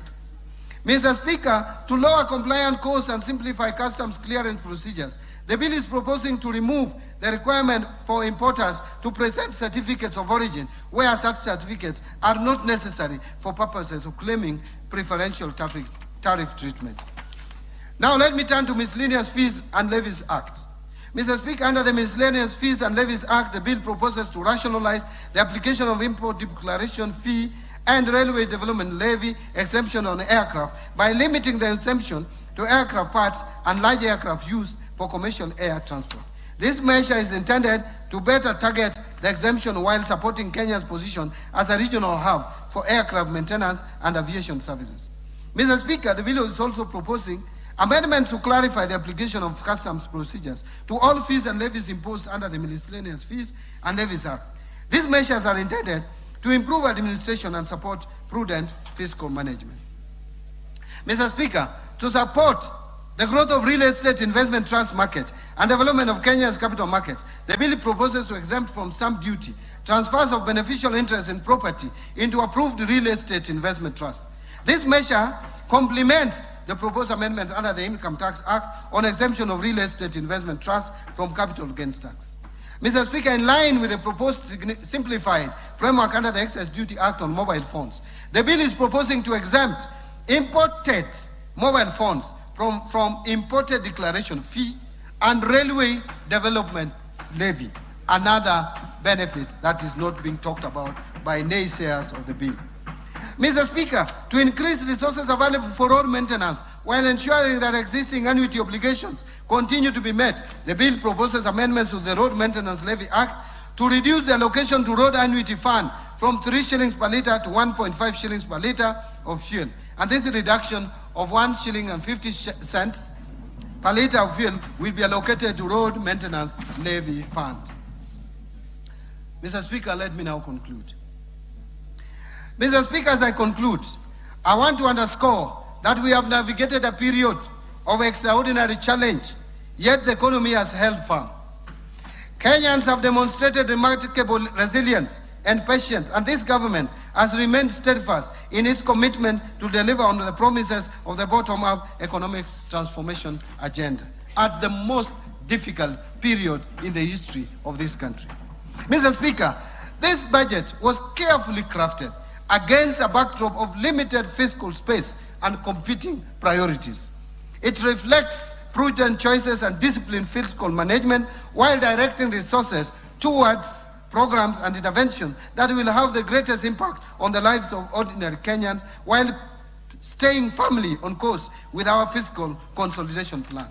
Mr. Speaker, the reforms I have outlined today are designed to cushion our citizens, strengthen economic resilience, and lay the foundations for sustainable growth and transformation. They will stimulate job creation, ease the cost of living, and accelerate economic transformation of our people, that our people deserve. Mr. Speaker, this budget is deliberate, decisive, and targeted. It channels scarce resources to where they catalyze the greatest economic and social returns.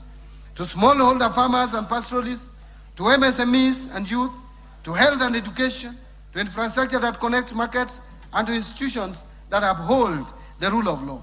Every allocation is chosen to multiply employment, protect the vulnerable, advance equity, and unlock private investment. By prioritizing inclusive bottom-up growth, we will not only sustain recovery, but accelerate shared prosperity across Kenya.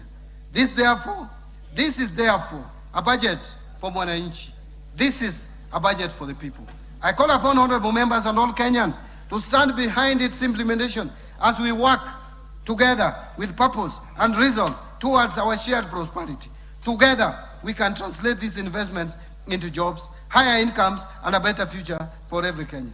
At this point, Mr. Speaker, I wish to thank His Excellency the President, Dr. William Samoei Ruto, and His Excellency, the Deputy President, Professor Kithure Kindiki, for their unwavering support, leadership, and counsel as we prepared this budget. I am forever grateful to His Excellency the President for the support he has given me and my ministry.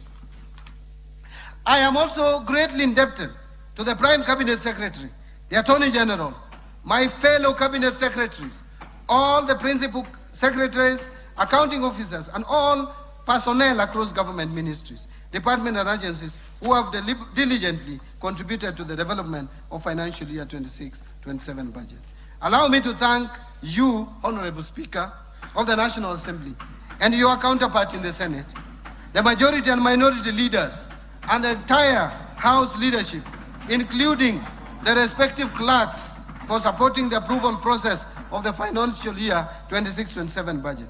My sincere thanks to honorable chairs and members of both the Budget and Appropriations Committee, and the Finance and National Planning Committee, and all other departmental committees of this House, as well as the staff of the Parliamentary Budget Office, for their constructive inputs and leadership during the approval process of this budget.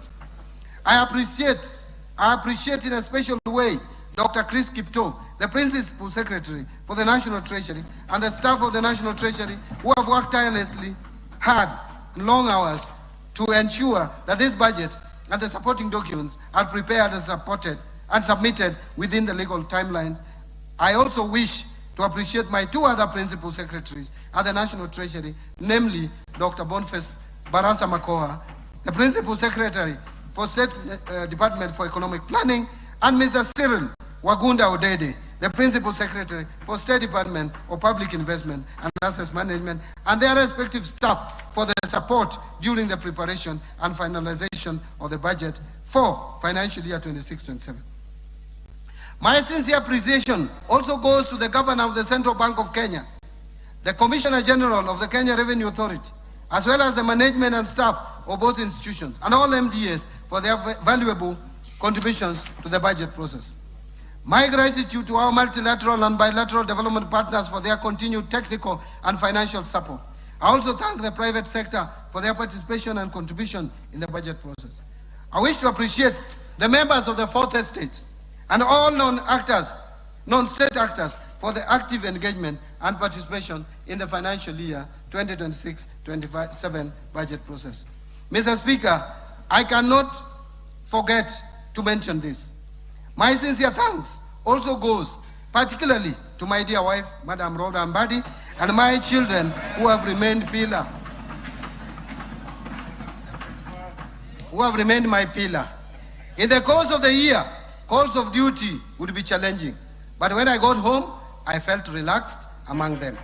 I will forever be grateful for their support, inspiration, and prayers as I executed my duties at the National Treasury. Finally, Mr. Speaker, I wish to thank Kenyans from all walks of life who gave their suggestions and proposals throughout the budget-making process. Thank you, and may God bless Kenya. Thank you. Thank you. Mr. Speaker. Yes, go on. Mr. Speaker, before I resume my seat, you will recall that I have already submitted to this House the budget estimates and the finance bill 2026, together with the accompanying documents as required by the Public Finance Management Act, CAP 412A. Today, I further submit the following documents to this August House and request that you graciously receive them. Number 1, budget statement for financial year 26-27. Number 2, the 2026 budget policy statement. Number 3, estimates of revenue, grants and loans for the financial year 26-27. Number 4, financial statement for the financial year 26-27 budget. Number 5, medium-term debt management strategy 2026. Number 6, budget highlights, the Mwananchi guide for the financial year 2026-27 budget. And I believe we have put here also the Kiswahili version. Number 7, statistical annex to the budget statement for the financial year 26-27. Thank you, Honorable Speaker. Thank you, honorable members.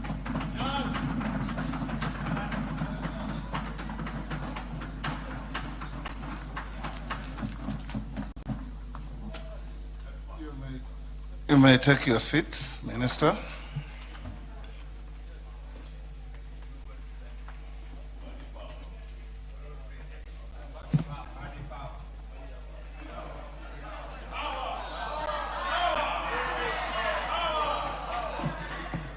Order. Honorable members, I wish to thank the Cabinet Secretary for National Treasury for ably making a public pronouncement of the budget highlights for the national government for the financial year 2026-27 and the medium term and the revenue-raising measures.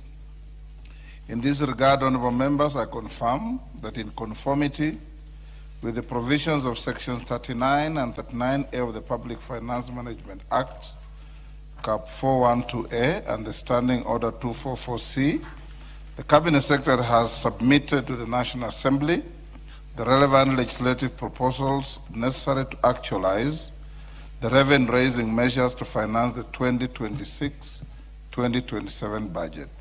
This has since culminated in the Finance Bill 2026, which is under consideration by the House.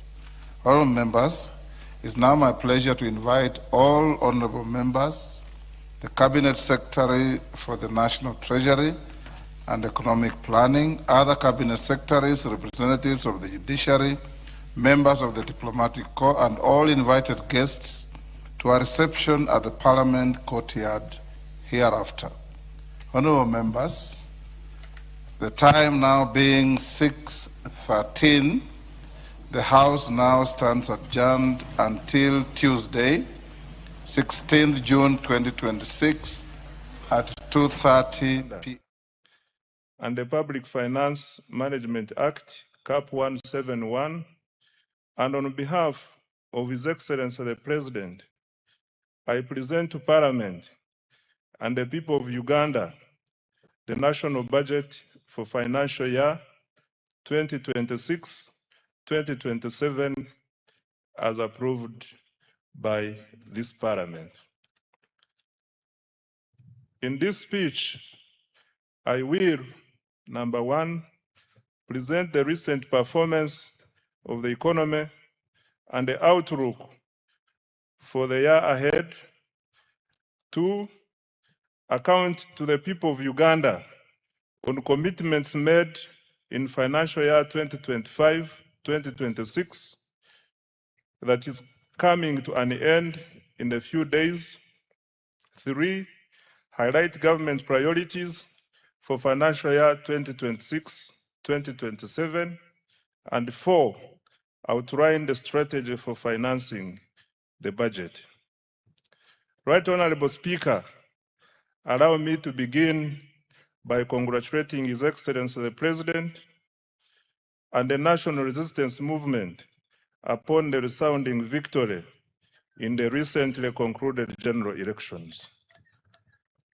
In addition, I congratulate His Excellency the President upon assuming chairmanship of the East African Community. This is in recognition of his exemplary leadership and passion for advancing regional integration and Pan-Africanism. I also congratulate Her Excellency the Vice President, Right Honorable Speaker, Right Honorable Deputy Speaker, Right Honorable Prime Minister, colleagues, Honorable Ministers, Honorable Members of Parliament, and all other leaders elected to serve our country during this important phase of Uganda's development. Mr. Speaker, sir, I wish to thank His Excellency the President for the confidence he has placed in me and my political leadership team by entrusting us with the responsibility of leading the Ministry of Finance, Planning and Economic Development. I also would like to thank and congratulate my senior, Honorable Matia Kasaija, for the leadership and mentorship in the past 10 years.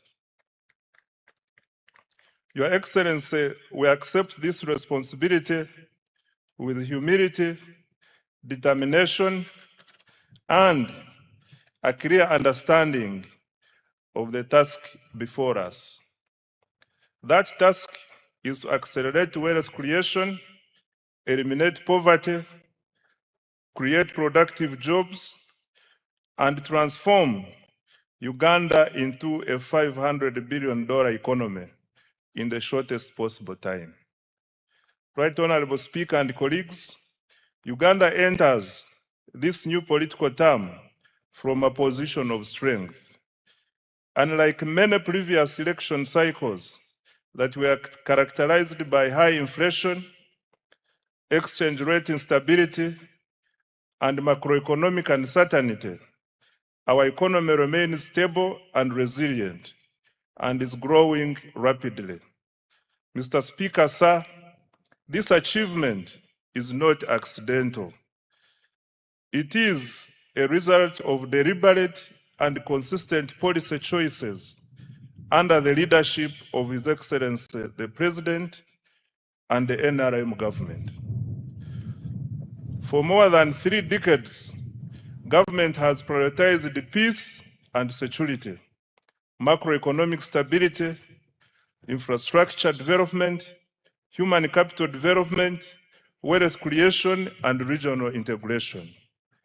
As a result, Uganda has built one of the strongest foundations of socio-economic transformation on the African continent. Uganda has, number 1, sustained long-term economic growth above 5% despite repeated global shocks. 2, surpassed the lower middle income threshold of United States dollars 1,136 with gross national income per capita reaching United States dollars 1,389. 3, we have recorded one of the strongest external sector performances in recent history, nearly doubling exports over the last 5 years. 4, we have expanded access to health, education, and social services. 5, we have built critical infrastructure that supports investment and competitiveness. And 6, we have established a solid foundation for industrialization and private sector-led growth. Mr. Speaker, sir, the challenge before us is no longer simply growing the economy. The challenge is ensuring that growth translates into jobs, household incomes, enterprise development, and prosperity for every Ugandan. That is the essence of full monetization, as His Excellency the President has consistently emphasized. That is the focus of the tenfold growth strategy, and it is the central objective of this budget. Mr. Speaker, sir, financial year 2026-2027 marks the commencement of the implementation of the NRM manifesto. It is also the second year of implementing the 4th National Development Plan, the first plan specifically designed to deliver the tenfold growth strategy. Mr. Speaker, sir, and honorable colleagues, in the spirit of protecting the gains, we have maintained the financial year 2026-2027 budget theme as full monetization of Uganda's economy through commercial agriculture, industrialization, expanding and broadening services, digital transformation, and market access. This theme is aligned with the East African Community Budget theme of deepening regional integration and economic resilience through improved regional security, domestic revenue mobilization, and digital transformation for inclusive growth. I now come to the recent economic performance and outlook. Mr. Speaker, sir, despite geopolitical tensions, global trade disruptions, and continued uncertainty in the world economy, Uganda's economic outlook remains strong and positive. The economy is stable, growth is accelerating, inflation is low, the exchange rate is stable, exports are rising, investment is increasing, and confidence in Uganda's future remains strong. Mr. Speaker, sir, Uganda's economy continues to demonstrate remarkable resilience and dynamism. Economic growth for financial year 2025-2026 is estimated at 6.4%, up from 6.3% in financial year 2024-2025. The size of the economy is projected to increase to approximately United States dollars 69.3 billion, equivalent to Uganda shillings 250.4 trillion by the end of June 2026. In purchasing power parity terms, Uganda's GDP is estimated to be United States dollars 197.1 billion. GDP per capita is projected to increase to United States dollars 1,420, equivalent to approximately Uganda shillings 5.1 million per person.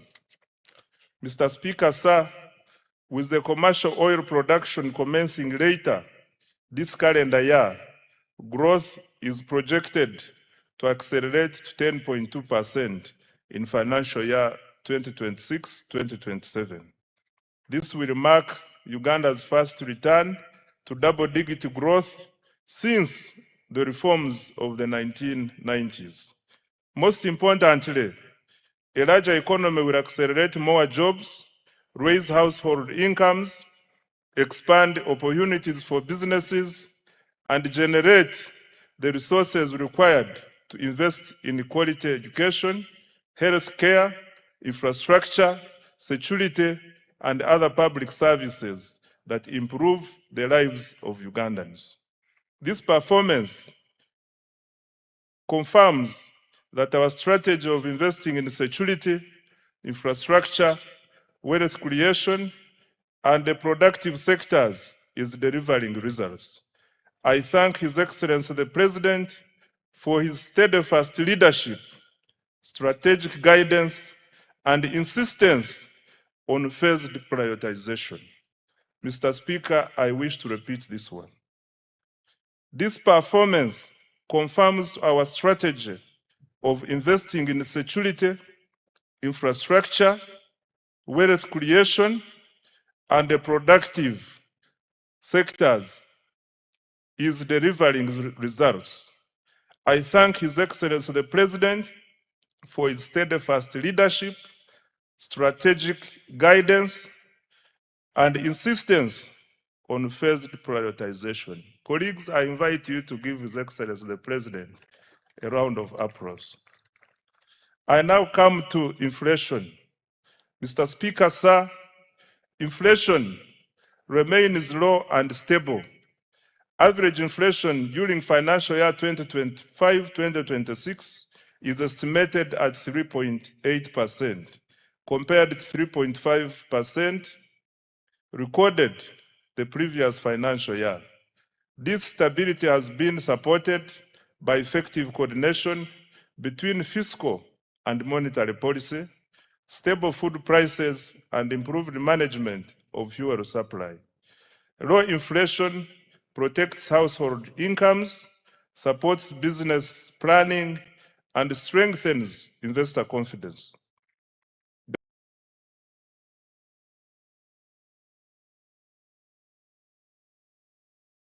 government remains committed to maintaining price stability as a cornerstone to sustained economic growth. Right, Honorable Speaker, the strength of an economy is reflected not only in how much it produces, but also in the confidence it inspires among our investors, visitors, citizens, and at home and abroad. I am pleased to report that confidence in Uganda's economy continues to grow. Foreign direct investment remains strong at United States dollars 3.2 billion in the 12 months ending March 2026. This reflects growing investor confidence in Uganda's economy. Of even greater significance, investors are increasingly expressing interest in Uganda's small and medium enterprises.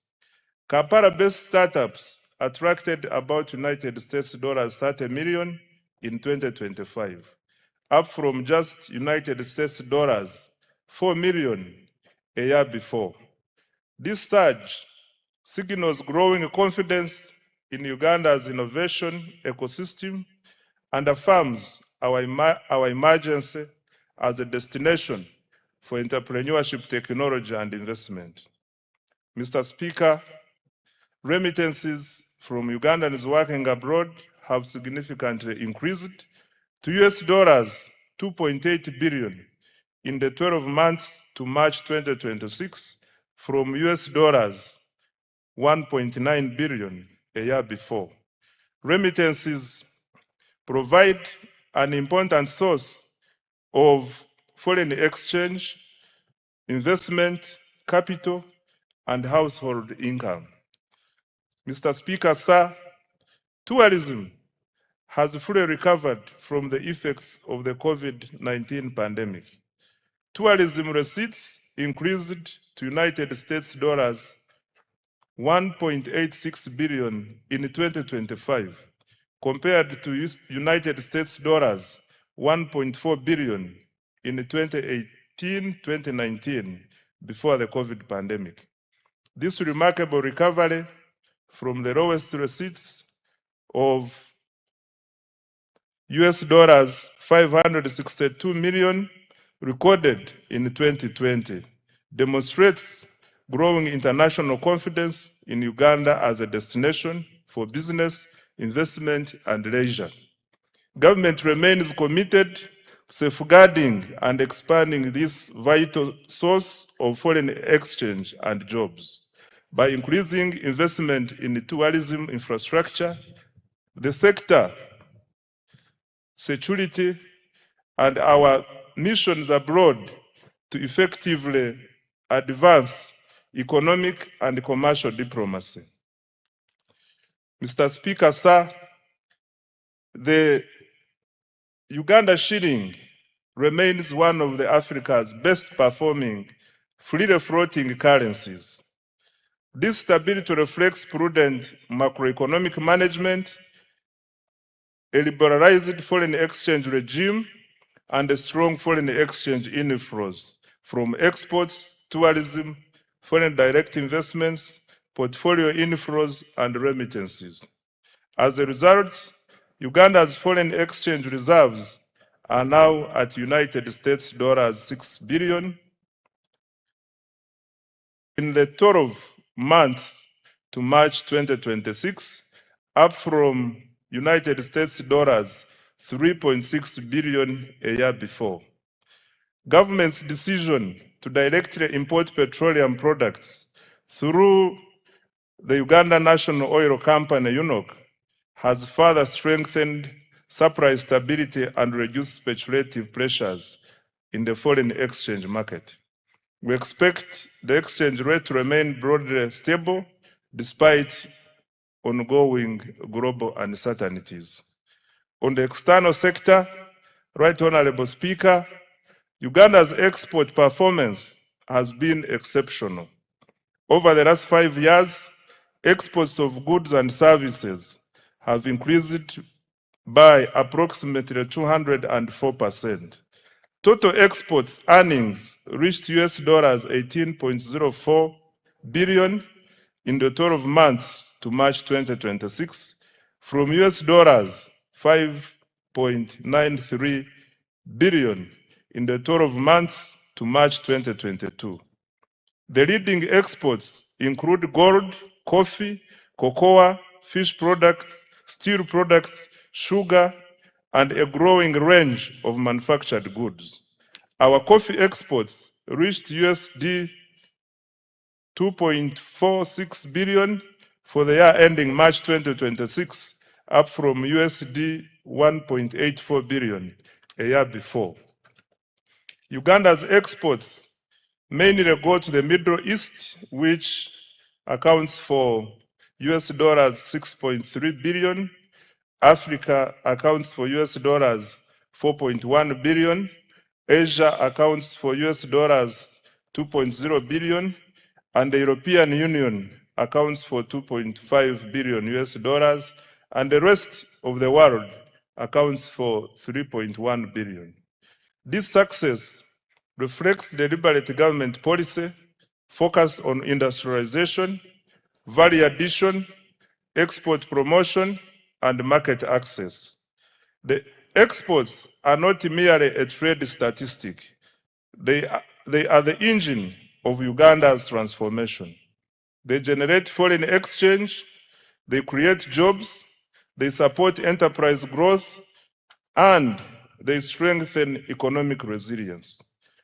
As a result of strong export performance, remittances, and investment inflows, Uganda recorded a balance of payment surplus of United States dollars 2.47 billion, 12 months to March 2026, the highest in 15 years. On employment creation, Right Honorable Speaker, the ultimate test of economic policy is whether it improves the livelihoods of our people through productive employment. Uganda's economy is gradually undergoing structural transformation. The services sector now accounts for 50.5% of total employment, up from 47% previously, while the share of employment to agriculture has declined from 40% to 37.1%. On the other hand, industry accounts for approximately 12.4% of total employment.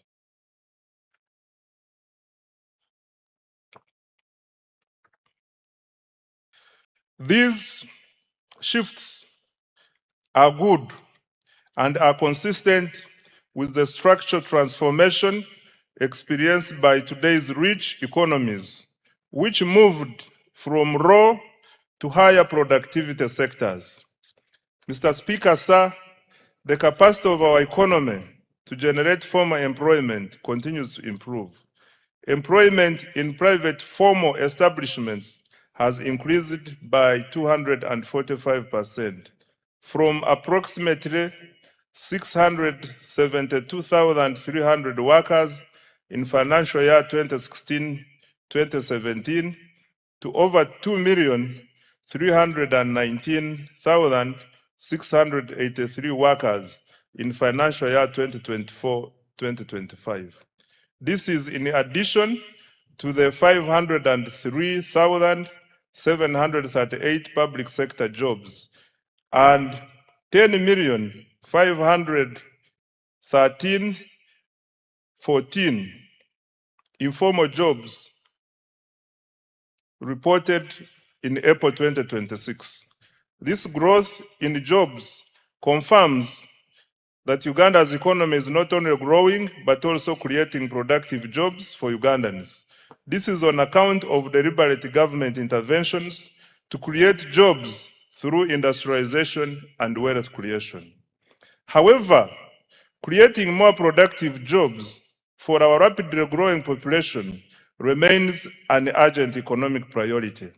This is why government is investing in ATMs and enablers to create jobs at a scale, especially for young people. Going forward, every major intervention in the national budget will ultimately be judged by its contribution to jobs, incomes, and improved livelihoods. On fiscal performance, Mr. Speaker, sir, government's capacity to finance its development agenda using domestic resources continues to strengthen. This financial year, domestic revenue collections are projected at Uganda shillings 35.7 trillion, compared to Uganda shillings 32.3 trillion collected the previous financial year. Mr. Speaker, this financial year 2025-2026, domestic revenue from taxes, non-tax revenues, and local government revenues funded up to 80.9% of the total discretionary budget of Uganda shillings 44.1 trillion. The discretionary budget includes all funds allocated to implementing programs excluding debt and other government obligations. This represents significant progress towards fiscal self-reliance and reduced dependence on external financing. Mr. Speaker, sir, increasing domestic revenue is not merely a fiscal objective. It is a sovereignty objective. A country that finances its development from its own resources enjoys greater policy independence, resilience, and sustainability. Therefore, government will continue to strengthen domestic revenue in line with the domestic revenue mobilization strategy, while preserving incentives for investment, production, and enterprise growth. In financial year 2026-2027, domestic revenue is projected to increase to Uganda shillings 45.6 trillion from Uganda shillings 35.7 trillion in financial year 2025-2026, equivalent to 15.9% of GDP. The additional resources will support investments in the wealth creation, ATMs, and their enablers. I now come to public debt, Right Honorable Speaker. Mr. Speaker, as of December 2025, Uganda's total public debt stood at United States dollars 34.86 billion, equivalent to approximately Uganda shillings 126.19 trillion. Of this, external debt amounted to US dollars 15.84 billion, while domestic debt was United States dollars 19.02 billion. This translates into a debt to GDP ratio of approximately 53.0%. Mr. Speaker, public debt should always be assessed alongside the assets it finances and the economic returns it generates. Over the past 10 years, Uganda's debt has financed strategic investments that are transforming the productive capacity of our economy. These investments include, number one, integrated transport infrastructure, which accounts for 31.1% of the debt. Number two, electricity infrastructure, which accounts for 19.3%. Three, water infrastructure, which accounts for 10.3%. Four, agro-industrialization, which accounts for 9.2%. Five, education and health, which accounts for 7.7%. Six, housing and urban development, which accounts for 6.3%. Seven, industrial parks and industrial development, which accounts for 2%, and other investments such as national backbone infrastructure to extend internet, STI, and regional development, which accounts for 7.0%. Mr. Speaker, Uganda's public debt remains sustainable and is projected to stay so over the medium and the long term. Accountability for financial year 2025-2026 and priorities for financial year 2026-2027. Mr. Speaker, when the budget for financial year 2025-2026 was presented last year, government made several commitments aimed at accelerating monetization of the economy and implementing the tenfold growth strategy. The budget focused on three broad areas, namely, number one, wealth creation programs, two, strategic investments in the ATMs, and 3, investment in the key enablers of growth. I am pleased to report that substantial progress has been made in all the 3 areas above. On wealth creation, Mr. Speaker, the foundation of Uganda's economic transformation is ensuring that every Ugandan participates in the money economy. Government, therefore, has continued to invest in programs that expand access to affordable capital, strengthen enterprise development, and increase household incomes. To date, government has invested close to Uganda shillings 11 trillion directly into wealth creation initiatives targeting households in subsistence economy, farmers, youth, women, and businesses. These interventions are reducing barriers to participation in economic activity while expanding opportunities across the country. Let me highlight what we have done in the flagship wealth creation programs. On parish development model, Mr. Speaker, the parish development model remains government's most important intervention for eliminating subsistence and expanding participation in the money economy. I wish to thank His Excellency the President for his vision. Its objective is to move households from subsistence to commercial production, from survival to enterprise, and from poverty to prosperity. Over the past 5 years, government has transferred Uganda shillings 4.4 trillion to all 10,589 parishes nationwide, and as a result as a revolving capital. Ugandans who were previously outside the money economy are now engaged in money-making enterprises. By the end of this month, PDM funds will have reached over 4 million beneficiaries.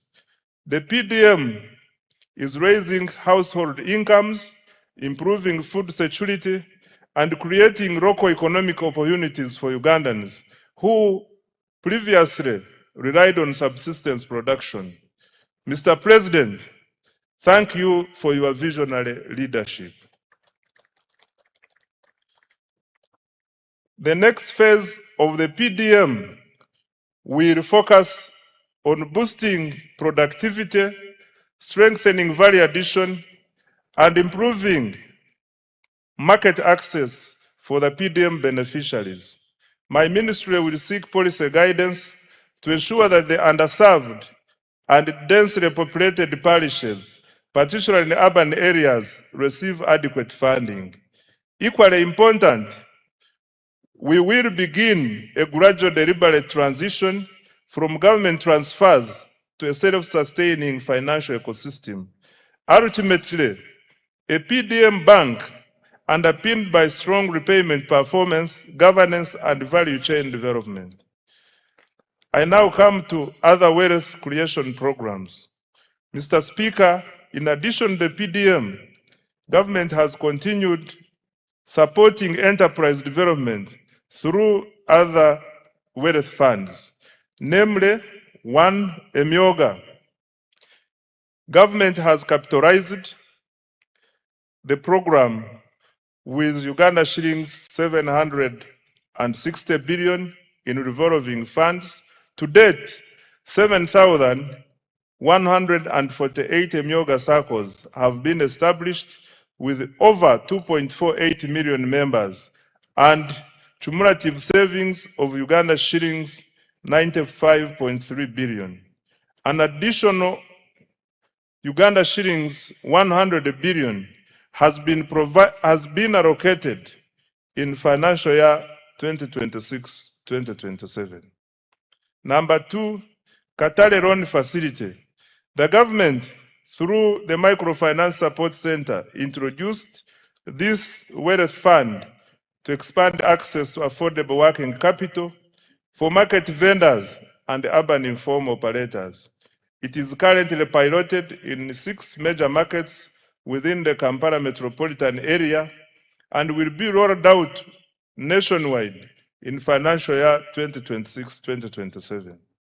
The piloted markets are St. Valikudembe, commonly known as Owino, Nakawa, Kalerwe, Busega, Nakasero, and Gaba markets.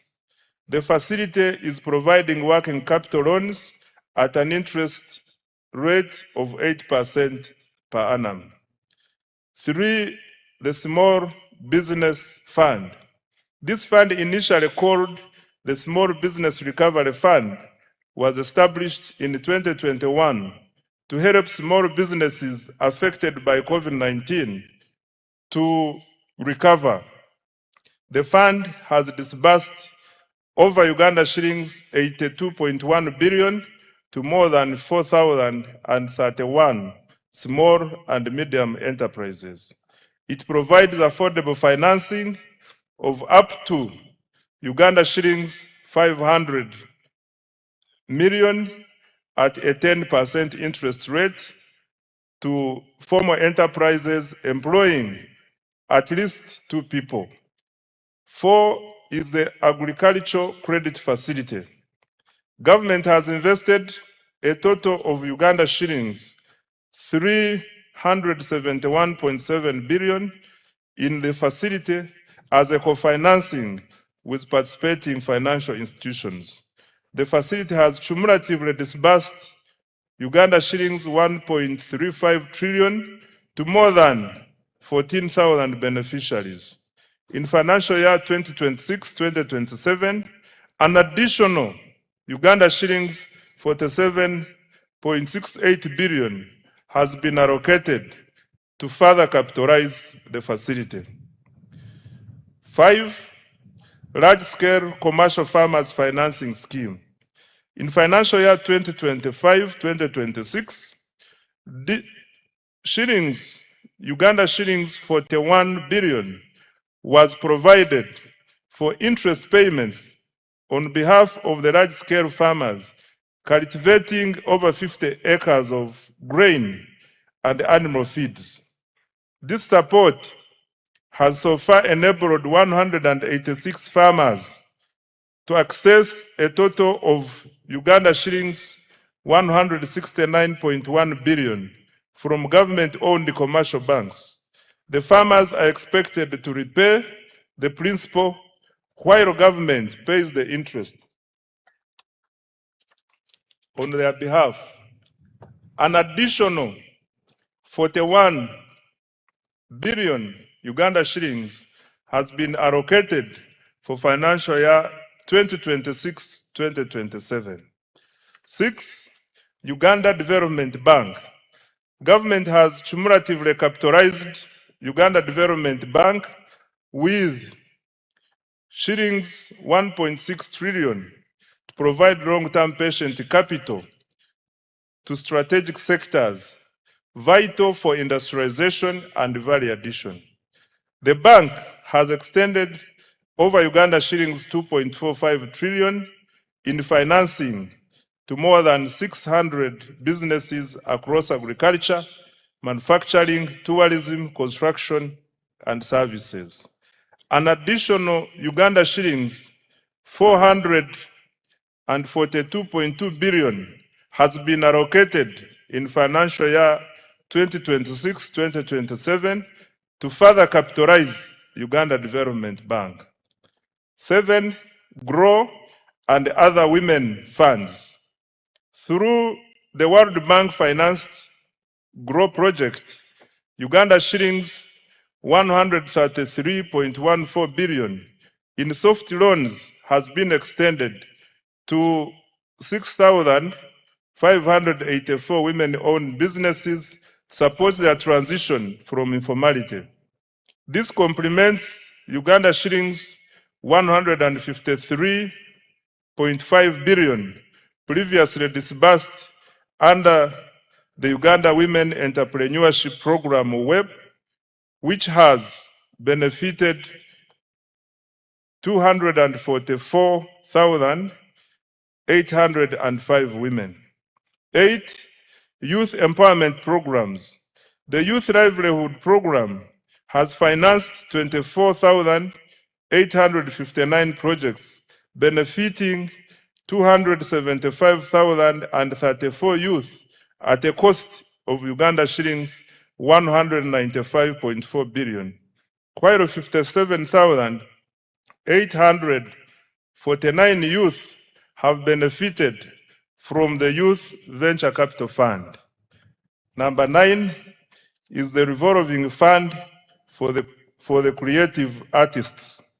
Government has provided Uganda shillings 33 billion to establish a revolving fund for musicians and other creatives to promote enterprise growth and job creation. 10. Support to teachers' circles. Government released Uganda shillings 20 billion to private teachers' unions to strengthen teachers' welfare through improved access to affordable credit. This is in addition to the earlier Uganda shillings 25 billion that was provided to Walimu Sacco umbrella structures. Mr. Speaker, sir, these wealth creation interventions have expanded access to affordable capital, strengthened enterprise growth, and created jobs. In financial year 2026-2027, government has allocated an additional Uganda shillings 2.49 trillion in wealth creation programs to accelerate monetization of the economy and expand wealth creation. I now come to accelerating tenfold growth through the ATMs. Mr. Speaker, having expanded access to capital through our wealth creation programs, government is now intensifying investment in the sectors that will drive Uganda's next phase of economic transformation. These sectors are collectively known as the ATMs, i.e. number 1, agro-industrialization, number 2, tourism development, 3, mineral-based industrial development, including oil and gas, and 4, science, technology, and innovations, including ICT and the creative arts. These sectors are deliberately selected because they represent Uganda's strongest comparative advantages and possesses the greatest potential to generate exports, jobs, incomes, and investment. Together, they form the engine of the tenfold growth strategy. The objective is simple: to convert Uganda's natural resources, human capital, and innovation into wealth, jobs, and prosperity. And I would like now to detail each. Under agro-industrialization, Mr. Speaker, agriculture remains the backbone of Uganda's economy. It employs millions of Ugandans, supplies raw materials to industry, produces exports, and sustains livelihoods across the country.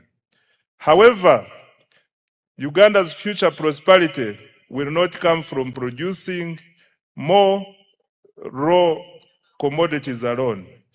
It will come from increasing productivity, expanding value addition, strengthening agro-processing, and improving market access. Government, therefore, continues to invest strategically across the entire agricultural value chain. Mr. Speaker, agricultural transformation begins with science. This year, government made significant advances in agriculture research and genetics. The anti-tick vaccine facility at the National Livestock Resources Research Institute in Nache Sasa was completed and is now operational, producing about 36 million doses, serving 18 million livestock in the first year. The government also produced foot and mouth disease vaccines and continued to advance research on disease-resistant crops and livestock breeds. These investments will reduce production losses, raise productivity, and increase farmer incomes. On water for production and irrigation, Mr. Speaker, climate change continues to expose farmers to significant weather-related risks. Government is therefore accelerating investment in irrigation and water for production infrastructure to reduce dependency on rainfall.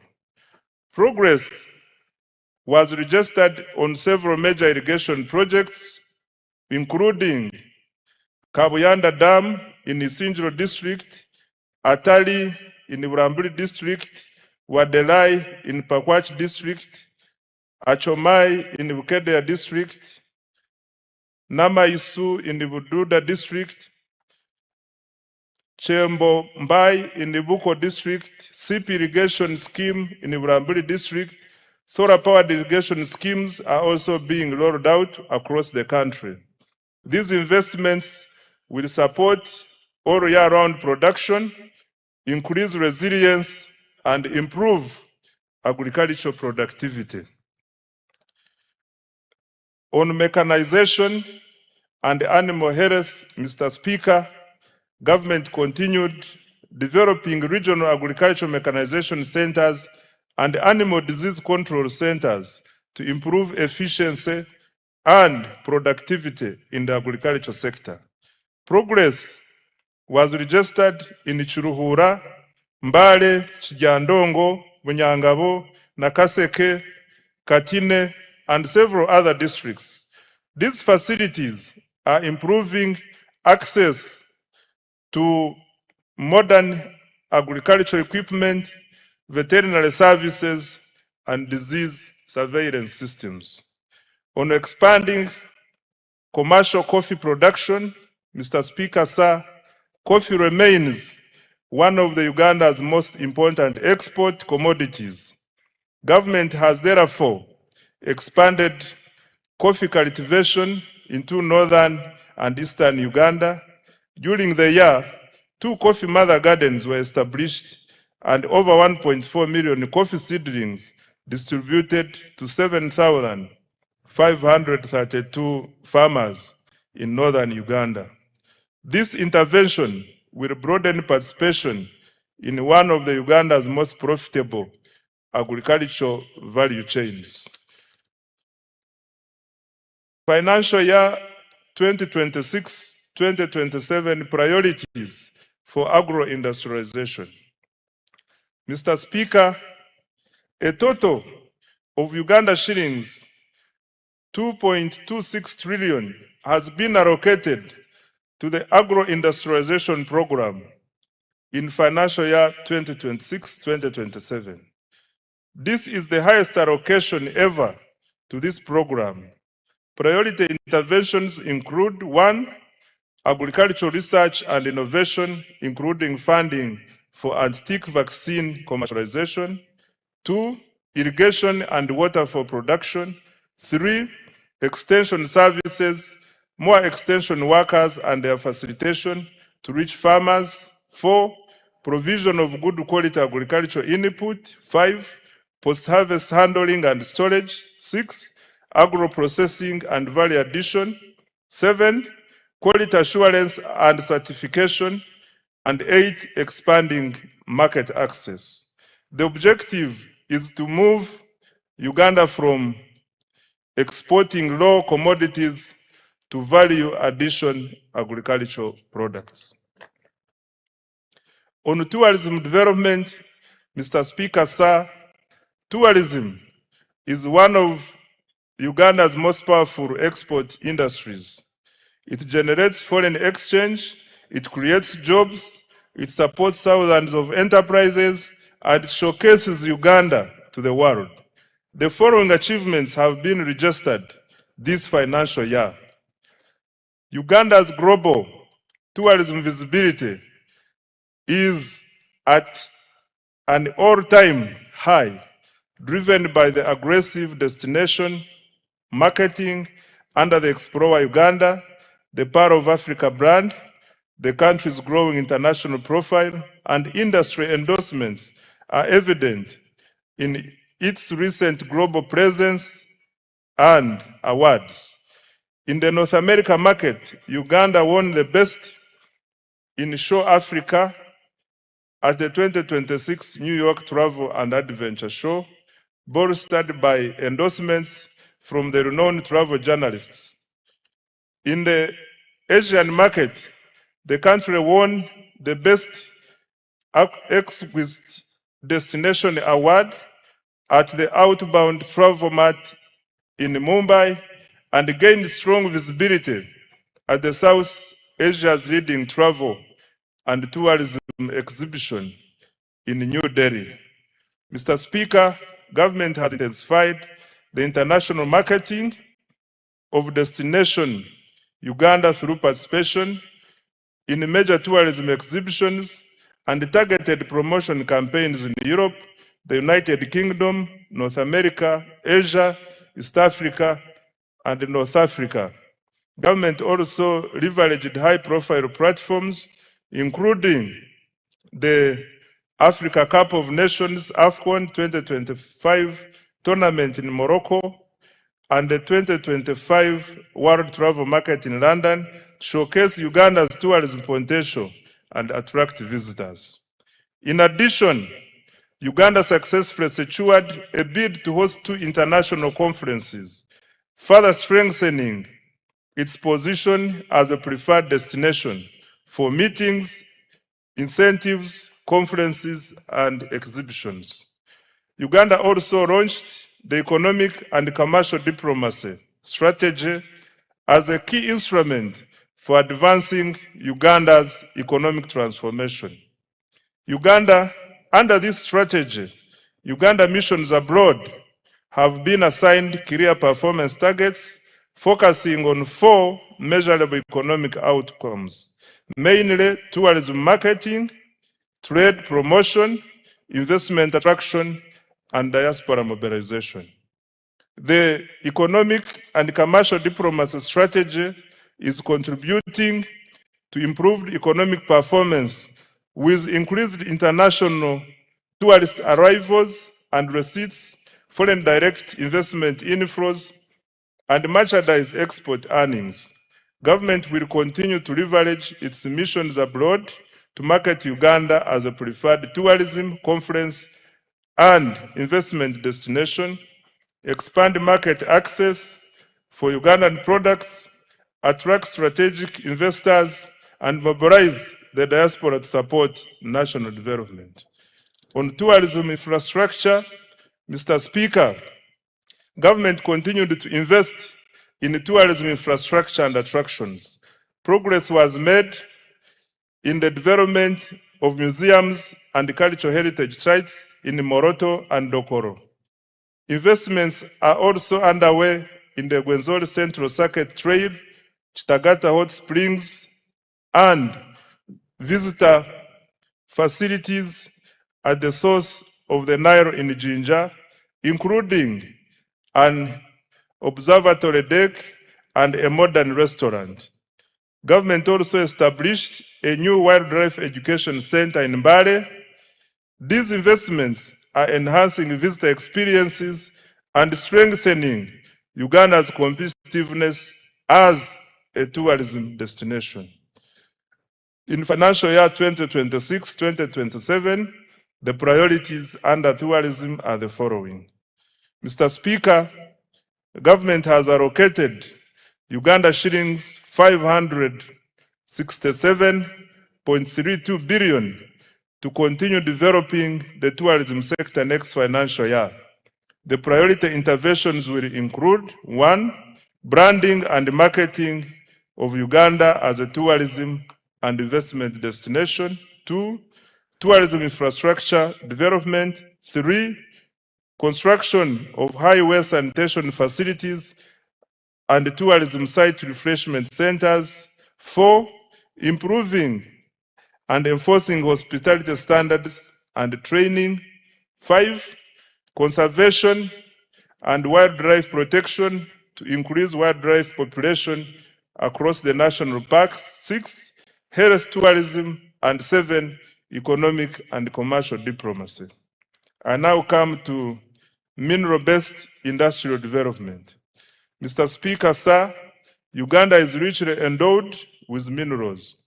However, sustainable transformation will come not from extracting minerals, but from processing and adding value to them.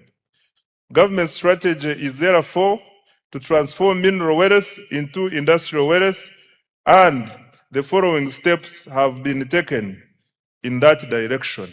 1, government intensified mineral exploration and quantification. Geochemical surveys for gold were undertaken in Kasanda, Chiboga, and Mubende districts. Exploration confirmed an estimated 300 million tons of iron ore in Kabale, Rubanda, Ruchiga, Chisoro, Kanungu, Chiruhura, and Hoima districts. Surveys of copper prospects were conducted at the Bukusu carbonatite complex, which also has the potential for rare earth elements, as well as at the Boma and the Gwensakara sites. Evaluation of uranium, manganese, lithium, and nickel deposits is also ongoing across the country.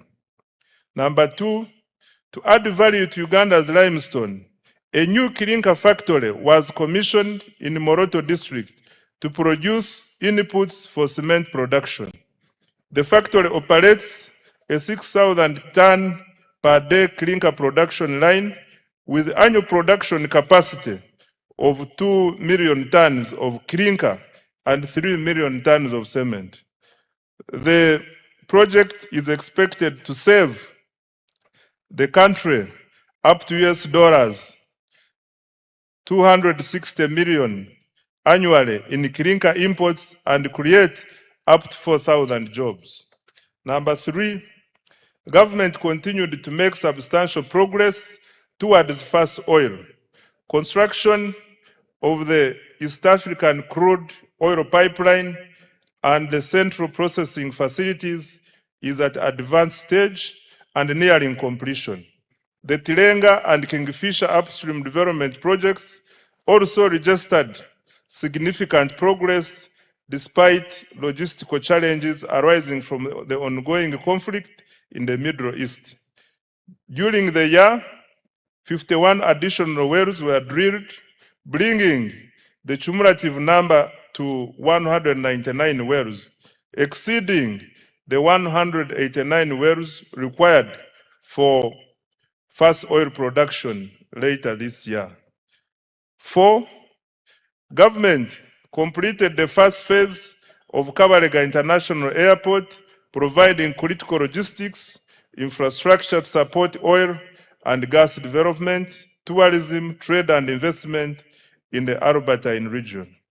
Number 5, through the Uganda National Oil Company, government continued the bulk procurement of petroleum products. This has strengthened fuel security and ensured uninterrupted supply despite disruptions in global energy markets. Consequently, Uganda experienced minimal fuel price volatility compared to several countries in the region. 6, in addition, government through UNOC acquired a 20.15% stake in the Kenya Pipeline Company. This is a strategic investment to strengthen Uganda's energy security and enhance the reliability of fuel supply. Given that over 95% of Uganda's refined petroleum products are imported through the Kenyan corridor, this investment will help secure access to critical petroleum infrastructure and support more predictable fuel supply and pricing. Financial year 2026-2027 priorities for minerals and oil and gas. Mr. Speaker, sir, Uganda shillings 473.51 billion has been allocated for mineral-based industrial development, mining, and oil and gas. And the priority areas include, number one, continued mineral exploration, quantification, and certification. Number two, continued capitalization of the National Mining Company. Three, establishment of the mineral market and buying centers. Four, operationalization of ECOP. And five, development of the oil refinery. I now come to science, technology, and innovations. Right Honorable Speaker, no country has achieved rapid economic transformation without innovation. Science, technology, and innovation, including ICT and the creative arts, are critical drivers of productivity, industrialization, and competitiveness. They provide the tools to modernize production, create high-value jobs, and expand Uganda's participation in the global knowledge economy. For Uganda to achieve a tenfold expansion of the economy, STI is going to be at the center of our development strategy. Mr. Speaker, commissioning the Chira vehicle plant in Ijinja marked a major milestone in Uganda's industrialization journey and demonstrates the country's growing technological capabilities. The plant has the capacity to produce up to 2,500 buses annually. Despite being in its early stages of operation, Chila Motors has already made bus sales worth Uganda shillings 21.6 billion and received orders for 450 buses from Uganda and the region. The quality and reliability of its products were further demonstrated through the successful PAR to Cape electric expedition, during which the Kayora electric bus traversed more than 13,000 kilometers across Africa. Mr. Speaker, to date, more than 25,000 electric vehicles, including buses, motorcycles, and bicycles, have been produced locally with up to 40% local content. In a further boost to the sector, Solar Power completed the construction of East Africa's first production scale lithium-ion battery assembly plant in Uganda.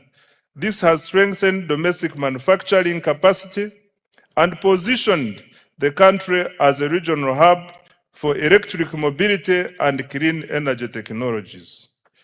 On pharmaceuticals and biotechnology, Mr. Speaker, government continued to strengthen pharmaceutical manufacturing and biotechnology as part of the efforts to build a competitive pathogenic economy. Uganda is deliberately supporting the domestic production of medicines, vaccines, diagnostics, and other health products, while promoting research, innovation, import substitution, export growth, and resilience in the health sector.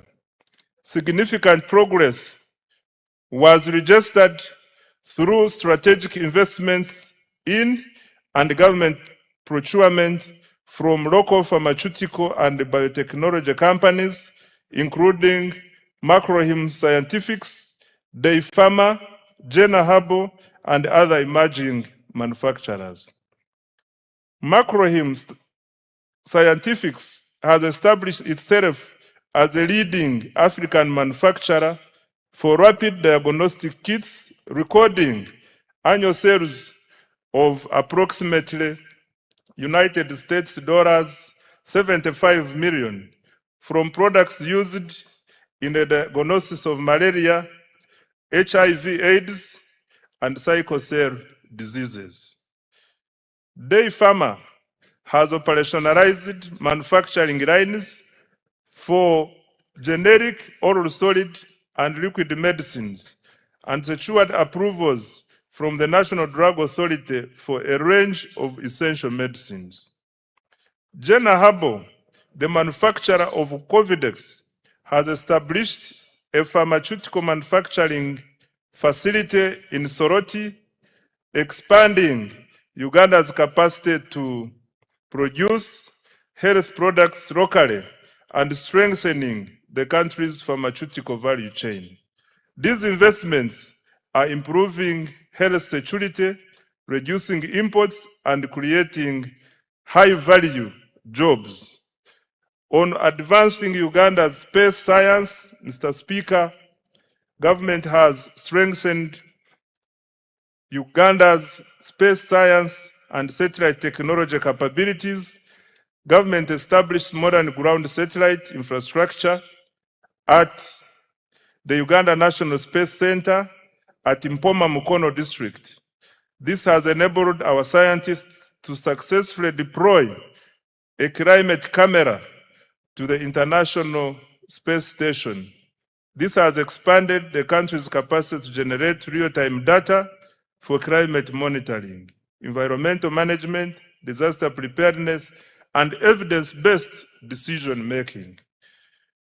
On value addition under STI, Mr. Speaker, government has intensified agro-industrialization initiatives driven by scientific innovation aimed at increasing value addition, branding, and export competitiveness. The Banana Value Addition Facility by Professor Mlanga strengthened its production capacity for banana value-added products and fulfilled export orders from South Korea, Saudi Arabia, Qatar, and Italy. In addition, government has invested in the establishment of the coffee park in Ntungamo.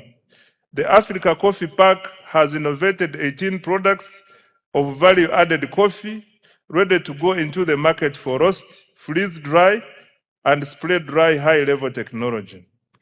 On digital transformation, Mr. Speaker, government continued expanding digital infrastructure to improve the availability, reliability, affordability of ICT services, as well as access to the services. During the year, an additional 879 kilometers of fiber optic cable were installed, bringing the national fiber backbone to approximately 62,941 kilometers. As a result, internet costs declined from $70 to $35 per megabyte per second. Active mobile internet subscriptions stand at 18.5 million, while the number of smartphones connected to Uganda network has reached 20 million. Total registered mobile telephone subscriptions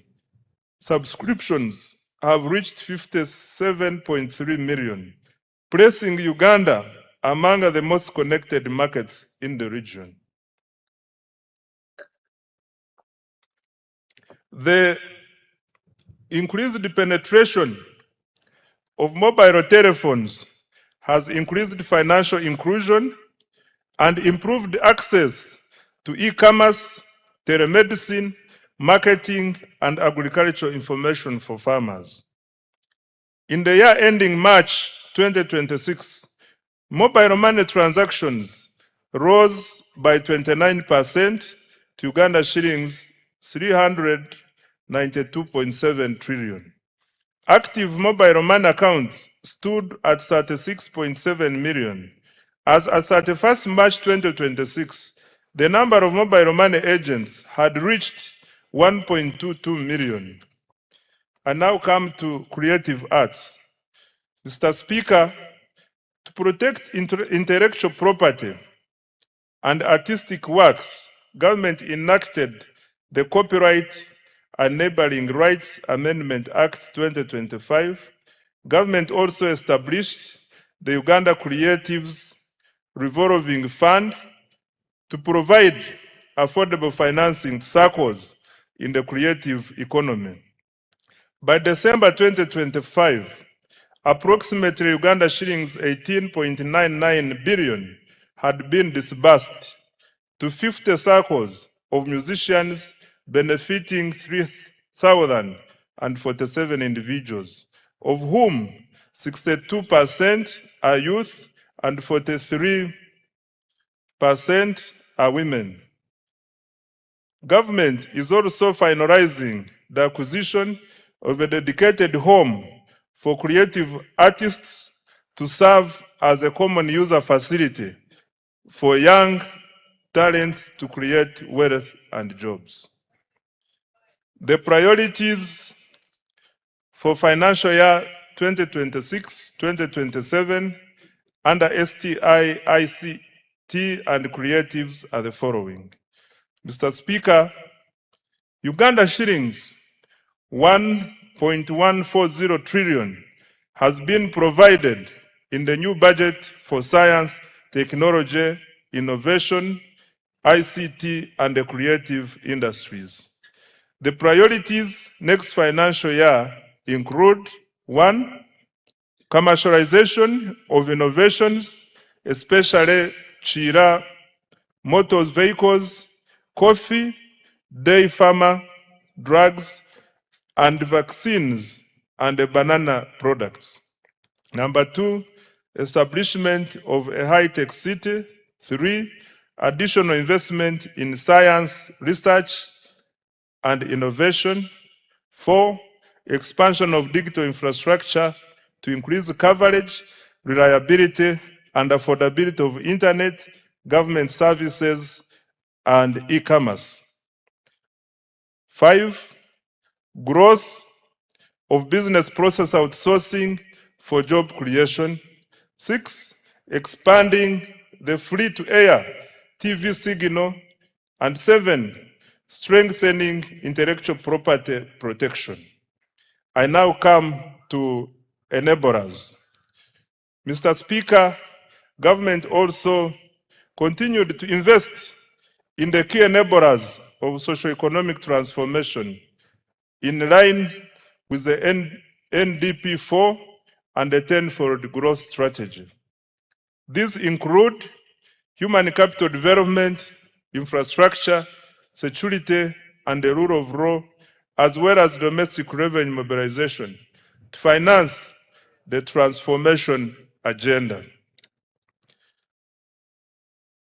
Under enabler number 1, which is peace, security, and rule of law, Mr. Speaker, peace, security, and rule of law are the foundations of development. Without peace, you cannot create prosperity. Without security and the rule of law, there is no investment. Without stability, there is no growth. Mr. Speaker, I wish to repeat this. Without peace, you cannot create prosperity. Without security and rule of law, there is no investment. Without stability, there is no growth. Government has continued to invest in security, justice, and governance institutions. This financial year, the following milestones have been achieved. 1, the government continued strengthening security infrastructure, intelligence services, and operational capacity, while improving the welfare of our security personnel in the UPDF, police, prisons, and intelligence services. 2, Uganda remains one of the region's most stable countries. Despite being an election year, reported crimes fell by 10.2% from 218,715 cases in 2024 to 196,405 in 2025, reducing the crime rate from 502 to 427 per 1,000 people. 3, Uganda continued to contribute to regional peace and security through African Union and UN peace support operations in Somalia, alongside military deployments in the Democratic Republic of Congo, South Sudan, and other places. Number 4, the 275-bed National Referral Military Hospital in Mbuya, Kampala, is now operational. It attends to an average of 150 patients per day for services including dialysis, dental care, physiotherapy, and ENT. Number 5, construction of the UPDF military headquarters in Mbuya is 70% complete. In addition, over 230 housing units and new administrative blocks for the Air Force and Marines are under construction to enhance personnel welfare and operational efficiency. Number 6, government provided over Uganda shillings 1.697 trillion to the relevant institutions to organize the recently concluded successful general elections. Number 7, mass enrollment and issuance of national identity cards progressed well. The total population identified with the National Identification Number NIN is 34.14 million, renewals 13.85 million, cards printed 14.67 million, and cards issued to the population 6.2 million.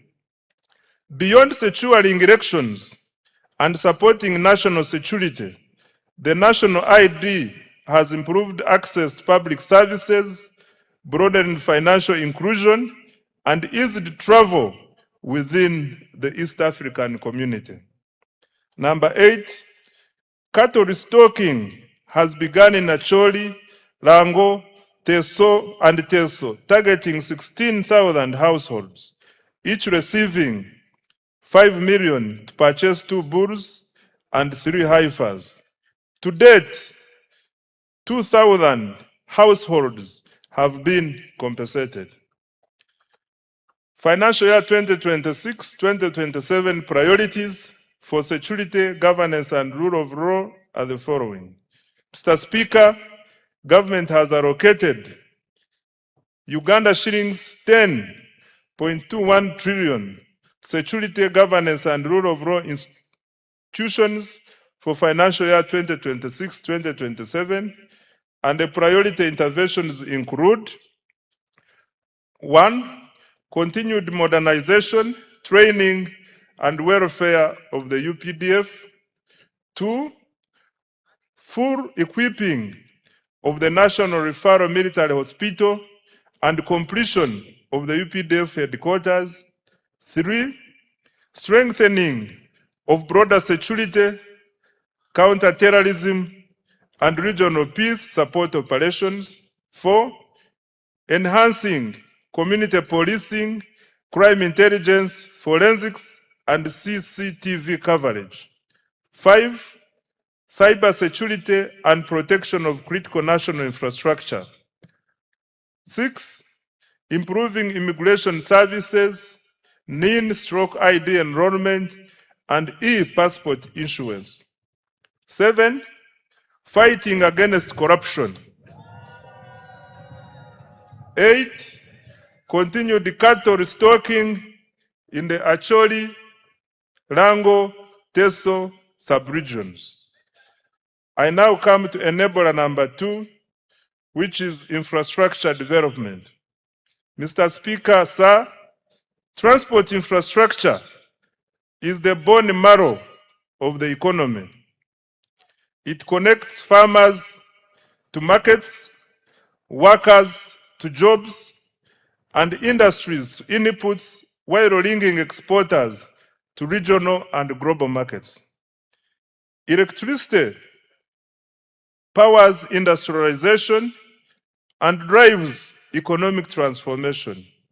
In financial year 2025-2026, government achieved the following infrastructure development. Under roads and bridges, government continued with the construction of 24 major roads, totaling approximately 1,154 kilometers, and rehabilitated a further 949 kilometers of national roads.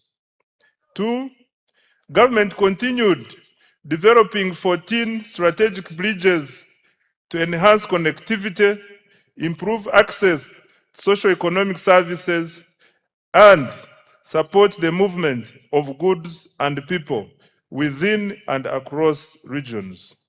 3, government stepped up maintenance of national roads network.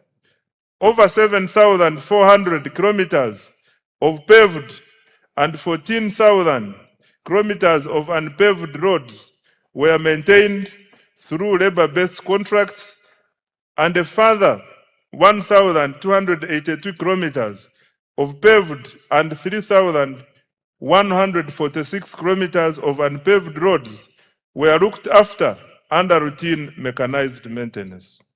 4, government opened 124 kilometers, graded 175 kilometers, and graveled 64 kilometers of district and community access roads using the force account.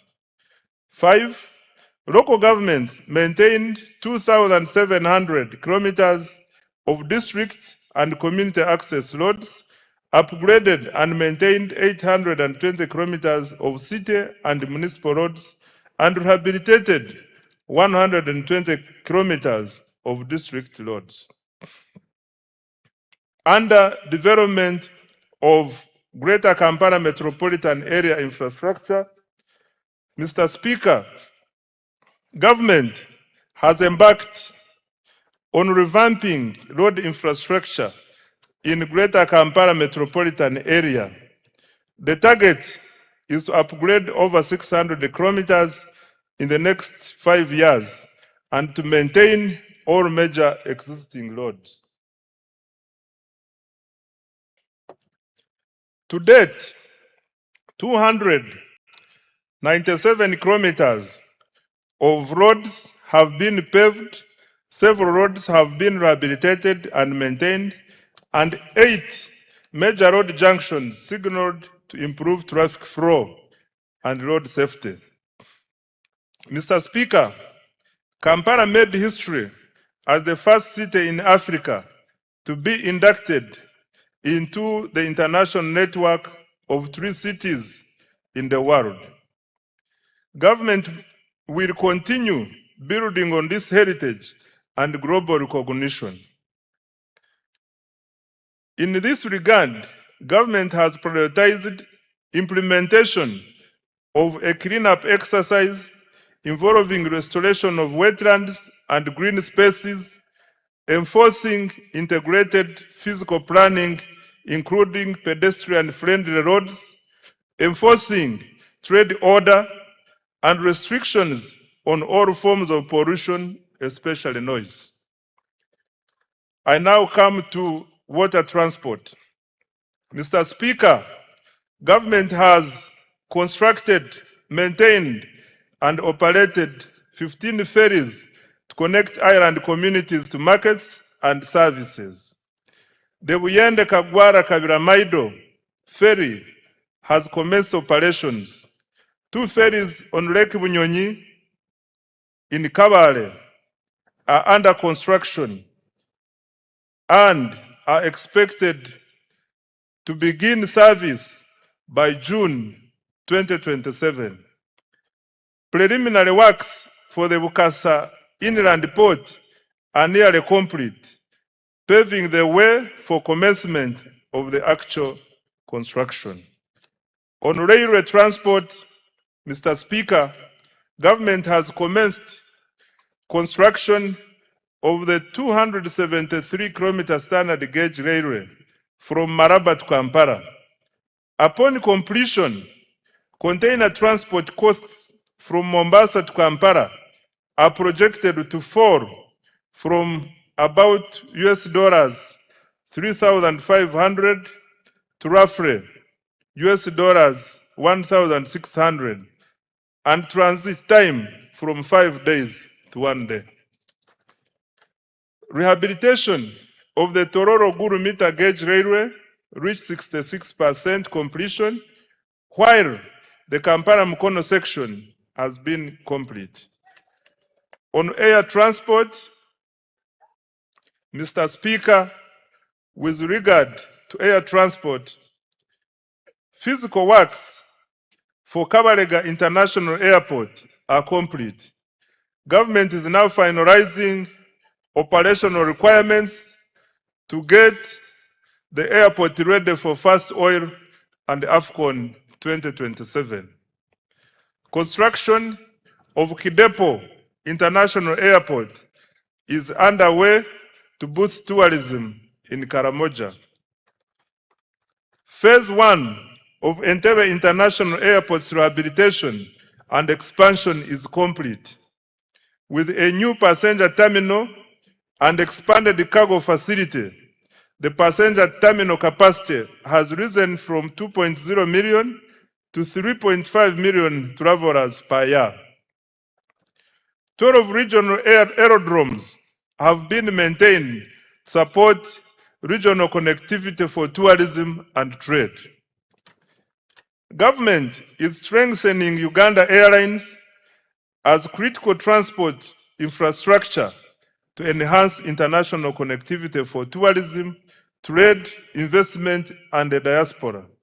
In order to enhance operational efficiency, expand and modernize the fleet, government is further capitalizing the airline by acquiring 8 additional new passenger aircrafts. The financial year 2026-2027 priorities for transport are the following. Mr. Speaker, Uganda shillings 8.79 trillion has been allocated next financial year for transport infrastructure development. And the priority areas will include, number 1, construction of the Maraba-Kampala standard gauge railway and completion of rehabilitation of the meter gauge railway. Number 2, construction, upgrade, and maintenance of national, city, district, urban, and community access roads. Number 3, construction and maintenance of strategic bridges. 4, development of water transport systems such as ferries and ports. 5, operationalization of Kabalega International Airport and continued upgrade of regional aerodromes. And 6, expansion of the Uganda Airlines. I now come to the energy development. Mr. Speaker, sir, reliable and affordable energy is essential for industrialization and socio-economic transformation. Government continues to invest heavily in electricity generation, transmission, and distribution infrastructure. In financial year 2025-2026, government achieved the following in energy development. 1. Continued development of hydro, solar, and other energy projects, alongside preparatory work for future nuclear investments. Installed generation capacity now stands at 2,098 megawatts. And the government's medium to long-term target is 52,482 megawatts to support industrialization, urbanization, and economic growth. 2. Continued expansion of energy transmission and distribution infrastructure. Completed and continued construction of multiple lines, including the Kore-Guru-Nebi-Arua line, 132 kV, the Kampala Metropolitan Transmission Line, 132 kV, including 2 associated mobile substations, Mirama, Kabale, 132 kV, Karuma Tororo, 400 kV, Tororo Resource, 400 kV, Mutundo Entebbe, 132 kV, and Lira Guru Agago, 132 kV. Good progress has also been made on substations serving industrial parks in Mbale, Kapeka, and the Kabalega Petrochemical Industrial Park. 3. The share of households in rural areas connected to grid electricity has nearly doubled in the 3 years, from 6.8% in financial year 2021-22 to 11.4% in financial year 2024-2025. 4. Through Uganda Energy Credit Capitalization Company, government commenced construction of 4 small mini hydro power sites expected to generate 5 megawatts of electricity. These sites will be completed in March 2027 and will provide reliable power to very hard to reach and remote areas. Further, under the Electricity Access Scale-Up Project, 419,592 off-grid solar connections have been made countrywide. Financial year 2026-2027 priorities for the energy sector are the following. Mr. Speaker, government has allocated Uganda shillings 2.07 trillion to energy development, and the priority interventions include: 1. Expansion of generation capacity by commencing the 380 megawatt Kiba hydroelectricity plant, a floating solar plant at Isimba, and 500 megawatts of utility scale solar in the Eragon and Acholi regions. 2. Preparatory work for nuclear energy generation at Buyende. 3. Expansion of transmission and associated substation infrastructure. 4. Rural electrification. And 5. Industrial power connections. I now come to investing in the people.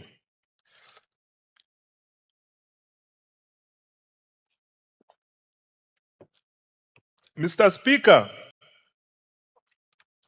economic transformation is ultimately about people. A healthy, educated, skilled, and productive population is indispensable for sustained growth and shared prosperity. That is why government continues to allocate a large share of the discretionary budget to human capital development, i.e. health, education, water and sanitation, and social protection. During financial year 2025-2026, the following milestones were achieved. Under health, Mr. Speaker, government sustained its policy of progressively increasing investment in essential medicines and health supplies. Accordingly, funding through the national medical stores was increased by Uganda shillings 145.33 billion to Uganda shillings 862.93 billion in financial year 2025-2026.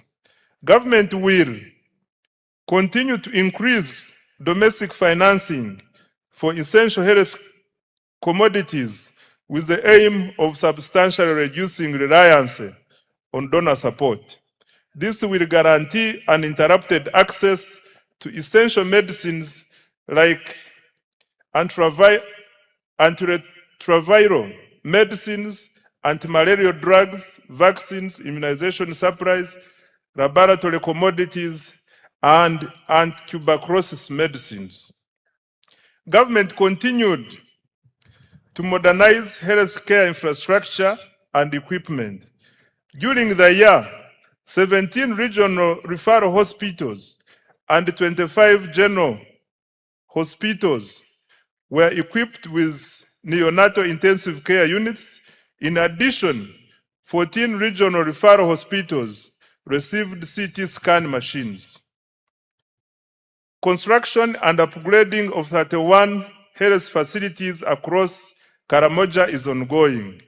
Government also completed high-capacity medical waste and incinerators in Fort Portal, Guru, Mbarara, KCCA, and Lira.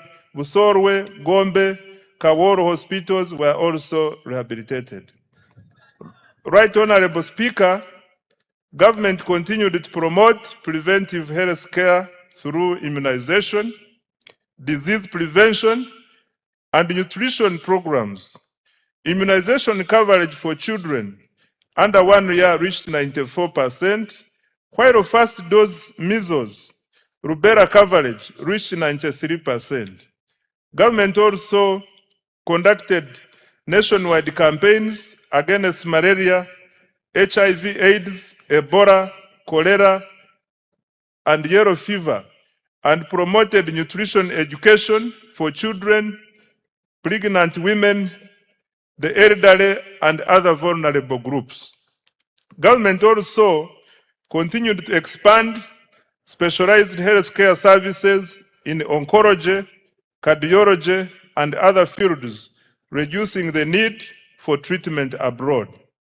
The Uganda Heart Institute conducted 634 cardiac interventions, including open heart, closed heart, vascular, and catheterization procedures. In April 2026, the Uganda Cancer Institute successfully performed the country's first bone marrow transplant. Mr. Speaker, specialized healthcare services will be further strengthened by ongoing investments. The 250-bed capacity cardiac hospital in Naguru, Kampala is 44% complete and expected to be completed by June 2027. The International Specialized Hospital of Uganda at Lubowa is 75% complete and will be completed in December 2027. Mr. Speaker, I wish to repeat this one.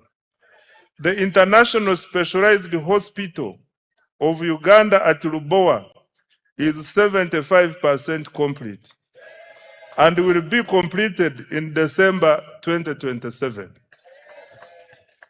The first phase of the Nuclear Medicine Center for the cancer treatment is 95% complete, with radiotherapy and advanced molecular imaging services. Phase 2 of the PET center is 10% complete.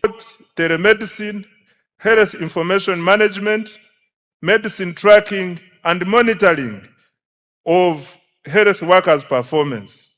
B, or number 2, strengthening the national ambulance and emergency care system through the deployment of additional ambulances. Mr. Speaker, the priorities under the health sector for financial year 2026-2027 are the following.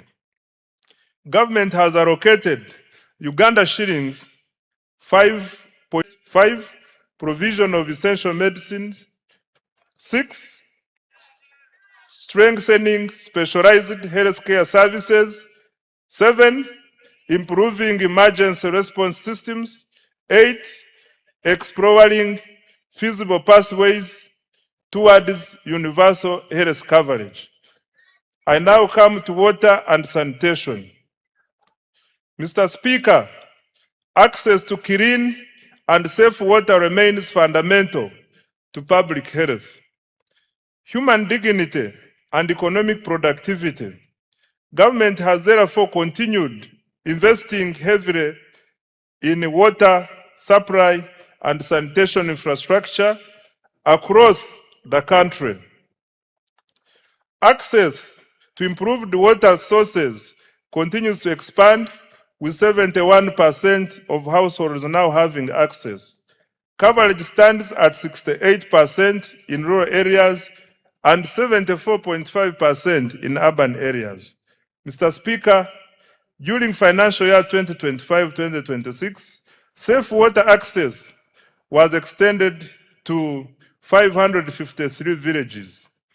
Over 200 large solar-powered water and sanitation systems, several public sanitation facilities, and fecal sludge treatment plants were completed in several districts. In addition, a number of urban water systems were expanded. Government has allocated Uganda shillings 1.013 trillion in financial year 2026-2027 to further expand access to safe water and sanitation services across the country. The objective is to ensure universal access to safe water and sanitation services. I now come to education, skills, and sports. Mr. Speaker, education remains the most powerful instrument for social mobility and long-term economic transformation. During the financial year 2025-2026, the following milestones have been achieved in the education sector. 1, in order to expand access to education, government continued financing universal primary education, UPE, and universal secondary education, USE. Approximately 9.52 million learners benefited from UPE, while about 995,116 learners benefited from universal secondary education and universal post-O-level education and training. 2, government completed construction of 90 additional seed secondary schools, expanded 54 existing schools, and operationalized 259 seed schools. 3, in preparation for AFCON 2027, Hoima Stadium has been completed, upgrades to Nambole Stadium are progressing well, and other required tournament facilities remain on schedule. Further construction of Akibwa Stadium is on schedule. Number 4, government has intensified investment in STEM, technical and vocational education, industry-linked skills development, and digital literacy. In financial year 2026-2027, priorities for education, skills, and sports, Mr. Speaker, are the following. Next year, government has allocated Uganda shillings 6.66 trillion to further improve education of Ugandans. Priorities will include: number one, access to quality UPE and USE. Number two, strengthening STEM and vocational education. 3, improving teacher welfare and training with emphasis on pre-primary teachers. 4, curriculum reform. 5, strengthening public universities and research institutions. And 6, completing critical sports infrastructure for AFCON 2027. Mr. Speaker, beginning financial year 2026-2027, an additional Uganda shillings 568.65 billion has been allocated to enhance salaries for primary school teachers and arts teachers in secondary schools and BTVET institutions. I now come to social protection and inclusive development. Mr. Speaker, the NRM government has over the years ensured economic growth is inclusive. Government continues implementing targeted programs aimed at supporting vulnerable groups and expanding economic participation. The following are some of the achievements. 1, government has continued to support older persons through the Social Assistance Grant for Empowerment SAGE, which has cumulatively reached 489,673 beneficiaries, with a total of Uganda shillings 836.1 billion. In addition, the Special Enterprise Grant for Older Persons has supported 17,245 older persons with approximately Uganda shillings 13 billion. Number 2, under the National Special Grant for Persons with Disabilities, 72,772 beneficiaries have received Uganda shillings 48.5 billion across 171 local governments. 3, the Youth Livelihood Program has financed 24,859 projects benefiting 275,034 youth at Uganda shillings 195.4 billion, while 57,849 youth have benefited from the Youth Venture Capital Fund.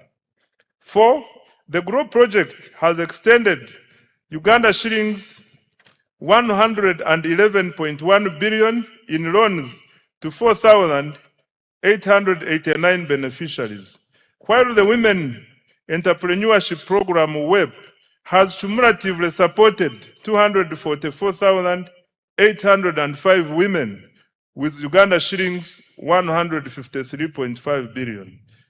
And 5, government has continued to negotiate bilateral labor agreements to protect workers' rights, promote decent work, and expand overseas employment opportunities for skilled Ugandans. Financial year 2026-2027 priorities for social protection. Mr. Speaker, sir, next financial year, government has allocated Uganda shillings 173.55 billion for social protection, which will focus on: 1, expanding economic empowerment programs; 2, strengthening labor standards; 3, supporting youth employment initiatives; 4, promoting women's economic participation; 5, enhancing social protection systems; and 6, establishing a robust labor market information system. Mr. Speaker, overall, Uganda shillings 13.56 trillion has been allocated next financial year to invest directly in the people of Uganda through health, education, social protection, and water and sanitation. This investment reflects government's conviction that people are Uganda's greatest asset. Enabler 4, industrial development and manufacturing. Mr. Speaker, nations achieve prosperity not by exporting raw materials, but by transforming them into high-value products. For this reason, government places high priority on industrial development, manufacturing, and value addition. Mr. Speaker, besides government investment in manufacturing under the ATMs already highlighted, the following milestones have been achieved in this financial year. 1, government continued investing in the development of industrial parks. The aim is to lower investors' establishment and operating costs and drive industrial growth. As a result, the number of formal factories has cumulatively risen from 10,437, of which 6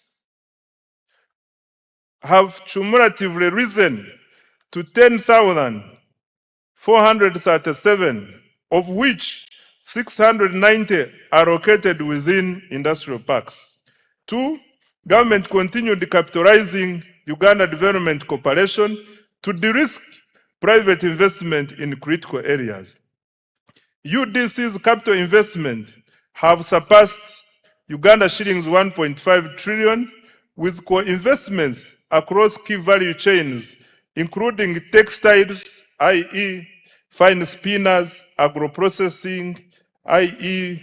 Beinzika Enterprises Limited, and Bukona Agro-Processing, and pharmaceuticals, East African Medical Vitals Sanga, Vetchem Limited, and Alphasan Uganda Limited. 3, government through UDC also invested in the local construction sector.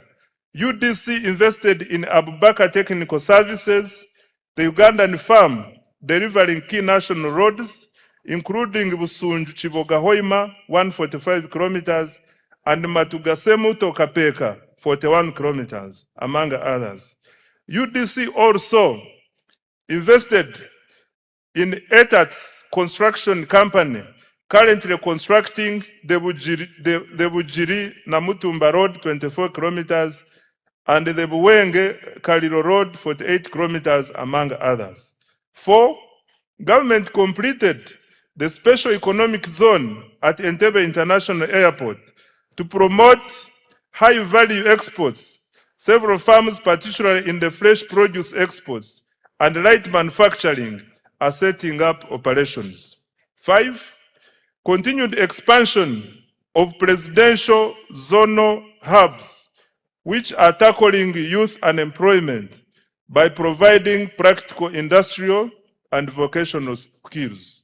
To date, 82,790 youth have been trained, and the number of hubs has grown to 28 nationwide. Mr. President, I thank you so much for this initiative. Financial year 2026-2027 priorities for manufacturing and industrial development.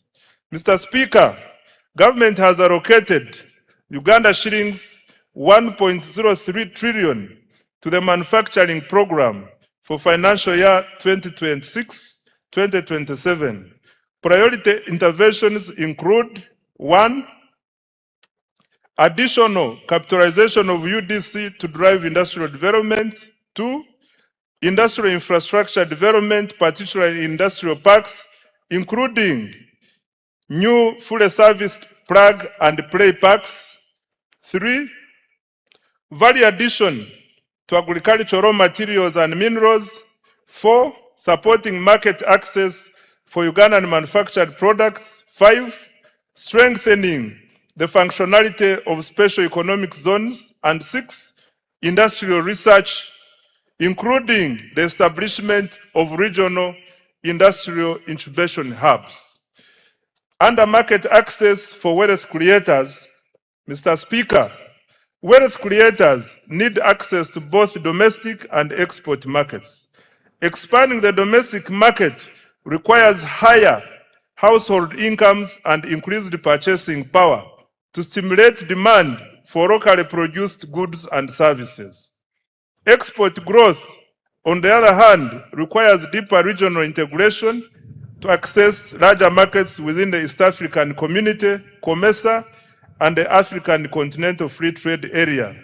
These opportunities are complemented by preferential and duty-free market access arrangements negotiated with key partners, including the European Union, the United Kingdom, Russia, Serbia, and the countries in the Middle East.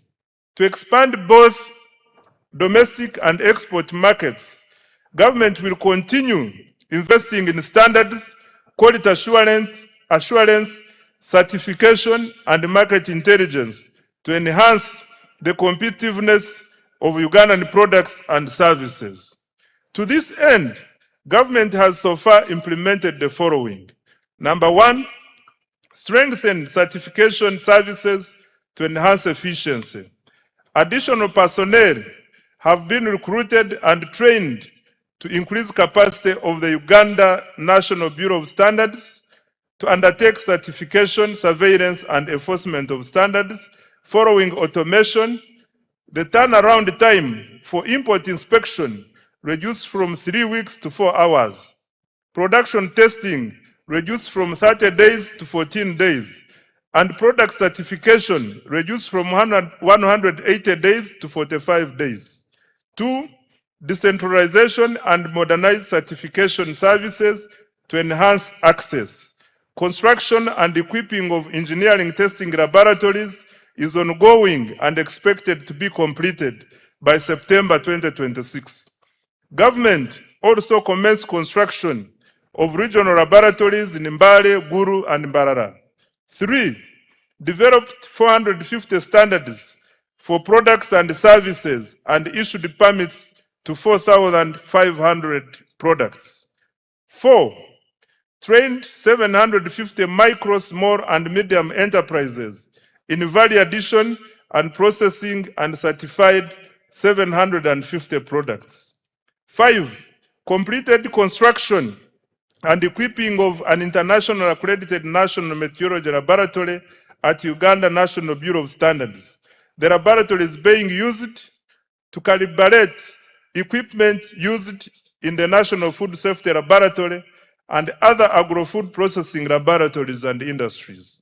6, commenced operations of the Petroleum Laboratory in January 2026. Over 40 product samples of petroleum products have since been tested. Mr. Speaker, priority interventions for financial year 2026-27 include 1, development of quality assurance infrastructure, the euro 163.56 million enhancement agricultural production, quality and standards for market access project. 2, strengthening the capacity for development of standards and certification of products and services. 3, completing construction and equipping of the engineering laboratory and continuing construction of regional laboratories. And 4, accrediting private laboratories to increase access. I now come to environmental protection and disaster management. Mr. Speaker, sustainable management and use of natural resources, land, water, and environment, as well as effective response to climate change, are essential for boosting productivity and value addition. To cushion Ugandans and our economy from climate shocks, government invested Uganda shillings 9.6 billion this financial year in early warning systems, hazard mitigation, and emergency relief items for affected households. Government also invested heavily in water for production facilities to protect our farmers during drought. Mr. Speaker, sir, in order to protect and restore wetlands, government undertook the demarcation of 104 kilometers of wetland boundaries and restored 15,000 hectares of degraded wetlands. a total of 8,319 hectares of graded Central Forest reserves were demarcated alongside 404 kilometers of forest boundaries to enhance the protection and management of forest resources. Mr. Speaker, the safeguard of our environment and adapt to climate change, government has, Mr. Speaker, to safeguard our environment and adapt to climate change, government has allocated Uganda shillings 494.08 billion next financial year. These funds will protect 1.26 million hectares of forest reserves and wetlands, restore 10,000 hectares of degraded wetlands, and demarcate critical river banks and lake shores, particularly along the Nile. We will also upgrade meteorological services and early warning systems to deliver accurate forecasts for agriculture, aviation, and climate monitoring. In addition, Uganda shillings 361.88 billion has been allocated to the contingency fund to strengthen our national disaster response next financial year. I now come to administration of justice. Mr. Speaker, under the administration of justice program, the following achievements were recorded. 1, expanded access to justice with the proportion of districts having complete justice service points rising from 79% in financial year 2020-2021 to 89%. This was achieved by operationalizing new High Court circuits now at 29 and establishing 10 additional magistrates courts now totaling 268, including in the island communities. 2, decentralization of the Court of Appeal is underway in Mbarara and Guru to improve regional access to appellate justice. 3, judicial capacity has been strengthened with the appointment of additional justices of the Court of Appeal, now 20, and High Court, now 88, along with more magistrates to reduce case backlog and serve high demand areas. 4, resolution of commercial disputes has improved. Between 2023 and 2025, the judiciary disposed of 38,102 commercial and land cases worth Uganda shillings 14.47 trillion, unlocking capital and boosting economic activity and investment. Promotion of alternative district resolution has been scaled up, resolving over 8,000 cases in financial year 2025-2026.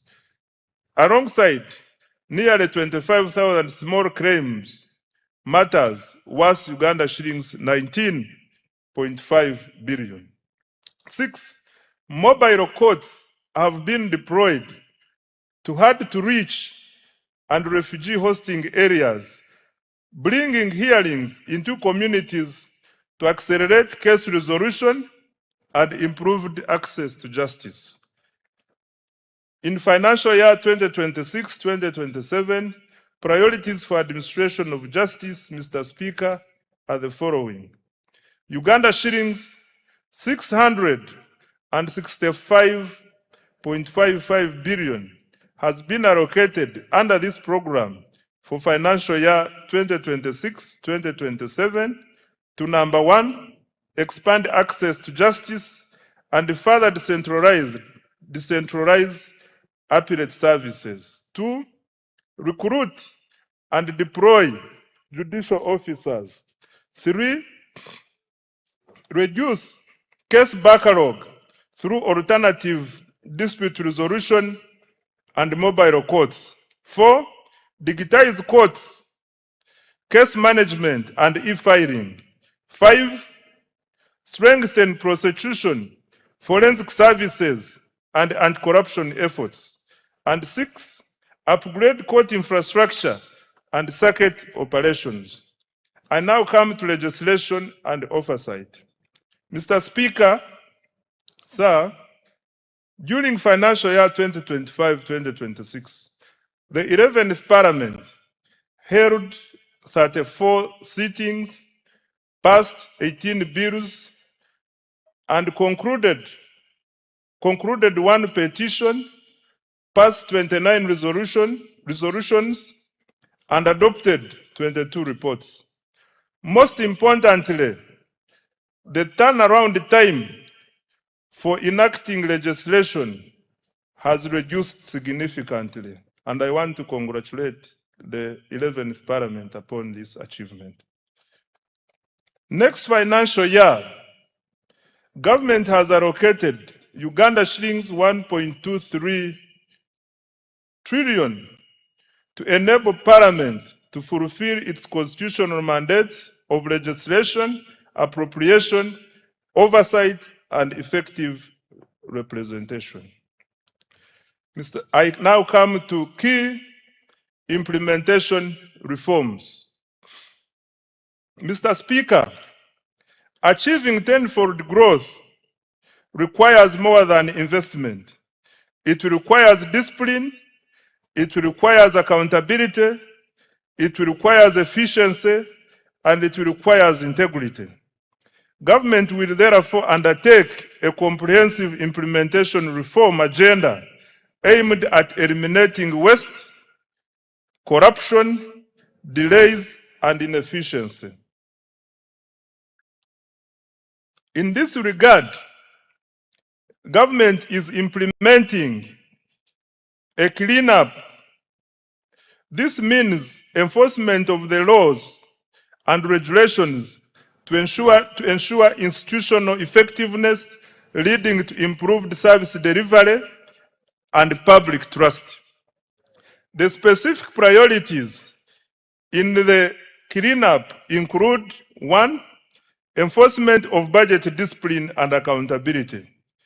In financial year 2026-2027, going forward, as part of the performance contracts, all accounting officers will sign a budget discipline and accountability charter, which provides for sanctions against breaches of accountability rules in planning, budgeting, and execution of public resources. 2, combating corruption through procurement reforms, digitization, strengthening internal controls and audits, and ensuring transparency to facilitate accountability. 3, continued enforcement of trade order and traffic discipline to promote safe, orderly, and livable cities and urban centers and improve the safety of public transport. 4, strengthening governance, oversight, and performance of state-owned enterprises. 5, strengthening allocative efficiency by prioritizing high-impact investments under the ATMs and the enablers, while eliminating wasteful expenditure. To this end, as guided by His Excellency the President, state-funded celebrations on public holidays will be suspended except functions on religious holidays. Going forward, public holidays will be observed without official ceremonies. 6, centralizing the management of counterpart funding under the Treasury to safeguard funding for priority projects. 7, implement the Contributory Public Service Pension Fund to attain fiscal sustainability of the management of pension liabilities for government workers. I now come to the financing of the budget for financial year 2026-2027. The financing strategy for financial year 2026-2027. Mr. Speaker, the financing strategy for financial year 2026-2027 seeks to create additional fiscal space to finance government priorities while maintaining debt sustainability. This will be achieved through, number one, strengthening tax administration and compliance. Two, introducing targeted tax policy measures to increase domestic revenue. Three, mobilizing concessional financing from development partners and international financial institutions. And four, expanding alternative sources of financing, including public-private sector partnerships, venture capital, innovative instruments such as Sukuk, and listing of commercially viable public enterprises on the stock exchange. Resource envelope.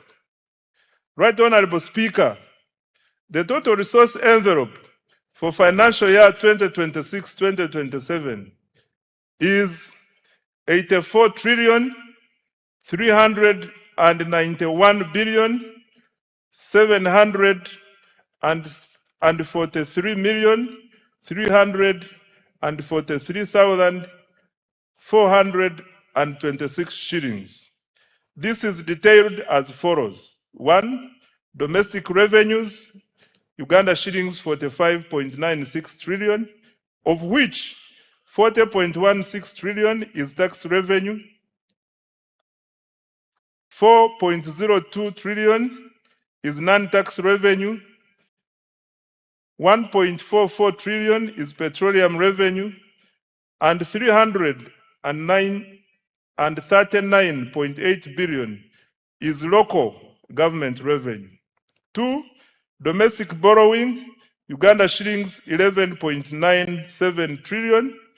Three, domestic debt refinancing is Uganda shillings 13.97 trillion. External borrowing for general budget financing is Uganda shillings 1.22 trillion. And external financing for projects is Uganda shillings 11.27 trillion. Expenditure allocations. Mr. Speaker, a summary of the allocations of the above resources is as follows.